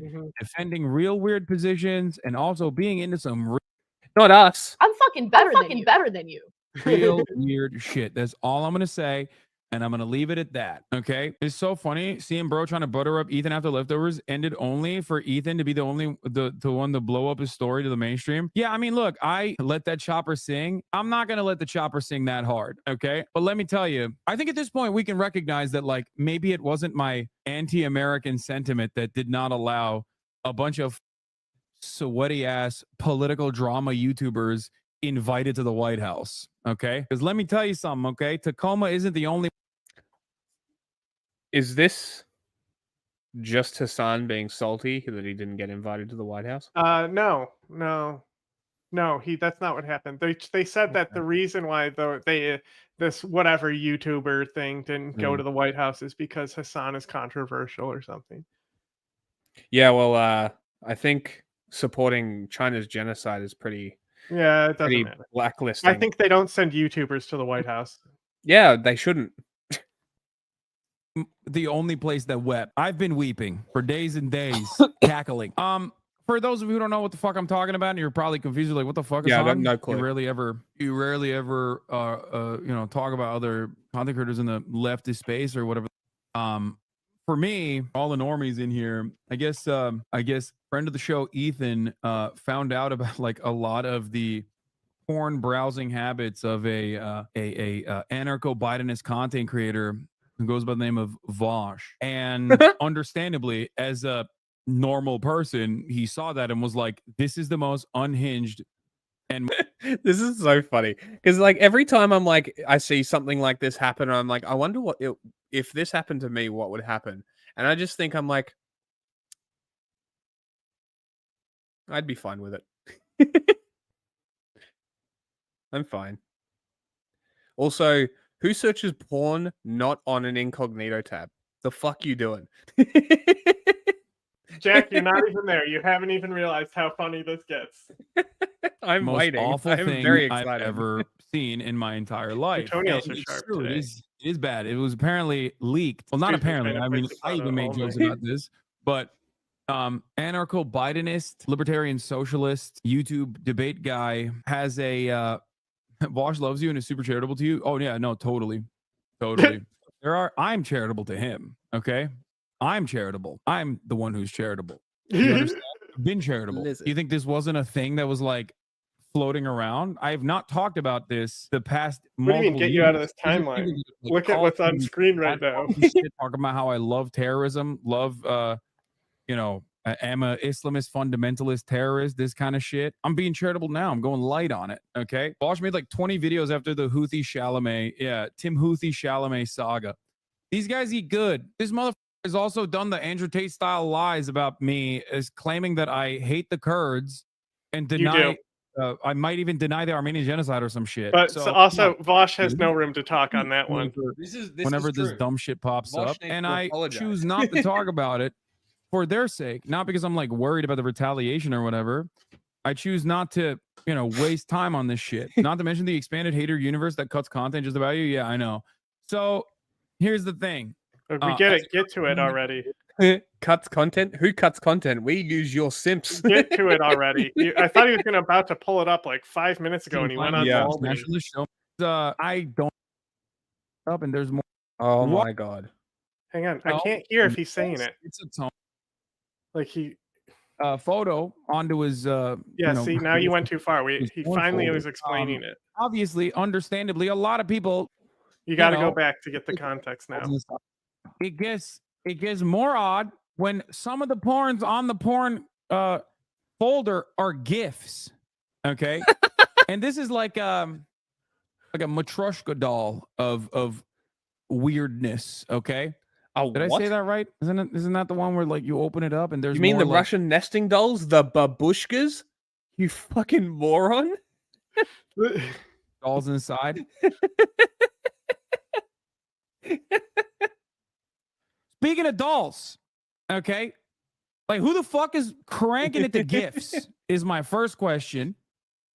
Why is this next to the tax folder? Is the other question? So sharp. Doll, the Russian nesting dolls. Okay, why are there multiple folders? I'm taking you back. I need to mute myself first. And lolly. Every step of this process gets weirder and weirder and weirder and weirder as it unfolds. And unfortunately, of course, when that shit leaked, because he was like trying to right-click save a photo onto his, I guess to his porn folder. That's funny. Obviously, understandably, a lot of people. Lost. Who keeps porn in folders on their computer these days? They're hidden photo folders in your fucking phone app. Fucking idiot. There's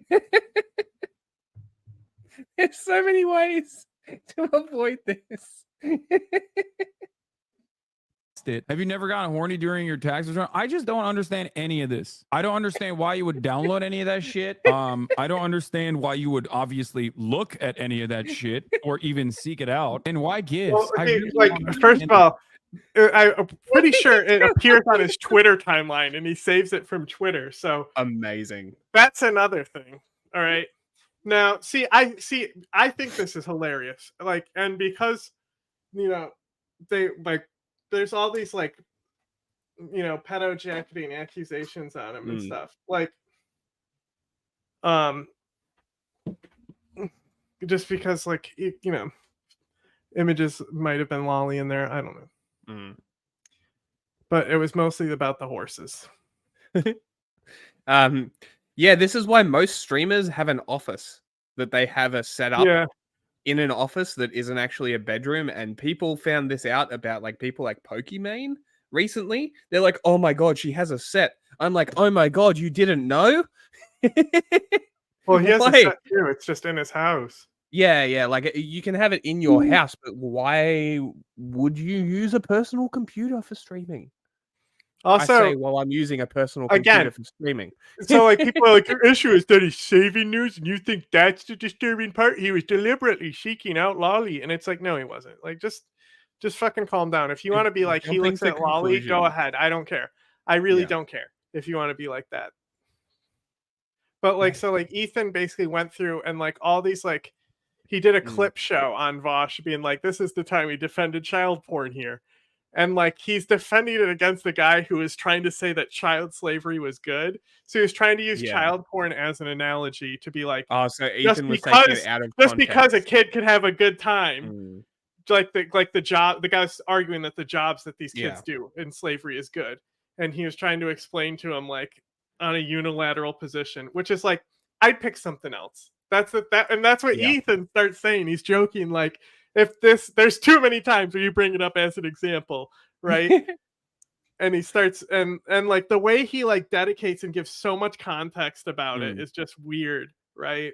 But Mm. like these are all like old shit, and like the funny Yeah. part is the horse cock stuff. What is it? Just like it could have tiny girls like with the massive fact that dicks? it was Ethan and like it was this like like Ethan is being such a bitch about it. It's so funny on Instagram and shit. But like everyone is like going to bat for Vosh, being like calling out Ethan, calling him a bitch and shit for doing a slam segment, right? When it could have been just a funny horse cock segment. Yes. Yeah. Yeah, that seems like a miss. Because the whole horse cock porn folder thing. Yeah. Could be literally anything. Thing like sex gifts are so Also, label your shit differently. Don't save Maybe. it to a folder. Don't save it. Yeah, don't save it to your streaming computer. So no one is curious about horses. I could care less. It's just funny if your porn leaks and it's a bunch of horse dicks. I mean, there, But well, we there already was that knew one this about live leak Vosh. video. It's like continuing what's funny. There was that And for one some live people, leak it's video that continuing, everyone like, saw about the 15 years ago. pedojack Well, what can you do? weird, but it turns out not that weird, I guess. It's a Tumblr thing. You're more of a WebP man. I am not. Okay. My point is that happened. It's funny. That's It's true. It funny. is a It's a Tumblr funny thing. situation. It's Right. weird. I That's agree. all It I'm is gonna say funny. about it. Yeah. Okay. But I guess Ethan ethered Bosch for having lolly and shit like that on his computer. But yeah, no, my favorite is like the Vosh defenders that are still out there being like this openly. Okay. This guy, Red Bat Media, I mean, obviously, like, is saying this from behind the block, so I can't show it to you, but Queen of Yellow says so many people who threw a fit over Hassan doing a humanizing interview with a Yemeni teenager are now stridently defending Vosh possessing a stash of cartoon children being penetrated by animals. What Vosh did is embarrassing. What Hassan did is actively bad. First of all, there is not a worse way to approach the subject matter, okay? You're just making yourself look bad at that point. Why would you do that? Why would you do that? Interviewing a TikToker from a country you don't like is not as bad as child porn in any form, but given that average Zionist has the morals of a pile of steaming dog poo and the audacity to match, I see why you feel that way. It's just, it depends on the gift, bro. If you take the best of scenes of classic porn, best ofs, and just make them all in the gifts, you're such a gooner that you need constant stimulation of all the best scenes behind each other, like a Goon 2 magazine full of porn. Yeah, that's what I'm saying. That's weird, dog. I'm obviously not going to show you any of this. Okay. I'm obviously not going to show you any of this stuff, but all the 4chan weirdos, turns out. But just being on Twitter, like you see the lolly shit. You see half the time it's going to report their profiles because you see that another one of those fuckers branches up, right? And like, I don't know. I'm not an anime porn expert. Yeah. But I avoid it. I don't think I've ever seen my issue is that like they either have like ginormous unrealistic tits or they have like no tits because they're Asian, and it's just like then it's just because they're anime face. They already look like kids, and I'm like, I'm good. It's all weird to me. I don't. I mean, like, go for it if you're into it. Nailed it. Why the fuck are streamers end all streaming? Bro, you don't understand. Horse dicks. The Vosh's defense video is so funny. So, like, also the worst thing, after Ethan did a slam piece, Vosh immediately went live. Big mistake. Big mistake, bro. That's the thing. It's like you don't respond right away. You gotta put your phone down. Gotta put your phone down. Consult with your tactical team. Or just don't respond at all. And people forget in about 3 days, because that's the average time span of people's memory. About it, because as you guys know, Tacoma Wept is a legendary moment. Friend of the show, Brace, unlocked within Vosh 4 years ago. Okay, 4 years ago. What is Tacoma Wept? Okay, all right. Give me the Mehmet tweet. Roll the clip. I have to do it. This is great. You're gonna love this. I have to start off with Truanon Mehmet. Where is it? Does anyone have the link? Here you go. I mean, friend of the show, Brace Mehmet Truanon, who is, of course, literally on the broadcast routinely, which is additionally funny because he went and fought in Syria alongside Kurdish Do we like Brace Oh, here? that- Fuck no, we don't like Brace. Fuck Brace Belden, bro. I mean, TrueAnon's fine and all, but like they platform fucking Assadists like Aaron Mate and stuff, and like This sell is true. people that chemical weapons didn't fucking kill people. Mm. Like whatever, dude. They're just piece of shit standard fucking tankies. Like who cares? But this is The reason Hassan. why we're laughing is because Hassan says, "I don't hate the Kurds. I had someone from the fucking forces on," and it's like, Yeah. Brace Belden. You had is an like, internationalist. yeah, so for you had one. an internationalist on to talk about Epstein. Yeah, bro, that validates your Kurdish sentimentalism. So Kurdish. If you want to watch actual Kurdish content from Kurdish people, Well, they're not we have Kurdish. 4 episodes. Oh yeah, we do have Kurdish episodes. We have too. 4 episodes. Actually, the YPJ one is also Yeah, that's what I thought you were going to interviewing reference. internationalists. But like, we have 3 other episodes where we speak to Kurds. I think one is the Kurdistan in Crisis one that you did with Heavy. Yeah, And then we like, have there's, like, the old Syrian prototype Revolution one. episodes. Yeah, and then also the early episodes and the Yeah. YPJ. So, yeah, Hassan definitely pro Kurd. That's epic. As a Episode 1, member, no, it's episode 2, even though 3, Vosh the had- YPJ one, and then a Kurdistan in Crisis one. 2 and 3 are both about Kurds, though. It's different perspectives from like people who 2 and 3, 2 and 3. No, 2's Yeah. tiny. Oh yeah, so it's 3 and 4. 3 and 4, and then we have Alan from the. Oh yeah, Syrian one. Alan. I forgot about Alan. Yeah. He's Kurdish, He was and he then was actually we- out here on stream the other day talking to me. Oh, I was he? forgot he was Kurdish because that was like a reshoot for the Syrian Revolution. Yeah, and then we also there's one more. I sent them all to my friend because I was talking about Kurdistan with him. And there's one more which is I forget. There's another one. Well, we one there, talked to actually. somebody who lives in the Oh, it was the mountains. Kurdistan in Crisis. Yeah, the guy who lives in the mountains. We talked to somebody who lives in the Candial Mountains as well. Yeah. Had told me that I am personally anti-Kurd, which I find to be strange. You are. Like that's what he was And telling so his is audience, Bosch. and, like, anti-Kurd. Yeah. Like they're not explicitly pro Kurd. You're both the same. Yeah, like You're we both should probably identical on most things. we should probably qualify that they're not pro Kurd. Is probably the best way to explain it. Is I think They would anyway. prefer Iran. Both of them have the same position. Kurd and anti-Armenian or some shit a while back. Cool stuff. Anyway, here's what happened. Brace was tweeting about Vosh, I guess, in 2020. Play porn? And one of those tweets. No. What the fuck was Different it? I video. forget what the tweets were, but this was his response. This is a classic bit. Wait, is this guy seriously saying that I can't get laid? Hmm. Incredible. I'll give you 5,000 if you can get Poontang before January 1st. Do you have any idea who the you're talking to?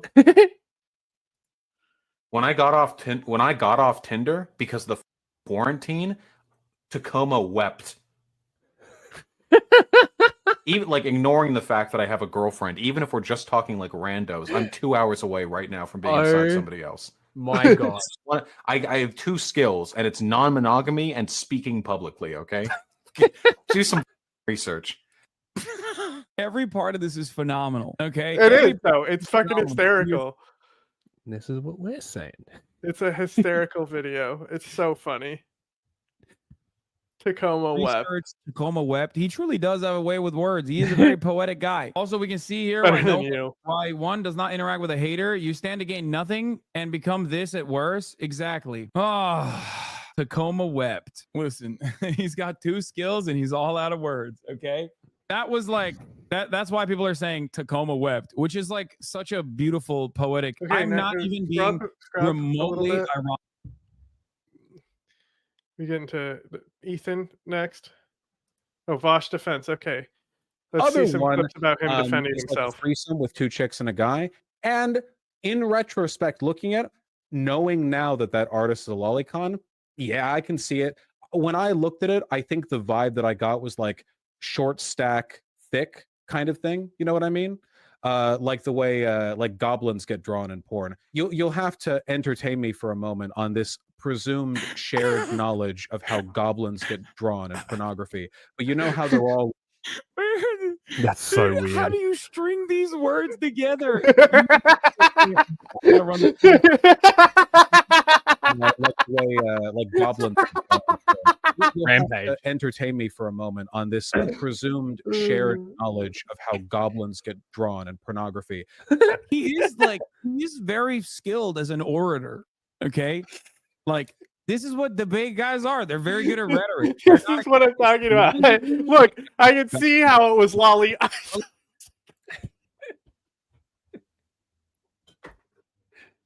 Like this is the same energy as Destiny too. They're one of the same and two sides of the same coin. Obviously, Vosh is a lot more like leftist. Ethan's principles and joke here values. is like, what is socialist with fucking horses? And then they show a picture of Hassan as a little kid on a horse, and they're like, uh-oh. Like Ethan's, I don't think Ethan's video, besides it being like way too long, I don't think it was really over the top, but Ethan's response now and how salty he is that people were mad at that he did like this like shootout piece with like people who like clipped shit from like 4chan and shit. So like it's more of like online creators and fans who are pissed at Ethan. Literally wasn't even him finding the clips. He just got given clips and went Yes, with it. and they were like they're like the two most notorious ones about child porn. Epic. It's like Love it's that. and like even like he's even revised his position, be like, okay, I was a little too child porn pro before, you know, like the whole point is that if somebody hates you, they're just gonna go all the way. Yeah, exactly. They're not gonna stop, and you're not gonna fucking get through that shit. Like I think it's way funnier than it is like he's a pedophile and like yeah, that he's just got this have goofy fun. porn. I really could care less. I mean, it's goblins, okay? What about the harm being done to goblins? When somebody think of the goblins, who's just like a neoliberal, but like the idea that you're like, no, actually, I'm going to debate you. Hello, it's welcome. I'm going to debate you on my divorce. I'm going to debate you on the contents of my porn folder. It's like, dude, don't do that. Don't do any of that. Oh, Ethan is still. Don't do any of that. posting. Just move on. People are going to constantly. I mean, he's probably done bully now, you but like I just checked about the it, Instagram. but just stories, never right? talk about it ever. Like he's been posting through this whole thing, right? It's like look how many Ethan stories has there been. are. Yeah. Look, it's not. We even 24 hours back, so he's literally still on it for 24 hours straight. Like this guy is like one of their favorite sound bites. They gave him like soundbite award of the year, right? And so he says, "Cheers, my horse, love you, no pedo," which is like a parody off this guy's soundbite, right? And then it's calling people lollipops because they didn't like his like smear job, right? And then here's another guy, random person. He's like, "Okay, I don't want people who are pedos." And then he does hot Jesus posting, which is weird. And then it says Jesus finds out when I don't put cobalt in the same category as CP. And then this is just she's 900 years old. Stupid there. But now it goes back. Now Keffels is here, right? And he says, who the fuck are these people riding pun instead Keffels riding pun intended for pornographic giants of a horse fucking a child? And I'm losing my mind. First of all, none of the images showed that, even if we say that the goblins were children. And this one I think is just bad funny. He's just a dog bye. This is a meme that some like old lady posted on some dude dying.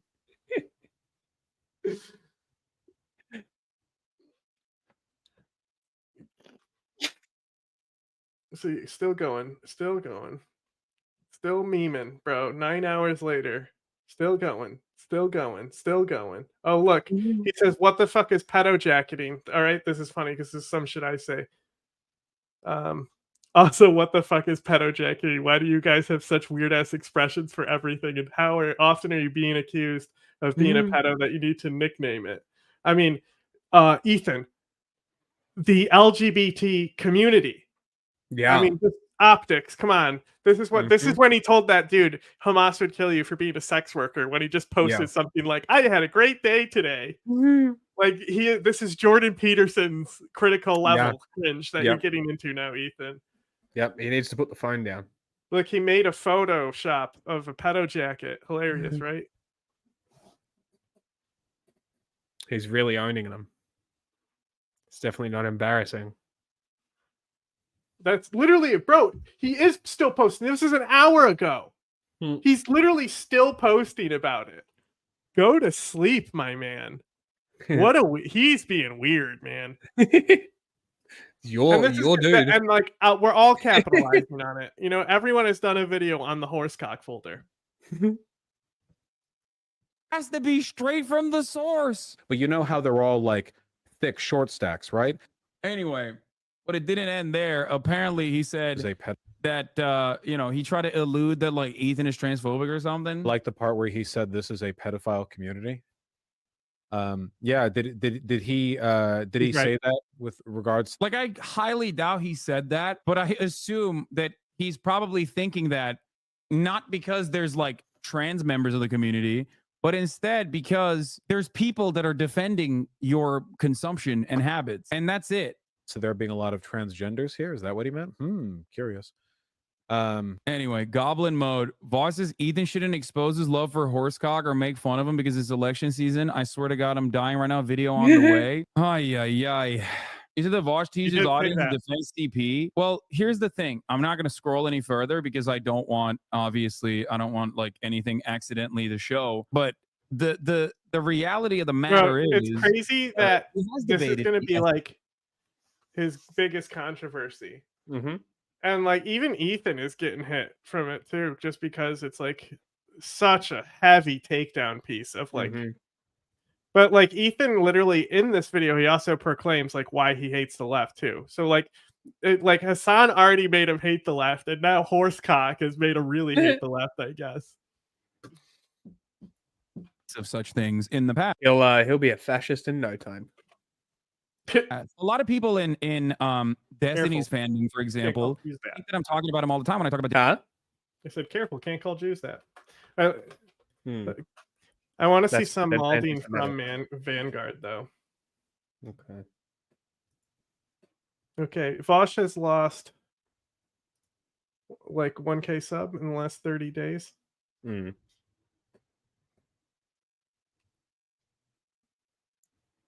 you going to share something? Yeah, go to the Vanguard. Let's see some of their takes. They'll probably actually be better than Hassan. I was probably wrong here. Well, do you want to just watch Vosh response to Ethan? No, because they'll show it in here. Oh, you mean in their video? Like, there's literally there's blocks. Like, I've skipped to the block that said Vosh I mean, I want to watch their response to it, of course. Yeah. Well, there's Vosh discusses the mistake. Ethan Klein roasts Vosh. Yeah, this is pretty brutal. Ethan definitely does not hold his punches. So let's take a look at some of this and we can assess how fair Ethan's being.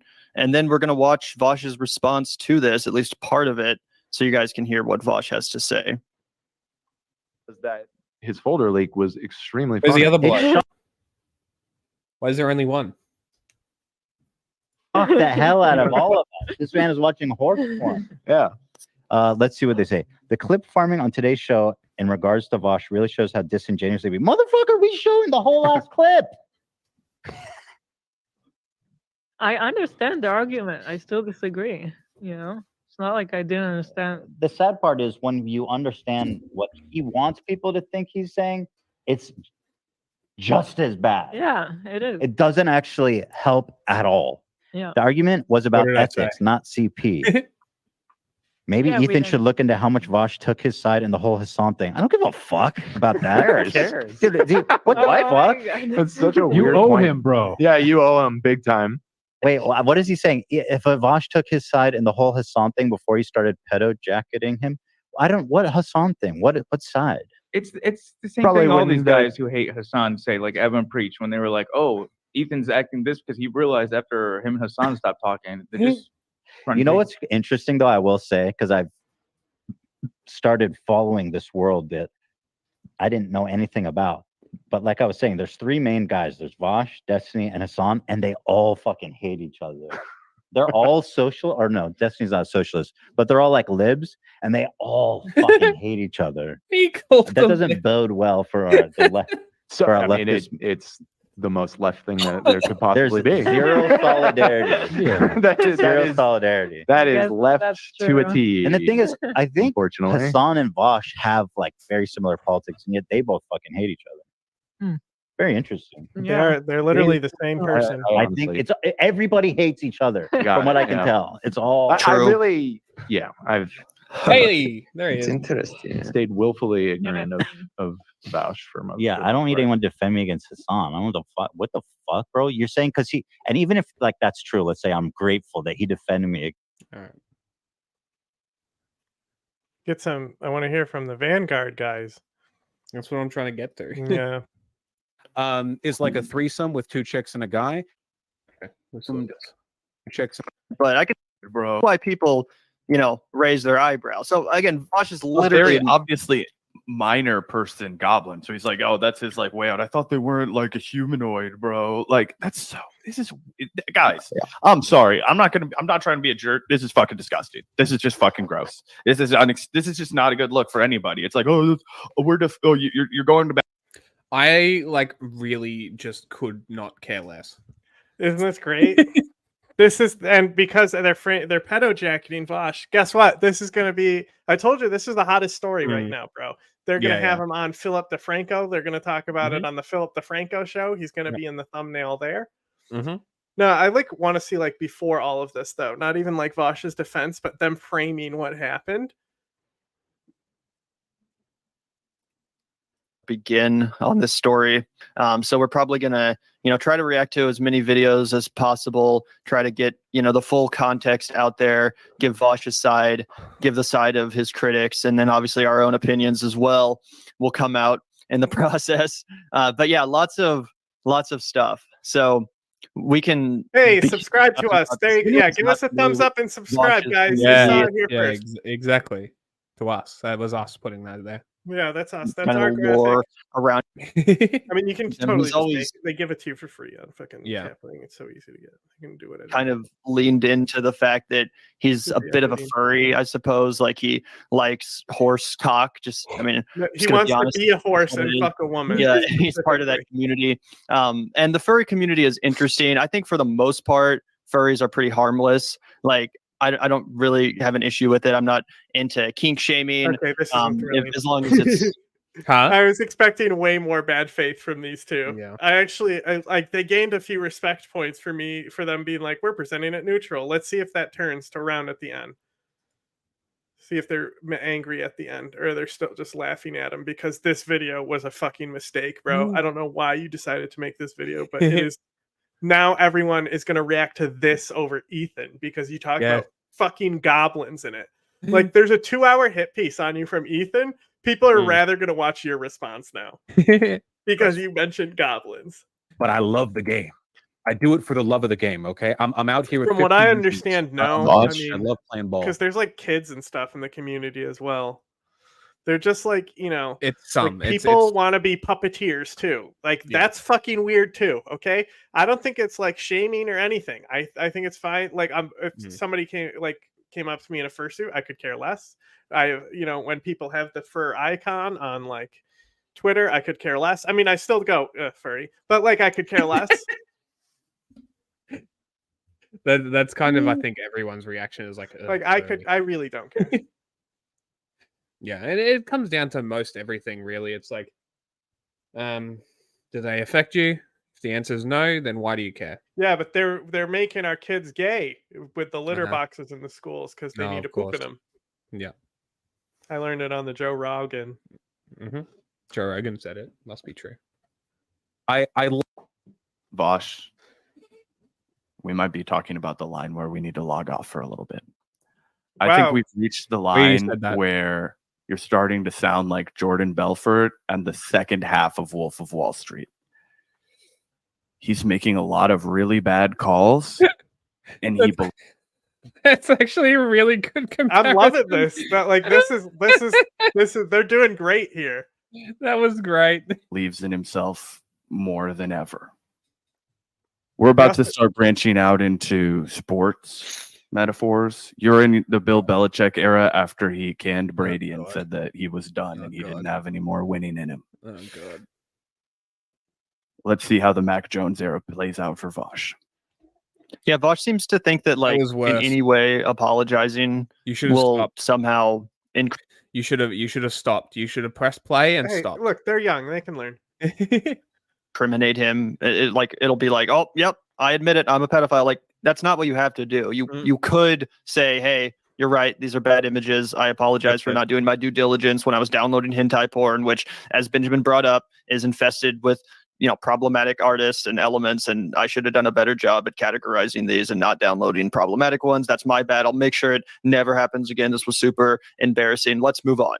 Like that kind of should have been it, in my opinion. Not that that would be the most.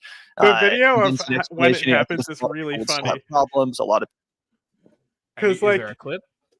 Yeah, but if I pull it up, I'm scared that somehow the horse cocks are going to be in there. But I'll send you one. Everyone has seen this at this point, I assume. But yeah, no, he pulls it up. So he like accidentally saves an image, right? And it brings up this folder to be sorted, and in there is a bunch of like stuff to be sorted and It's stuff. just a And he dumb goes, ah! And immediately the stream ends.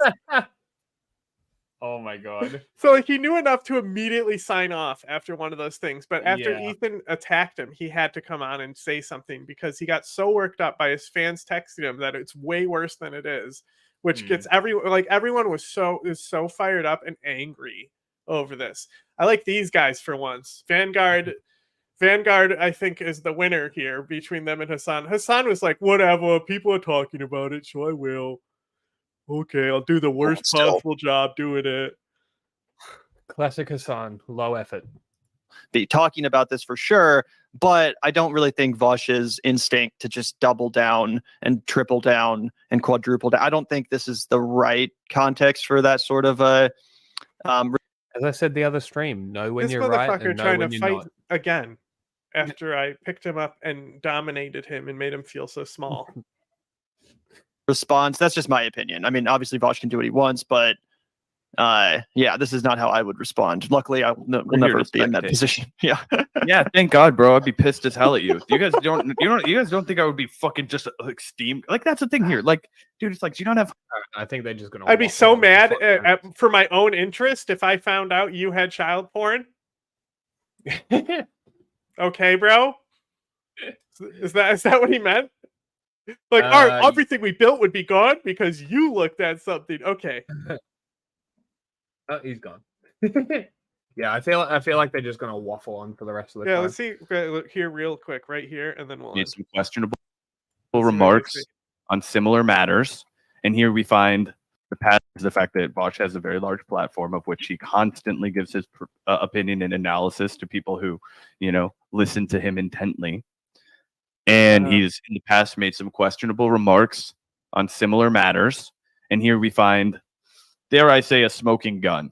You know what I mean? The only thing worse would have been live, legitimate human child pornography, or I guess the only other option being AI generated human child pornography, which they did not find.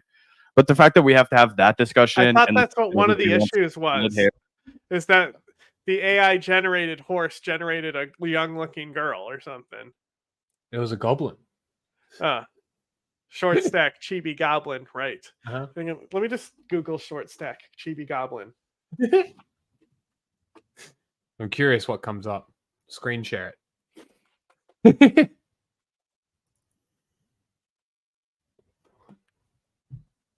But I think we're done.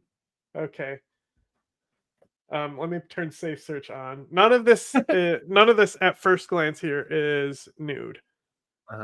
But I just want safe search on because if this is, according to Vosh, this is really close to child porn. So definitely going to turn filter on. Okay. I'm feeling it's feeling one of this. Hassan's it's one of Ethan's producers is the dumbest cunt. So that wouldn't be surprising if he was the one that got these clips. So I think this does look pretty childlike. If Yeah. this is how we're talking these goblins being drawn. Big titties. Yeah. I mean, that's why that's a short stack goblin, right? Mm. You know, short stack goblin. All right. Well, that's enough of that because there's only a matter of time before something gets through that content filter. Anyway. Something. Yeah, there was a something folder done called because, as he said, the folder that they were all in was to be sorted. He had to sort the taxes.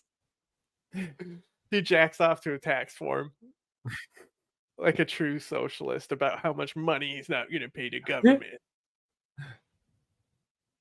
All right.